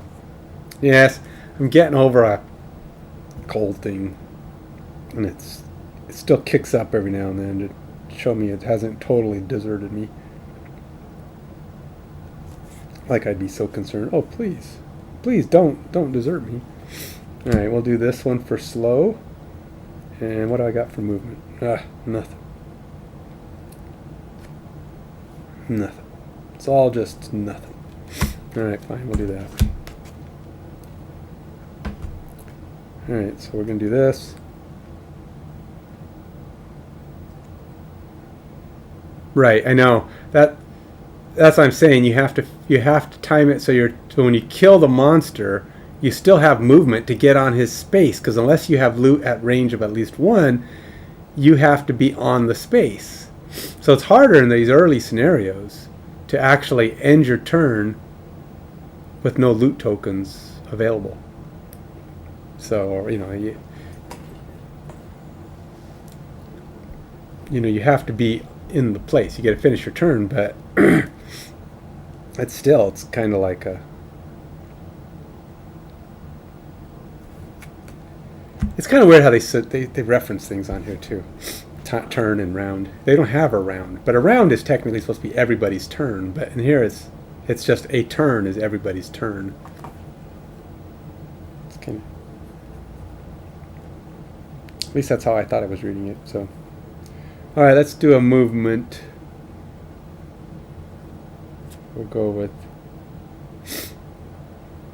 You know what? Because of his ability to move,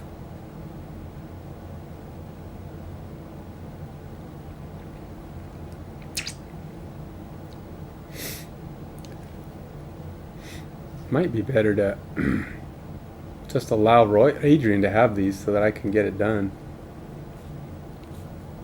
because Adrian can do this and we can get out of here.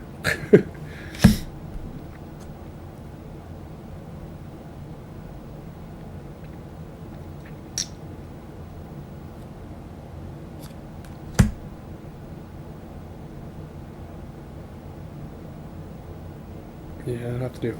All right, I think I'm getting close to being able to make an attack on that guy, and hopefully things will be nearing the end. So we're doing a slow move here. Oh, I can't do that one. I'm at the time to heal myself phase of things. I got to do that one. And that means I need to have something that moves. Him probably. So we're doing that and that.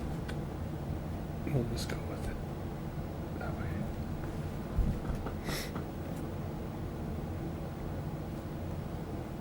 Sure, why not? Alright, so we'll go to here. Oh, this has got to be shuffled again. Almost there. Almost finishing this off. It's cleanup time. I don't think that priest is going to be too much. I mean, once we get on him, it's going to be pretty much... The big trick is just not to get hit. I got to let Adrian be the one in front, because Royce, if he gets hit, he's bad news. But he's right now, he's in pretty good shape because he can hit and run. He's got his, I got his 3 movement after every attack option powered up. So it's kind of nice. So now he can move, shoot, run. He's got the full hit and move thing going. All right, so we got to move the guard one and the priest. It's going to be shuffling again. Priest is 23, which is the highest one. Guard is 35. He's second, followed by Royce and Adrian. Alright, so first things first, priest gets to go. He's going to move. Range of 3. He's going to take a shot.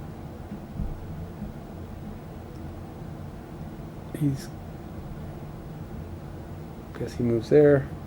1, 2, 3. Shoots the guard. So unless it's a miracle shot, he's probably not going to do anything. He only does 2 damage. And oh wait, he does damage. Oh my gosh. He's going to do 4 damage to the priest. But minus 2, so it's 2 damage.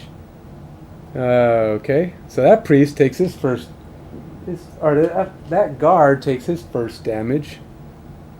He's got 2 damage now. Can't retaliate because this stupid priest is hiding at his distance. Oh wait! Nope, never mind. That was a healing attack, and that's meant for him. So he actually will take advantage of that. He healed him for 3. So he didn't hit the guard.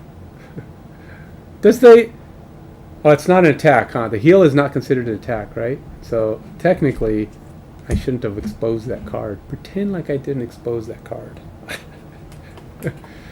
It's not fair to monsters to take away their card because I made a mistake. No. I just know it's coming. It's gonna hurt. When the guard gets to go, sorry guard, you're gonna have to deal with the healed monster's attack. Gotta be fair. Alright, so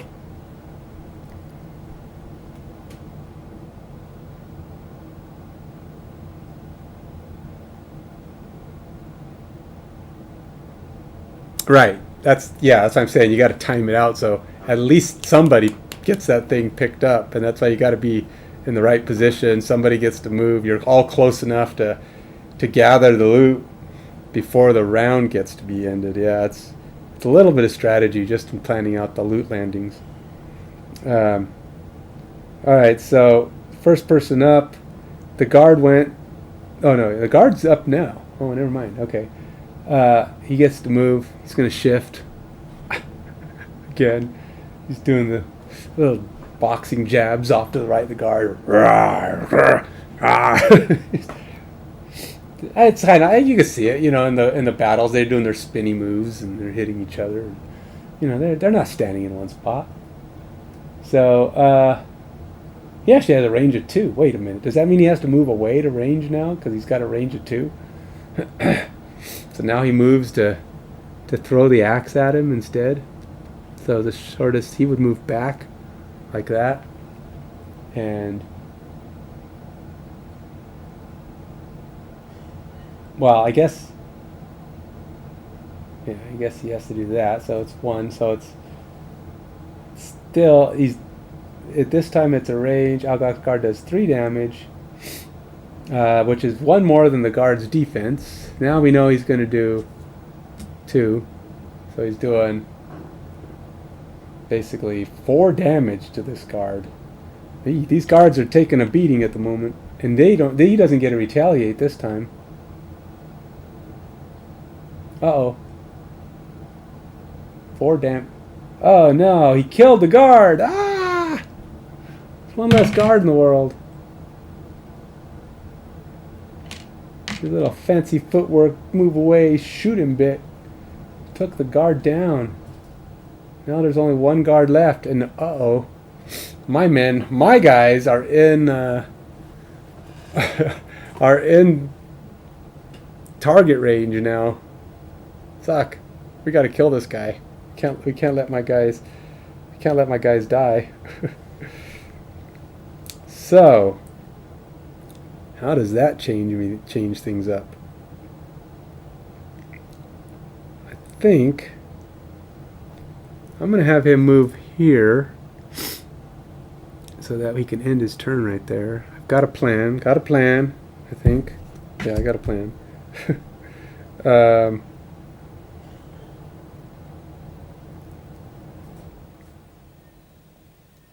And then he gets to heal himself for 2, which is what he's going to do. 1, 2. Infuse the leaf, which really which is going right there. Okay. Now he gets to do this, which is another 1 movement, but I don't know.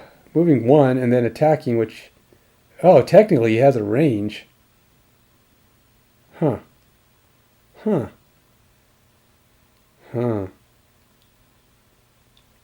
Interesting.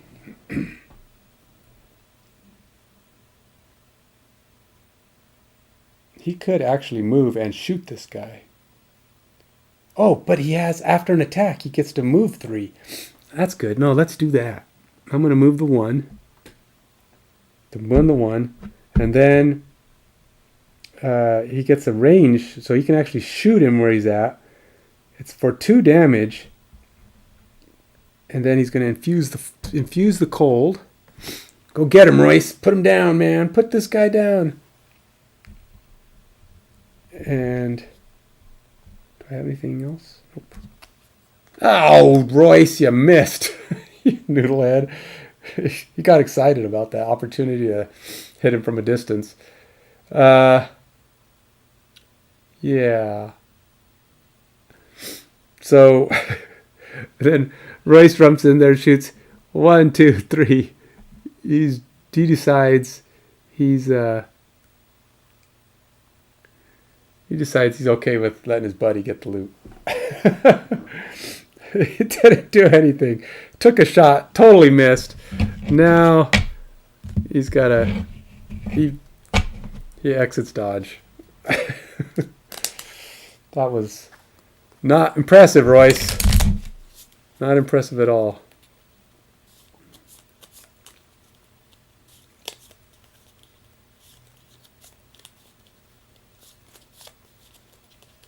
All right.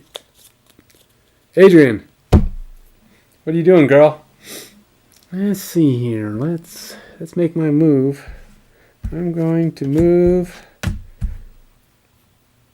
She's not scared of no big bad. What did I grab? Did I grab anything that shoots? I did not grab anything that shoots. Now this guy's got to move. Let's at least have him move straight forward for now.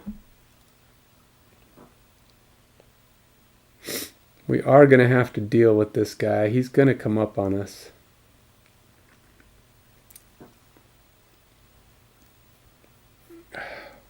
I hope he can't kill me. That would be the one problem.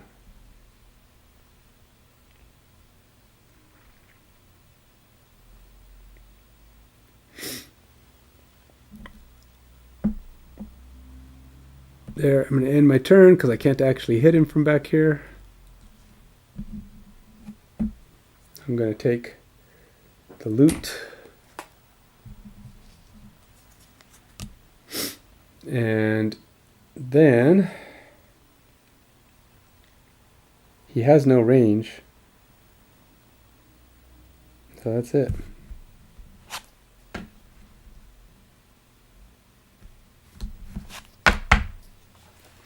And that means he's got to rest. Ugh. They both basically have to rest. And arg. They both have to rest, and they both have to take a damage for their rest because they can't give up the cards yet. We got to kill this guy. If we can kill this guy, I think we're okay. Because that other guy hits really light. I mean, he's so soft, he's so weak. And right now he's got to deal with the card. We're still too far away from him, but yeah, I don't know. This is going to be a little touchier and go-ier than I expected, but we'll see. How much this Algok's guard after that healing? Oh, did I not flip their card over for this last round? We just moved priest and guard. Yeah, they did this priest and guard. Then me city. Oh yeah, we're on to the next round. So this will be the next round. Okay, so never mind. So I am okay at range. I got a little extra shield. Actually, well, I have extra shield at range, but that's it.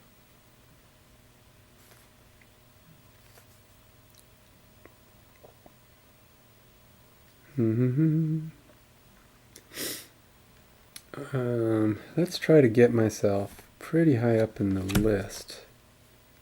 And then we will see if I can work something out to not get hit.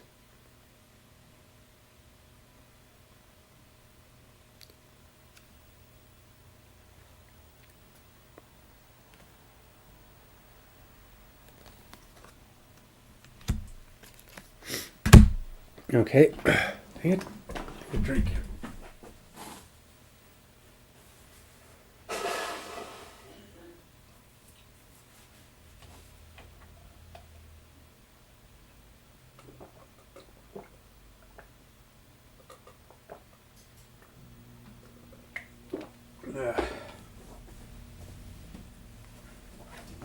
All right, let's finish this. We're almost done. Let's just not die. That's all I ask. That's all I ask of me. Don't die.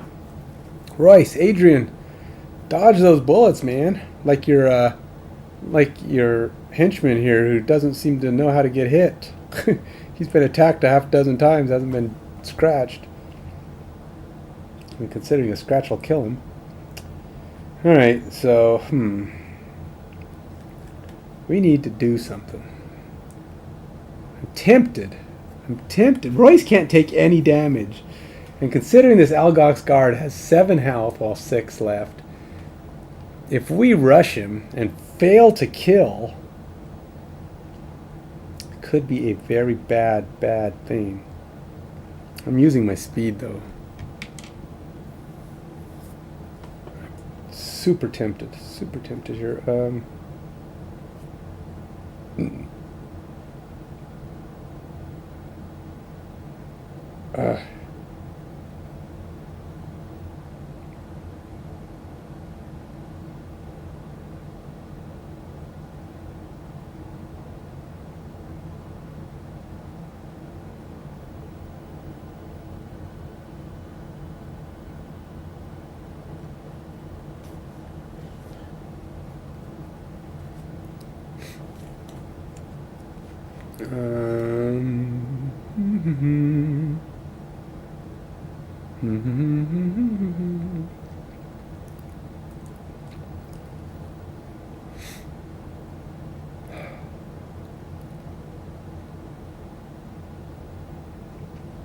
If I can work that out. Super speed. Let's try this.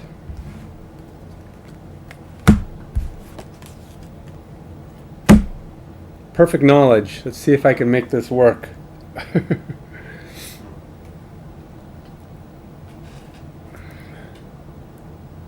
So if I get to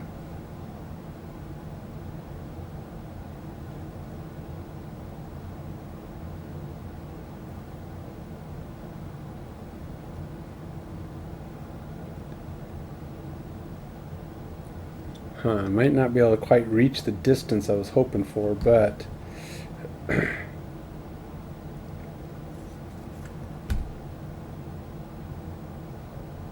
maybe if I could do that.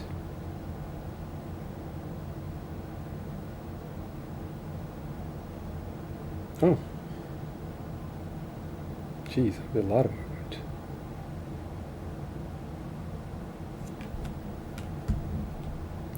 That would be enough.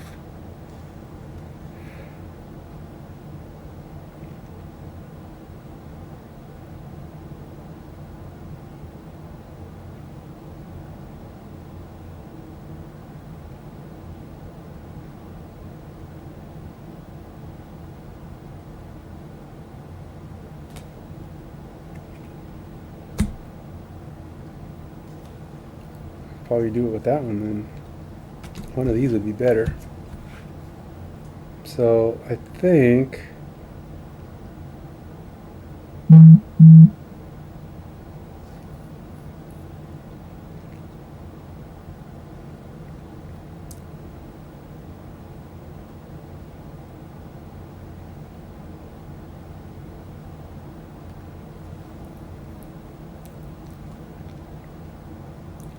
yeah, okay.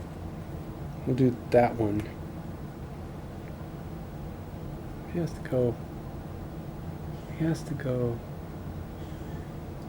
Oh, wait a minute. The math ain't working out, man. The math ain't working out. I can't do what I want to do. I need to hit him and run. And if I hit him and run, he won't be there for the guy I wanted to do a pincer movement with. I can't do a pincer movement with him because it's too much. Too many things going on if I want to do this. I got to just try to go for the kill. It's going to be tough. It's a lot of hitting that's going to have to happen. But we'll just do that. And then hopefully my movement will do the trick. Alright, let's... Yeah, I'll shuffle that up again.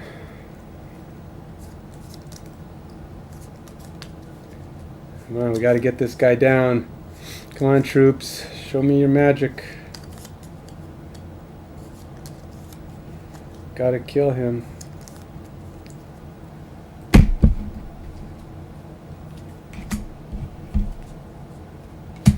Alright. Action's on. We've got Royce for the start. Adrian, just go next. Followed by the priest and then the guard. Let's see how this plays out, folks, shall we, as we come down to the battle. Royce, it's you, man. Take him. Get in position. I want it.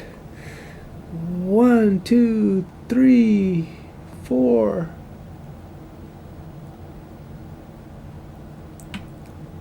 5. With my super speed. And then... Ooh.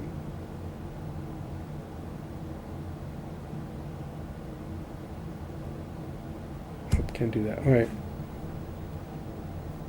Now we're going to do this sap speed, which gives me 2 damage, 3 damage, plus advantage, and an XP. So 3 damage with advantage. 0 and 0. Come on. I don't like this deck. It don't like me. Why would I like this deck? 3 damage. Well, I guess at least it wasn't any negative. Elgok's guard takes 3. And now I get a move.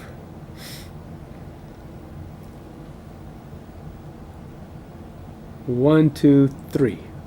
He's going to end his turn on top of that loot.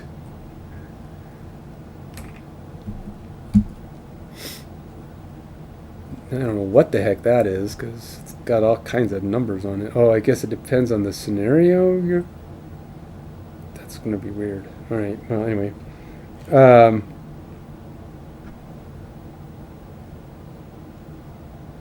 He's supposed to, like, mark it off? Yeah, I don't know what that is. Or maybe it's not even supposed to be in. I don't know. That's a weird money. A weird loot. Okay.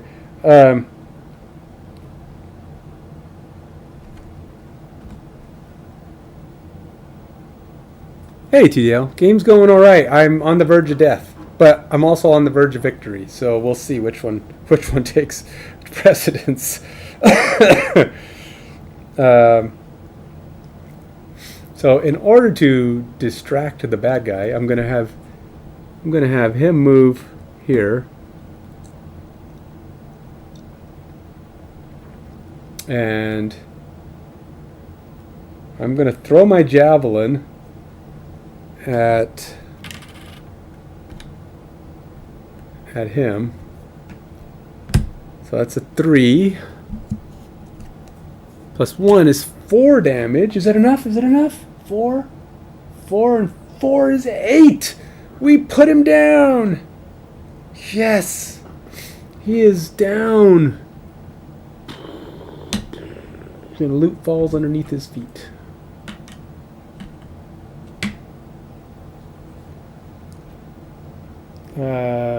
Yeah, I'll go guarded down. Okay, so now I just got to somehow keep Royce from getting killed by that guy. Oh, I get an XP though, because I took advantage of my 3-move extra thing at the end, and that for the 3rd time in a row it gives, or at the 3rd time you get another XP. Get it again on the 5th, but I don't know if there will be a 5th. I don't know if I'm gonna get 2 more actions.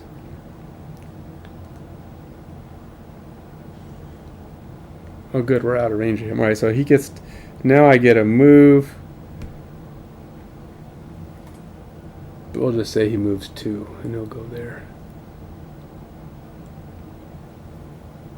Now I gotta get Royce over to that loot on the other side so we can deal with this priest. Right now we're just kind of gonna try to kill the loot, stay out of 3 range of this guy so he keeps picking on him. So... keep letting him fight the guard until he either kills the guard or we kill him, because we are definitely on the verge of toast. Alright, so he's going to do the 1 damage thing. He's down to 2. Wait, did I miss anybody? Oh, priest hasn't got to go yet. Range of 3. He's just nothing special in it, so he's just going to shoot the... I guess he's just going to move his 1 space that he has to move. I mean, I don't know. I don't know what's it's towards him, I guess, but whatever. Priest, 2 damage. Doesn't do anything unless he gets a miracle push. He does not. No damage. He's not going to kill the guard that way. So now I can do my 1 damage.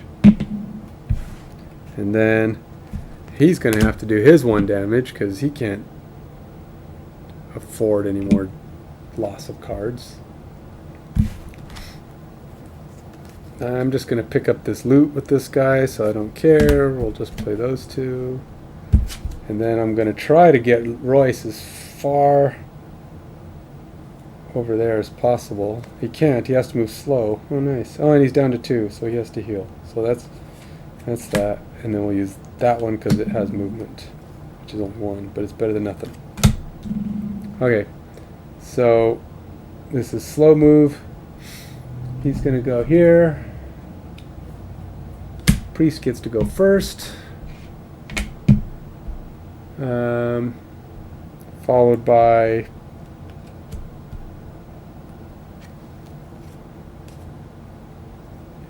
Adrian. Followed by, I guess, Royce. Guard is dead. Alright, so that's pretty much all there is to it. So Priest goes and it's these 2. Okay. So Adrian, Priest goes first. He's going to move at 1 less. He'll move sideways. Does it again. He's got a 2. -2. No damage. Not doing anything. Priest is lame-anoid. Lame-anoid. Lame-anoid. It was good. I appreciate his being nice. I was worried about the guard, because if the guard got a shot off, he could have really killed Royce pretty easy. Royce is glass jaw. So he'll just move over here and end his turn for now, so we can get this thing off the board. Gotta help my buddy meet his goals. How many games? This is my 2nd scenario, and I'm about to finish it. So yeah, 2. Played last night, but I failed immediately. As soon as I figured out, and once I got started, I made a mistake and died. And then I said, "Oh, that's good enough for tonight." and then I said I'd play again today, and I didn't start again until 2:45. But look at it; it's 7 o'clock. It's been going on 3.5 hours, right? No, 4.5 hours. No, 3.5 hours. So it's about 3.5 hours to finish a set scenario, because that's about what this is, and I'm going to be done in about 5 minutes, because I'm just zipping through the end here, assuming I don't die.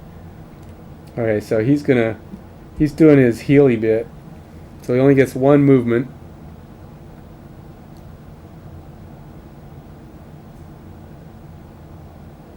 I don't want to get too close. Actually, who moved? Has he moved yet? Oh, he gets to move.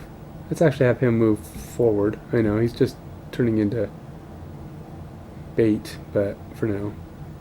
Now he'll move 1 here, and then 1 here, because he has leap, so he's able to jump into the other stuff. That guy only had to move 2. So he can't attack anything. He has range, but he can't reach the guy with it. It's only 1. So now he's going to heal his 2, 1, 2, and that's it. Now he infuses leaf again, and that's it for him. So Royce, Adrian, everybody have done their thing. We're on to the next round. I think I'm just gonna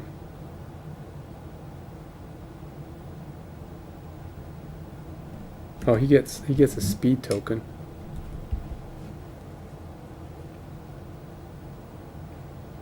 Yeah, I do gotta pick. I wasn't gonna pick. I was just gonna do something, but I actually do want this one, and I want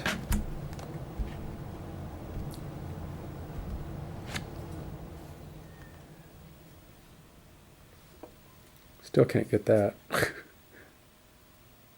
take my javelin. And if I can plan this correctly, I might be able to take a shot at this priest. And maybe. I gotta be careful about ending the game without getting the loot from him, though. How big is this priest? Oh, he's got a shield and he's a 6. Well, I ain't gonna kill him in one shot, that's for sure. So maybe I'll throw a shot and soften him up.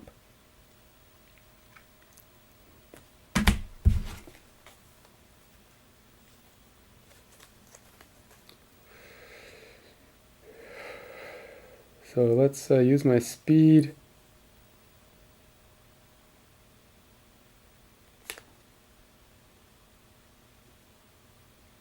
Oh, that would be a bummer.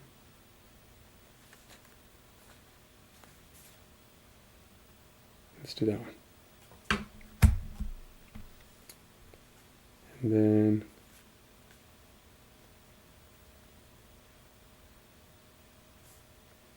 oh, that's got potential. That would be interesting. Also risky. Maybe not. I got my extra move.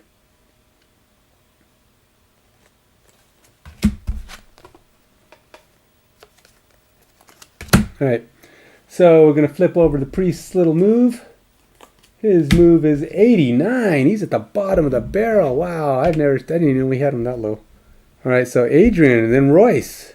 Let's see if we can do this bit. Alright, so he's going to use his lightning speed. He's going to go 1, 2, 3, 4. He's going to jump on top of that. Oh, but he can't. Can't pick it up until the end of his turn. Oh, that strategy is broken. Kinda. Oh, there is one other option. Oh, all right, let's do this. 1, 2, 3, 4,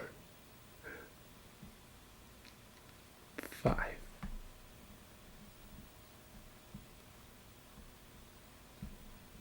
If he does this, it's kind of a risk. Kind of a risk, yes. But I might be able to make this work out for me. Yeah, I might be able to make this work out for me. Or at least not too dangerous anyway. So he's going to move up to there. And then he's doing... Ooh. Oh, but I didn't set that up. I finally have a chance to do that, and I don't have that card.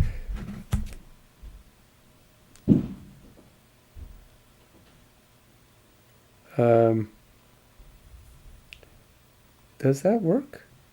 That's me. Huh. Me. And that's my buddy. So if I do that, I could do that. Oh, but I have to move. That's not going to work. What is pull? Something 3 away, I can pull him closer. Huh. Okay, I might have maybe pull him 2 closer.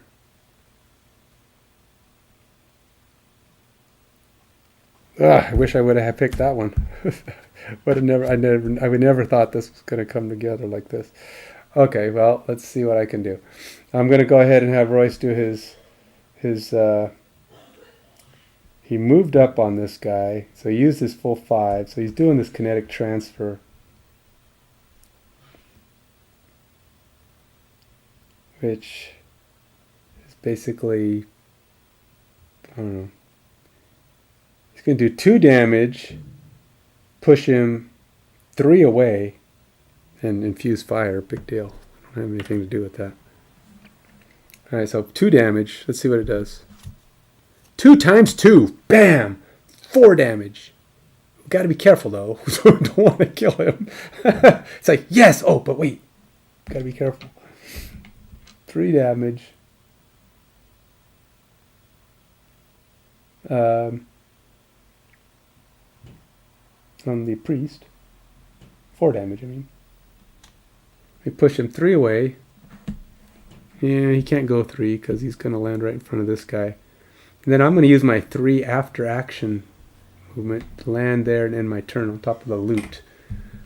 So that gives that, and he gives another little token. Almost going to get to the end of this. That'd be cool if we get the extra XP. But I don't know if he's going to get there. Got to get the loot off of that guy if we're going to kill him. And I don't have...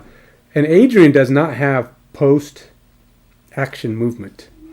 Not like Royce. Royce got action after his movement. So you're welcome, guard. I think we just saved your butt. I think you're never going to be attacked again. You're out of harm's way. You can give me a high five later. Adrian's turn.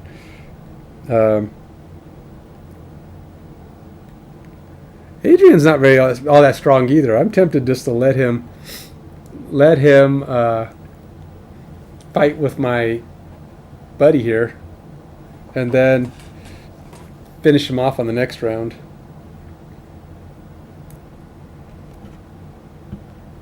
I do have my javelin, but if I kill him, I won't be able to pick up the stuff, and that's not necessarily good.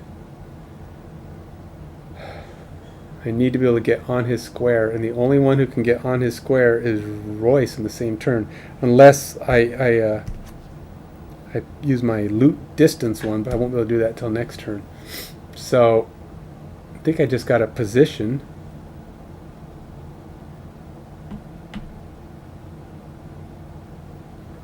And then I think, actually let's go here.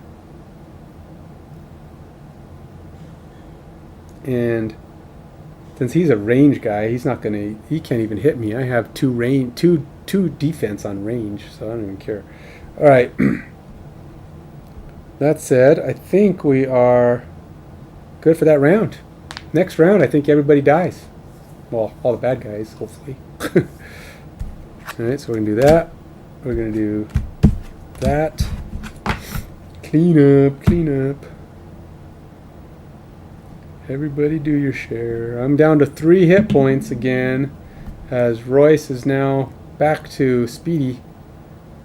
Oh no, that was Speedy. I used Speedy last time. Oh god.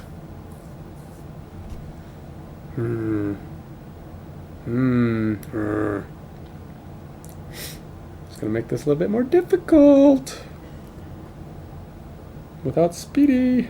I've got my post attack movement capabilities, but I don't know how I'm going to get close enough to him, because this is, if I use this, that'll be 3.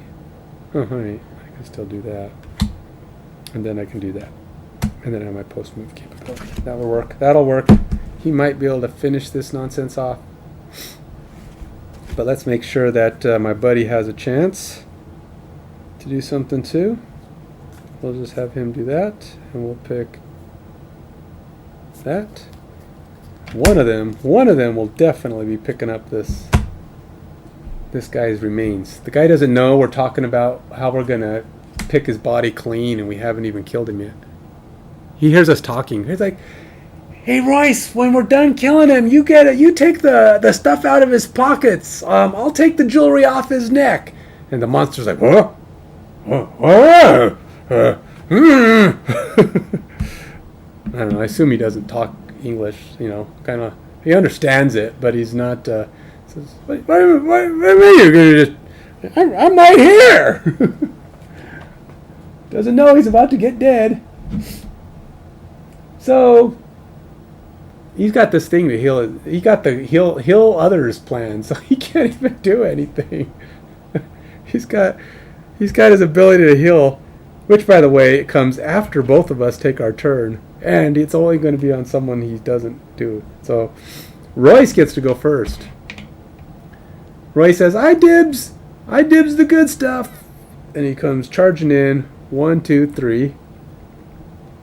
And because it's -1 because he's moving slow. He has 4 -1. And then, oh, he does get one of these back because he's going in slow motion. Ooh, cool thing is, he is doing an attack, so he'll get that and his XP for doing it. Nice.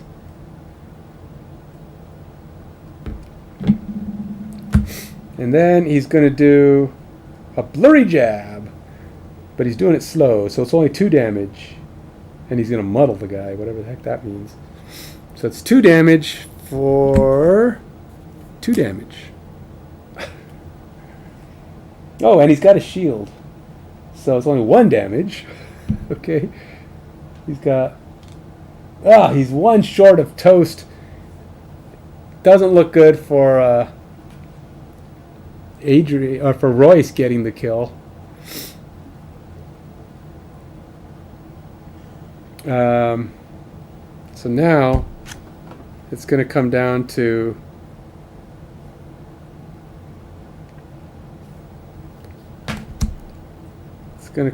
Adrian.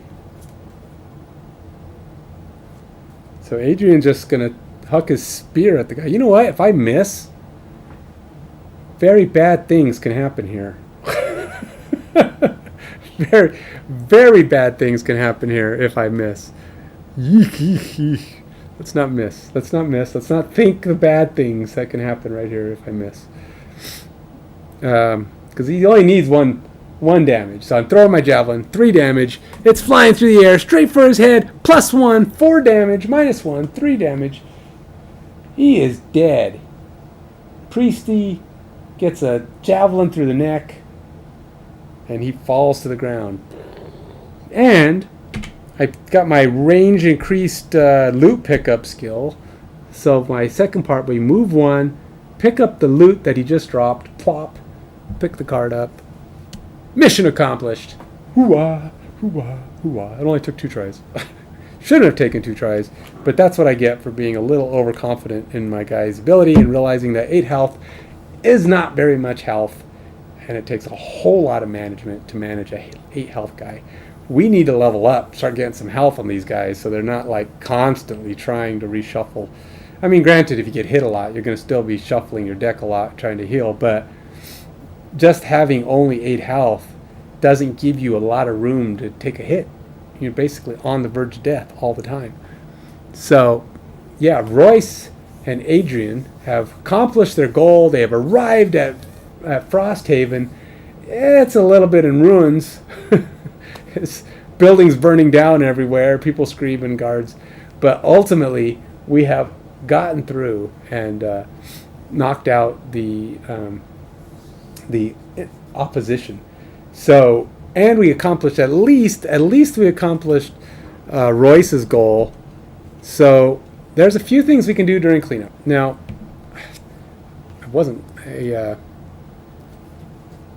he got his miser. Never exit a room with loot tokens in it. We'll assume these are rooms, an area. So he did not exit the room without all the areas had their loot tokens picked up. He's done. He's cleaned them out. So everything's been picked clean. So now what you do, take your handy dandy pencil, find your little handy dandy character cards. Royce and Adrian here. She did not get her goal. She messed up right away because I forgot to move her against the wall because she had to be next to a wall or an obstacle or something all the time. I kind of slipped up on that one, so she didn't get hers. So she don't get her 2 check marks. But Royce gets 2 check marks, which gives him his first perk. Yay, Royce. So I guess you just get to pick a perk. But some of them are double and some of them are triple. So you need to get,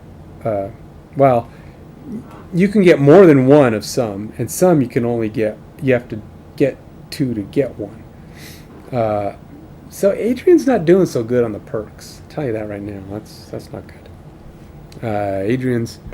Adrian has fared poorly with the perkage.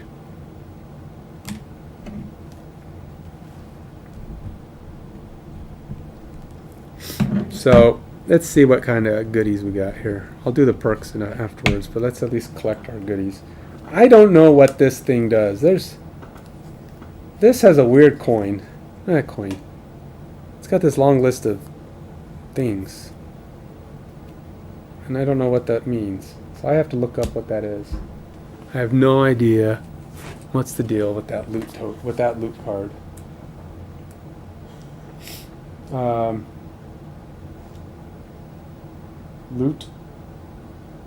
Loot card.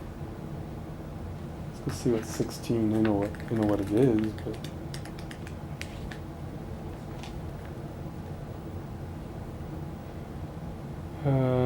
loot deck. Oh, did I say it? Oh, maybe I misread that. No. Loot card, 16. 8, 10, 32, and 70.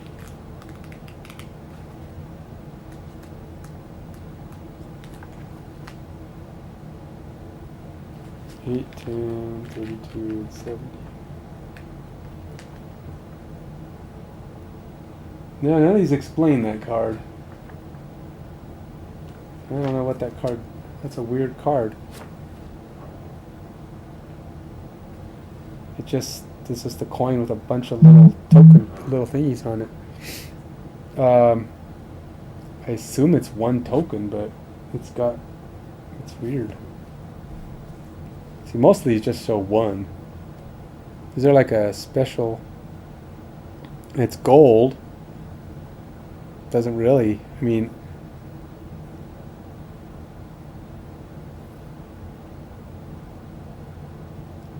Maybe it's a. I don't know what it is. I don't know why. Don't know. Some page somewhere probably explains what that does. But I wouldn't even have a clue where to look because it's not. None of these pages say anything about that weird loot card.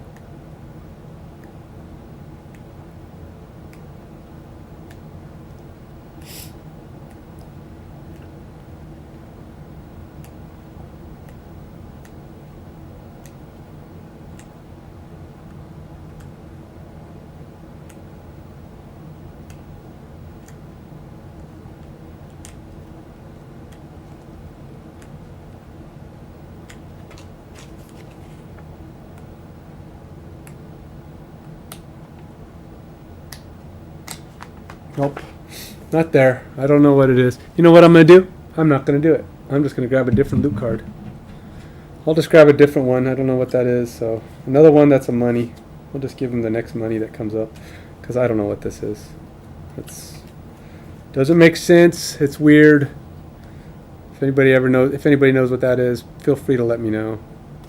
It looks like it refers to other scenarios, but none of which I just completed, so I don't know what it is. So I took it out. I'll just give him that. There we go. So he got 1, 2, 3, 5 gold. Man, he picked a lot of gold. I was really lucky.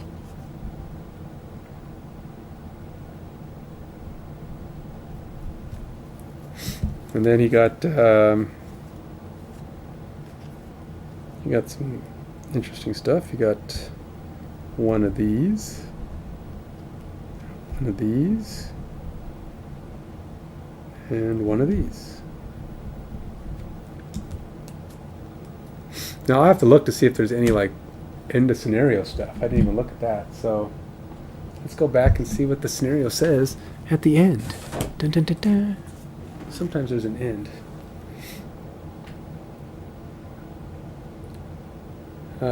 At the end of the round, read 9.1. Oh, interesting. There was a... Wait a minute. Did that card have a 9.1 on it? Nope. 9.3. So, nope. Not me. Let's go read what 9.1 says. Da da da da. Da da da da. 6, 7, 9. Whoa! Holy moly! That's a book. It's a book. That's 9.1. You lower your weapons and breathe as the remaining Algox retreat, scurrying from FrostHaven like giant white mice. They'll be back, you're certain of it, but for now, you can rest. You wipe the soot from your face and take stock. FrostHaven is almost exactly what you imagined. A knot of gray stone and timber surrounded by sharpened palisade walls, a place where mere survival is an everyday concern and where only the desperate could feel at home. Thankfully, though, the townsfolk are tough. They're already on their feet, dousing fires and picking through rubble. In fact, one of those townspeople is marching right for you. A sharp-featured human woman with a fighter's muscular build, close-cropped hair, dark skin, approaches and offers a gauntleted hand in greeting. "The city be praised," she says, crushing your fingers with enthusiasm. We wouldn't have held out much longer without you." You nod and ask what happened. "Oh, just life up north is all," she chuckles. "I'm Seda, mayor of this fort now that my predecessor and his lieutenant have fallen. As for the Algox, they've been at us all winter. Took them months to break through, but they finally did. Killed a dozen or so of my people and would have done worse if you hadn't shown up." You explain who you are, that you've been sent from White Oak. Oh, I'm misreading that totally. We've been sent from White Oak, at the mention of the capital. Oh, okay. So I don't know these things, so I'm trying to figure out how to interply my own characters. We've been sent from White Oak. Ah. It's about time they sent someone to help fix this mess they made, she says. Then she tries lightning mood. "I don't mean to be ungrateful. I am overjoyed to still be among the living, but a lot more people would be alive if your employer, the Merchants Guild, never stuck their noses in our business. I spent my whole life here in what was once a fishing village, living and letting live with the Algox, until last summer, that is, when the Merchants Guild sent some garrisons and bureaucratic types up here to see how FrostHaven could be of more use to the Empire. One of their expeditions proceeded to muck things up with the Algox burial site, and the next thing we know, righteously angry Algox are attacking us. The Ink-Stained immediately hightailed it out of here, leaving just a handful of soldiers behind to keep us safe." She clenches her fist, her gauntlet tighter and tighter as she tells the story. She releases her grip. "I've had to learn a lot of things in the last year. The hard truth is that the Algox refuse to be reasoned with, and the only way to stay alive and keep this place I call home is to win the fight, regardless of who started it." Her face softens and she clasps her shoulders hard. "There's not many of you, but I'll take what I can get, especially now that our garrison's been thinned, and as it happens, I have an idea." She turns and gestures to the town's smoldering walls. "We took a beating in that fight, so if we're going to survive much longer, we'll have to do more than just sit around and wait for the next attack." She sizes you up. I've already sent a scout to track the Algox back home to the mountains. Drop your gear at any longhouse that's still standing and rest up. As soon as you're ready, I want you to get over there and find a way to slow these attacks. The bunks in the remaining longhouses are all occupied by the injured, but you find a dry stretch of floor to lay your heads on your packs. You doubt you can sleep after the horror that greeted you in this little outpost, but before you know it, a young Valroth man is nudging you awake. Sutha's scout has returned with his report. He tracked the attackers to the foothills of the Copperneck Mountains, where they entered a cave of the base of Snowcorn Mountain. Now it's telling you what those are, so they're giving you like little numbers of where those are on the map.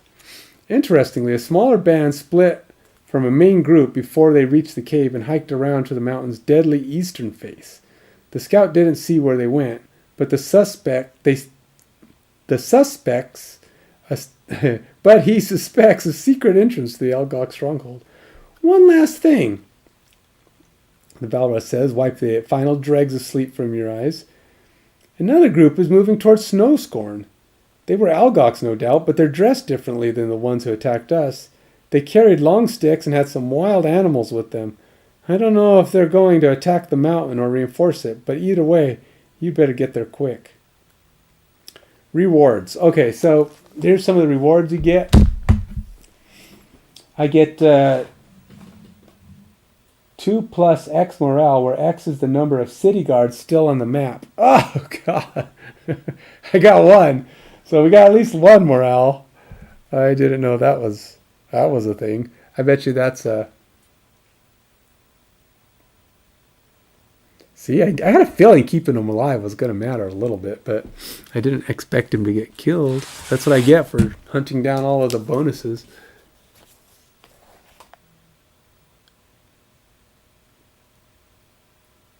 No, this is the game. No, this is the whole... This is FrostHaven. All true story of what they're feeding at it. I'm just reading it. So this is the campaign sheet. Oh, there's morale. I get it. So my morale is currently here. 1. Oh, it's 2 plus. Where X, okay, so it's up to 3. I got a 3 morale. Don't know if that's good, but it's better than 0, right? New scenarios. Now I can do Algox Scouting or Algox Offensive, 2 and 3. You will now perform an outpost phase. Read campaign rules starting on page 50. All right. So that is something I got to do here. I didn't really want to. It's getting late. I'm going to come back and finish that. I probably won't do it for about an hour or 2, though. It's only going to take 10 minutes. It's a little bit of an extra phase. I'm going to go through it, get prepped for the next one, but I'm going to do that as like a little bonus just because I got to take a break and I got to eat and I want to go upstairs and sit down for a few minutes with my wife before she goes to bed. So I am going to stop. This has been a long enough session, 3, almost 4 hours now. So a session of this, if I knew what I was doing, I probably could have cut a half hour to 45 minutes off of it. I still think it's 3 hours. If I had known and not made all the, I don't know, it wasn't a ton of mistakes once I got going. But there is some fiddly bits, the parts where you have to kind of feed in spaces and feed in gaps of time between you moving places and there's no monsters around. Setup time is a big chunk of it. But I think you're probably missing 45 minutes to an hour of setup time overall, if you know what you're doing and all the little changeovers. That plus time to actually do your moves and plays, and hopefully there's no actions and interference.